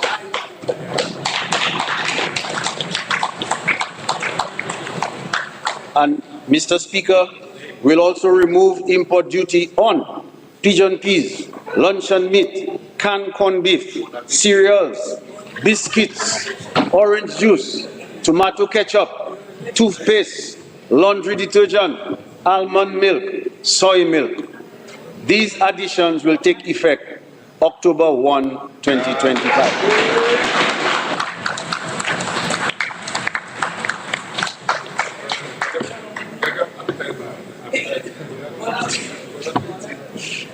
Mr. Speaker, it is important that we also examine our consumption habits. While government has taken steps to ease the burden, there are additional ways in which we, as individuals and households can reduce expenses. One such measure is the revitalization of backyard gardening, which can provide fresh vegetables and herbs year-round, lower food bills, and promote healthier eating. We also encourage citizens to purchase local produce, which is often more affordable and fresher than imported alternatives. Mr. Speaker, government will continue to implement policies to ease the financial pressure on our people. We as citizens must build a culture of financial mindfulness, resourcefulness, and community cooperation.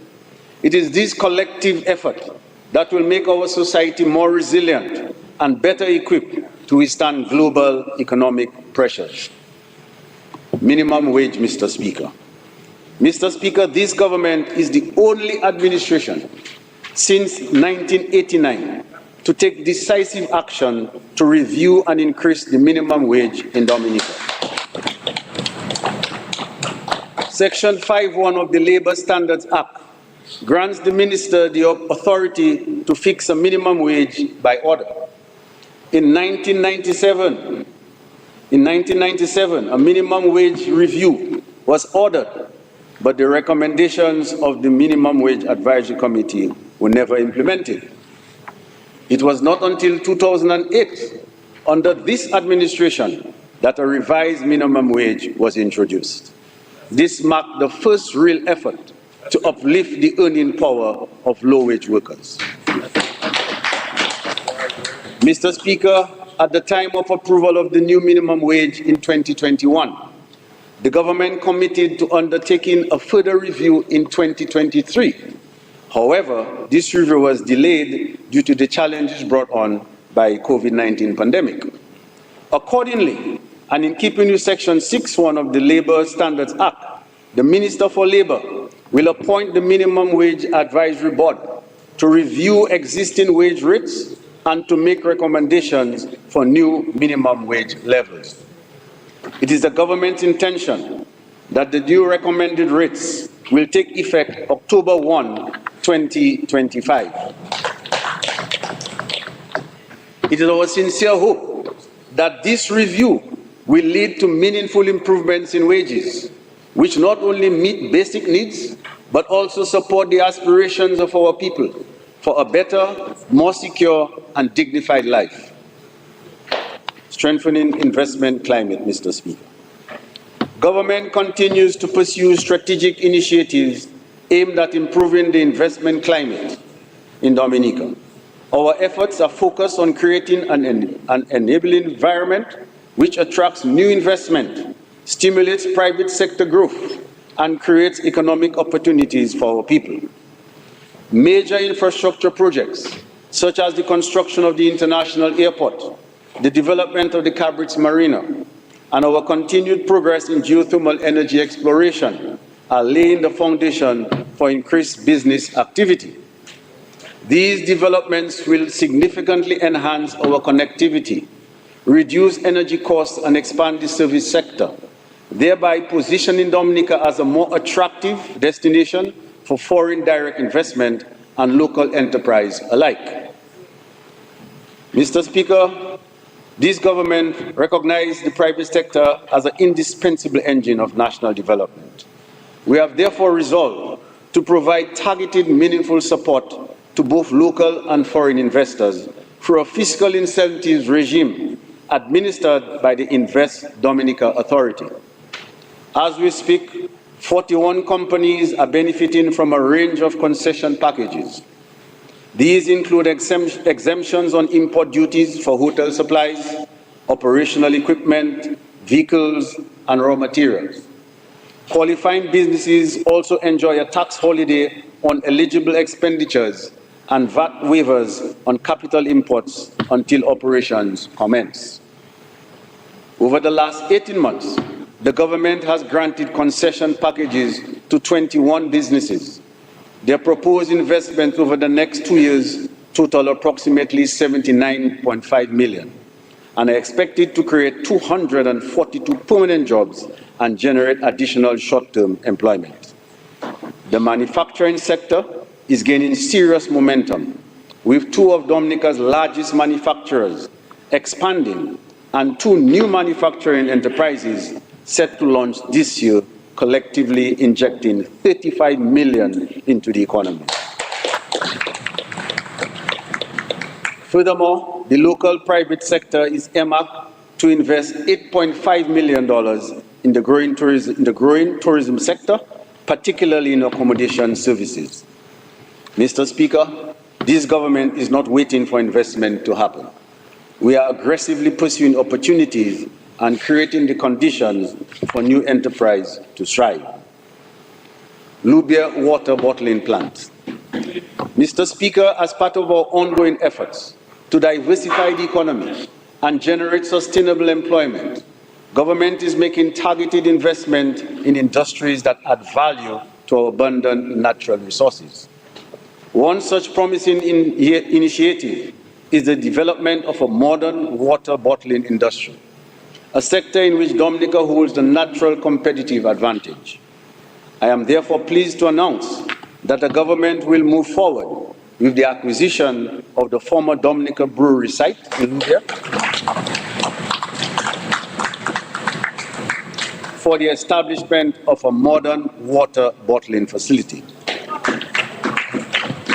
We are currently in advanced negotiations with a foreign investor who will partner with the government to bring this project to life. Once operational, the plant will bottle and brand our pristine water for export to high-demand markets, particularly in Europe and the United Kingdom.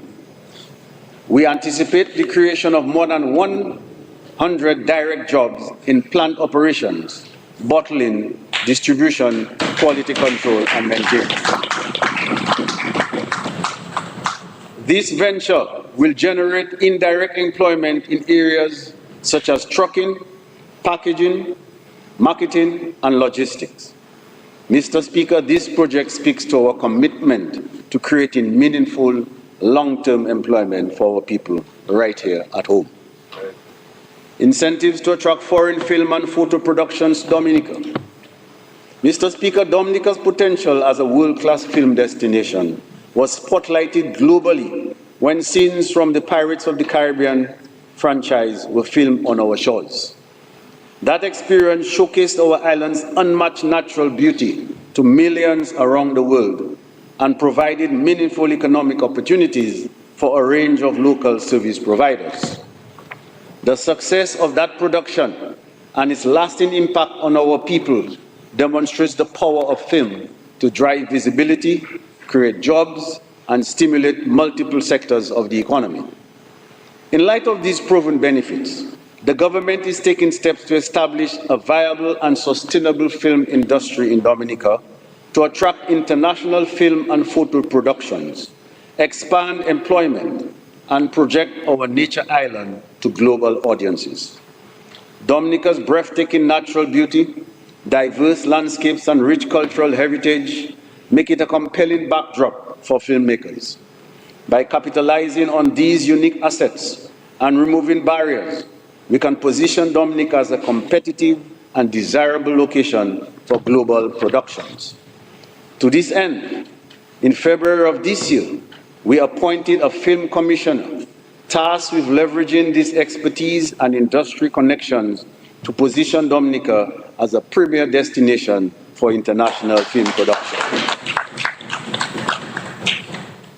To support this initiative, government will implement a series of targeted incentives to attract film producers and reduce production barriers. These include tax-free imports to all film-related goods, lowering the cost of equipment, props, and materials. Work permit waivers for crew and talent to eliminate bureaucratic delays and facilitate efficient entry for production teams. No location fees for the use of government-owned and historical sites, making our iconic landscapes more accessible while showcasing our natural and cultural heritage.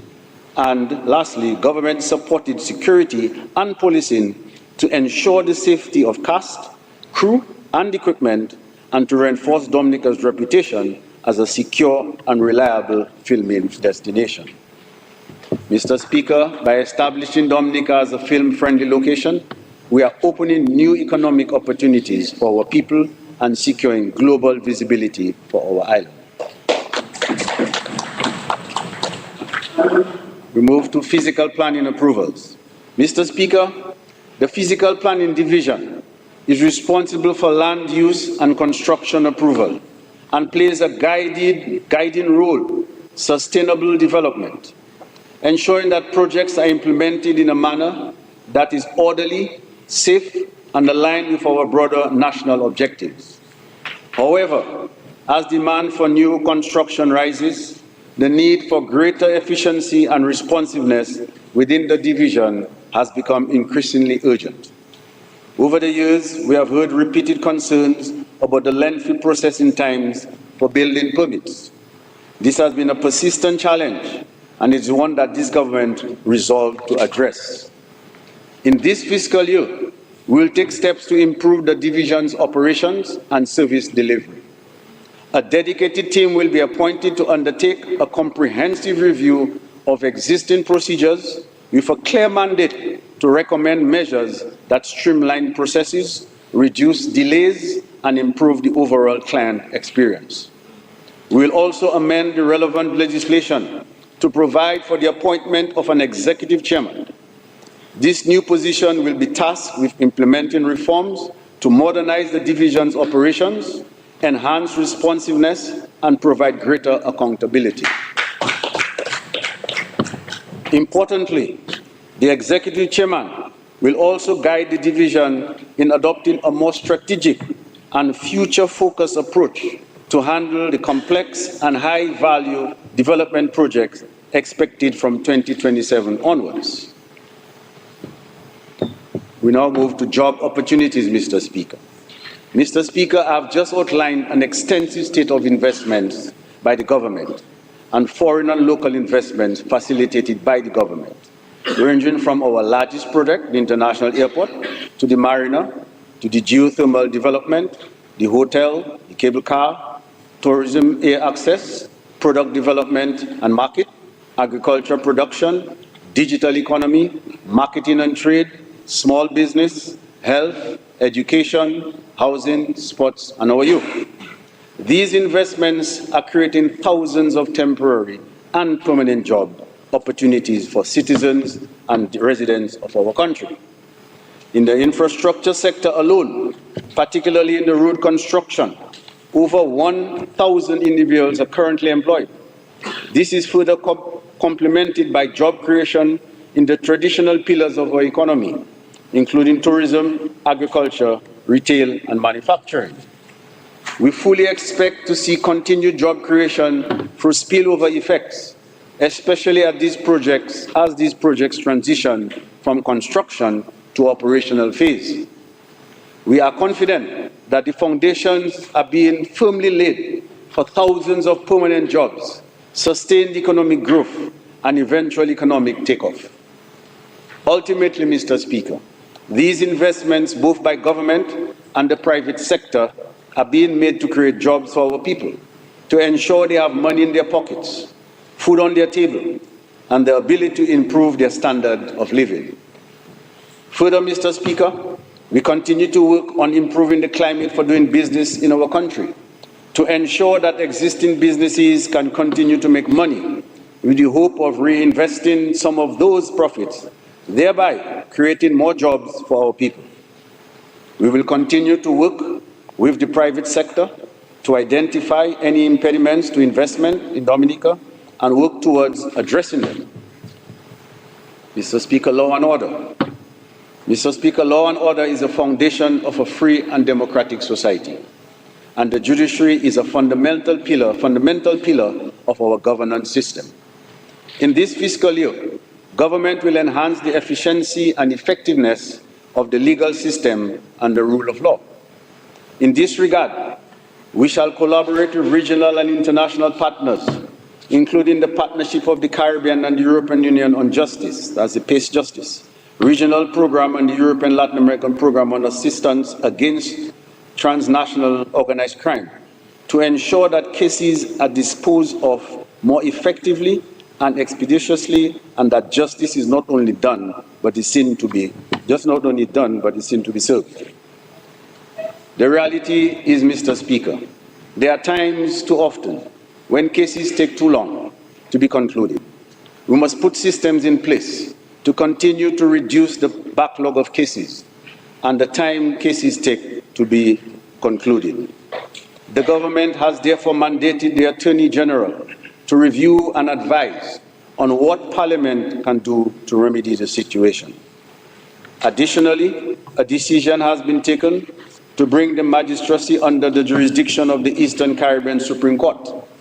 This transition will strengthen oversight, improve case management, and bolster the administration of justice and for greater synergy, which we hope will benefit the citizens of Dominica. Mr. Speaker, we also anticipate the commencement of night court sessions during this fiscal year. This initiative was previously considered, but for various reasons did not progress. However, we are now confident that it can be successfully implemented and will create a more accessible and cost-effective system, particularly for members of the working population who are unable to attend court proceedings during regular working hours. Together, these reforms will contribute to a more responsive, transparent, and people-centered justice system in Dominica. Mr. Speaker, in conclusion, this government is investing in the future of our country and laying the foundation for sustainable growth and shared prosperity. Every initiative undertaken, every dollar spent, every policy crafted is aimed at improving the lives of our people and building a society where opportunity is within reach for all. We are building an economy that is expanding through strategic investments in public infrastructure, agriculture, education, tourism, and innovation. We are laying new roads to improve access and mobility across the country, constructing resilient homes to provide dignity and security to families, and supporting the development of new hotels and tourism facilities to generate jobs and stimulate enterprise in our communities. We continue to welcome new investments, such as the American Canadian School of Medicine, which has grown in its student enrollment and presence in Portsmouth. This institution is enhancing our profile in medical education and stimulating economic activity in the North through housing, transportation, retail, and services. Mr. Speaker, our agriculture sector is also undergoing expansion. Through access to financing, modern equipment, and technical training, we are giving added life to farming and agro-processing, creating real opportunities for farmers and rural entrepreneurs. A new water bottling plant is also coming on stream, adding further value to our natural resources, creating jobs, and strengthening the export sector. Small businesses remain a key engine of economic growth. This government continues to provide financial support, training, and technical assistance to help micro and small enterprises grow, innovate, and become more competitive. Our education reform agenda, Mr. Speaker, will involve revamping of the curriculum to better meet the needs of a dynamic world, ensuring that every child, regardless of where they live or their background, receives a quality education that equips them for the real world. We are modernizing school infrastructure, reducing subject overload at the primary level, introducing technical and vocational skills such as agriculture, visual and performing arts, and working to create a more inclusive student-centered system, because we believe that the true wealth of a nation is the knowledge, values, and competencies of its people. We're investing even more in the police to ensure that our country remains safe to live and to visit. Mr. Speaker, we know that the road has not been easy.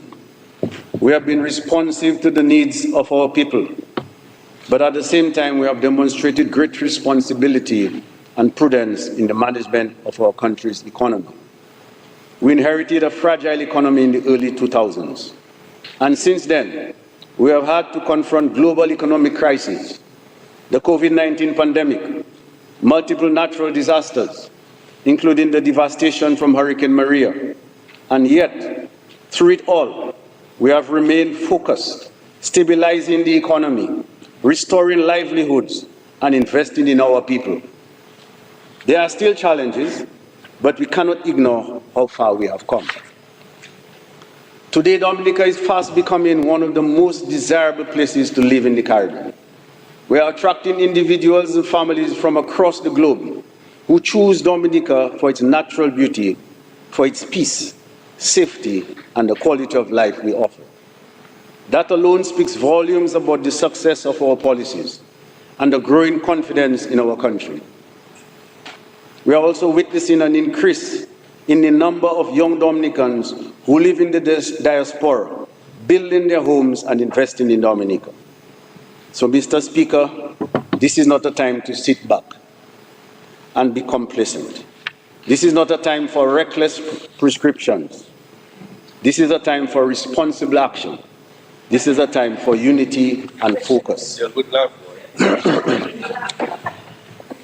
Government has done its part and will continue to lead with purpose. Now it is left to each of us as citizens and residents to play our part. Let us be civic-minded. Let us be law-abiding. Let us be constructive and engaged. Let us be ready and willing to seize the many opportunities now emerging before us. The Dominica we are building is not for a few. It is for all. And so, I say to every farmer, teacher, nurse, builder, entrepreneur, entertainer, student, youth, the moment is now. Let us meet it with confidence. Let us embrace it with determination. And let us continue to move forward as one people, one nation, one Dominica. We thank our many development partners, some of whom are seated in the Parliament today.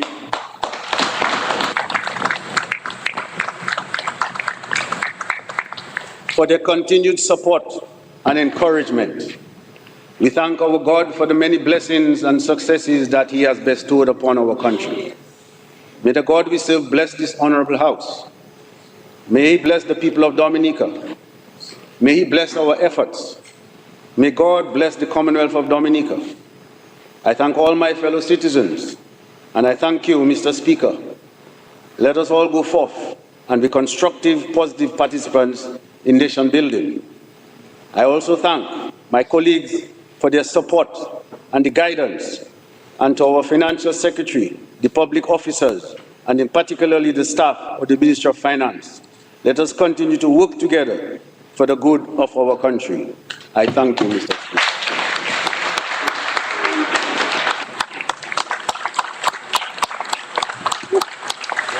Thank you.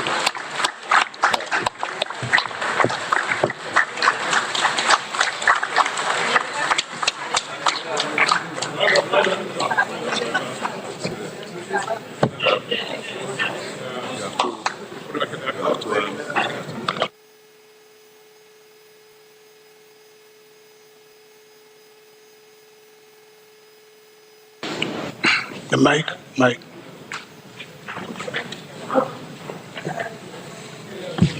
Be it resolved that this Honorable House approves the estimates of expenditure for the financial year ending 30th June 2026, amounting to $1,213,494,398, the details of which are contained in the draft estimates of the Commonwealth of Dominica for the year ending 30th of June 2026.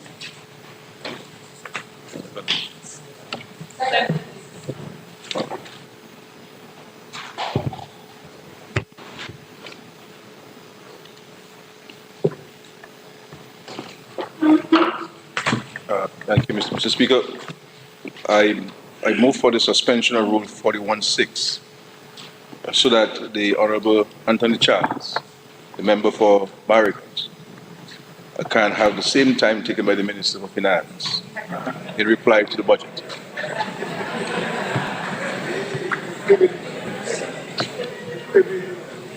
You want all the time or you want less time?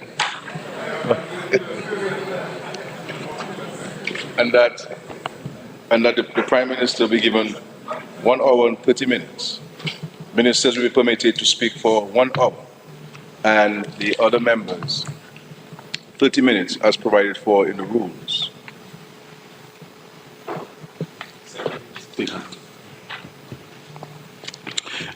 It has been moved and seconded that the Honorable, Rule 73 is invoked to allow that Honorable Charles, member for Marigot, be given equal time as the Minister of Finance, which the Minister of Finance started at 11:29 and ended at 2:35. And further, that the Honorable Prime Minister be given an hour and a half in his contribution to the debate, and other ministers be given 1 hour, and other members, as per the standard rule, be given 30 minutes. Those in favor? Those against? The ayes have it.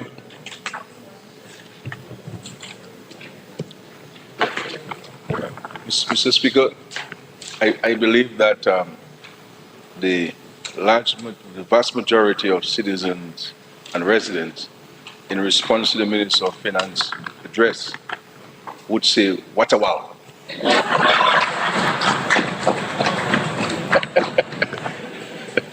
Mr. Speaker, with that, I move that the House be adjourned until Monday. Monday, what Monday date? 20th. 20th? Yeah. 20th at 10 a.m.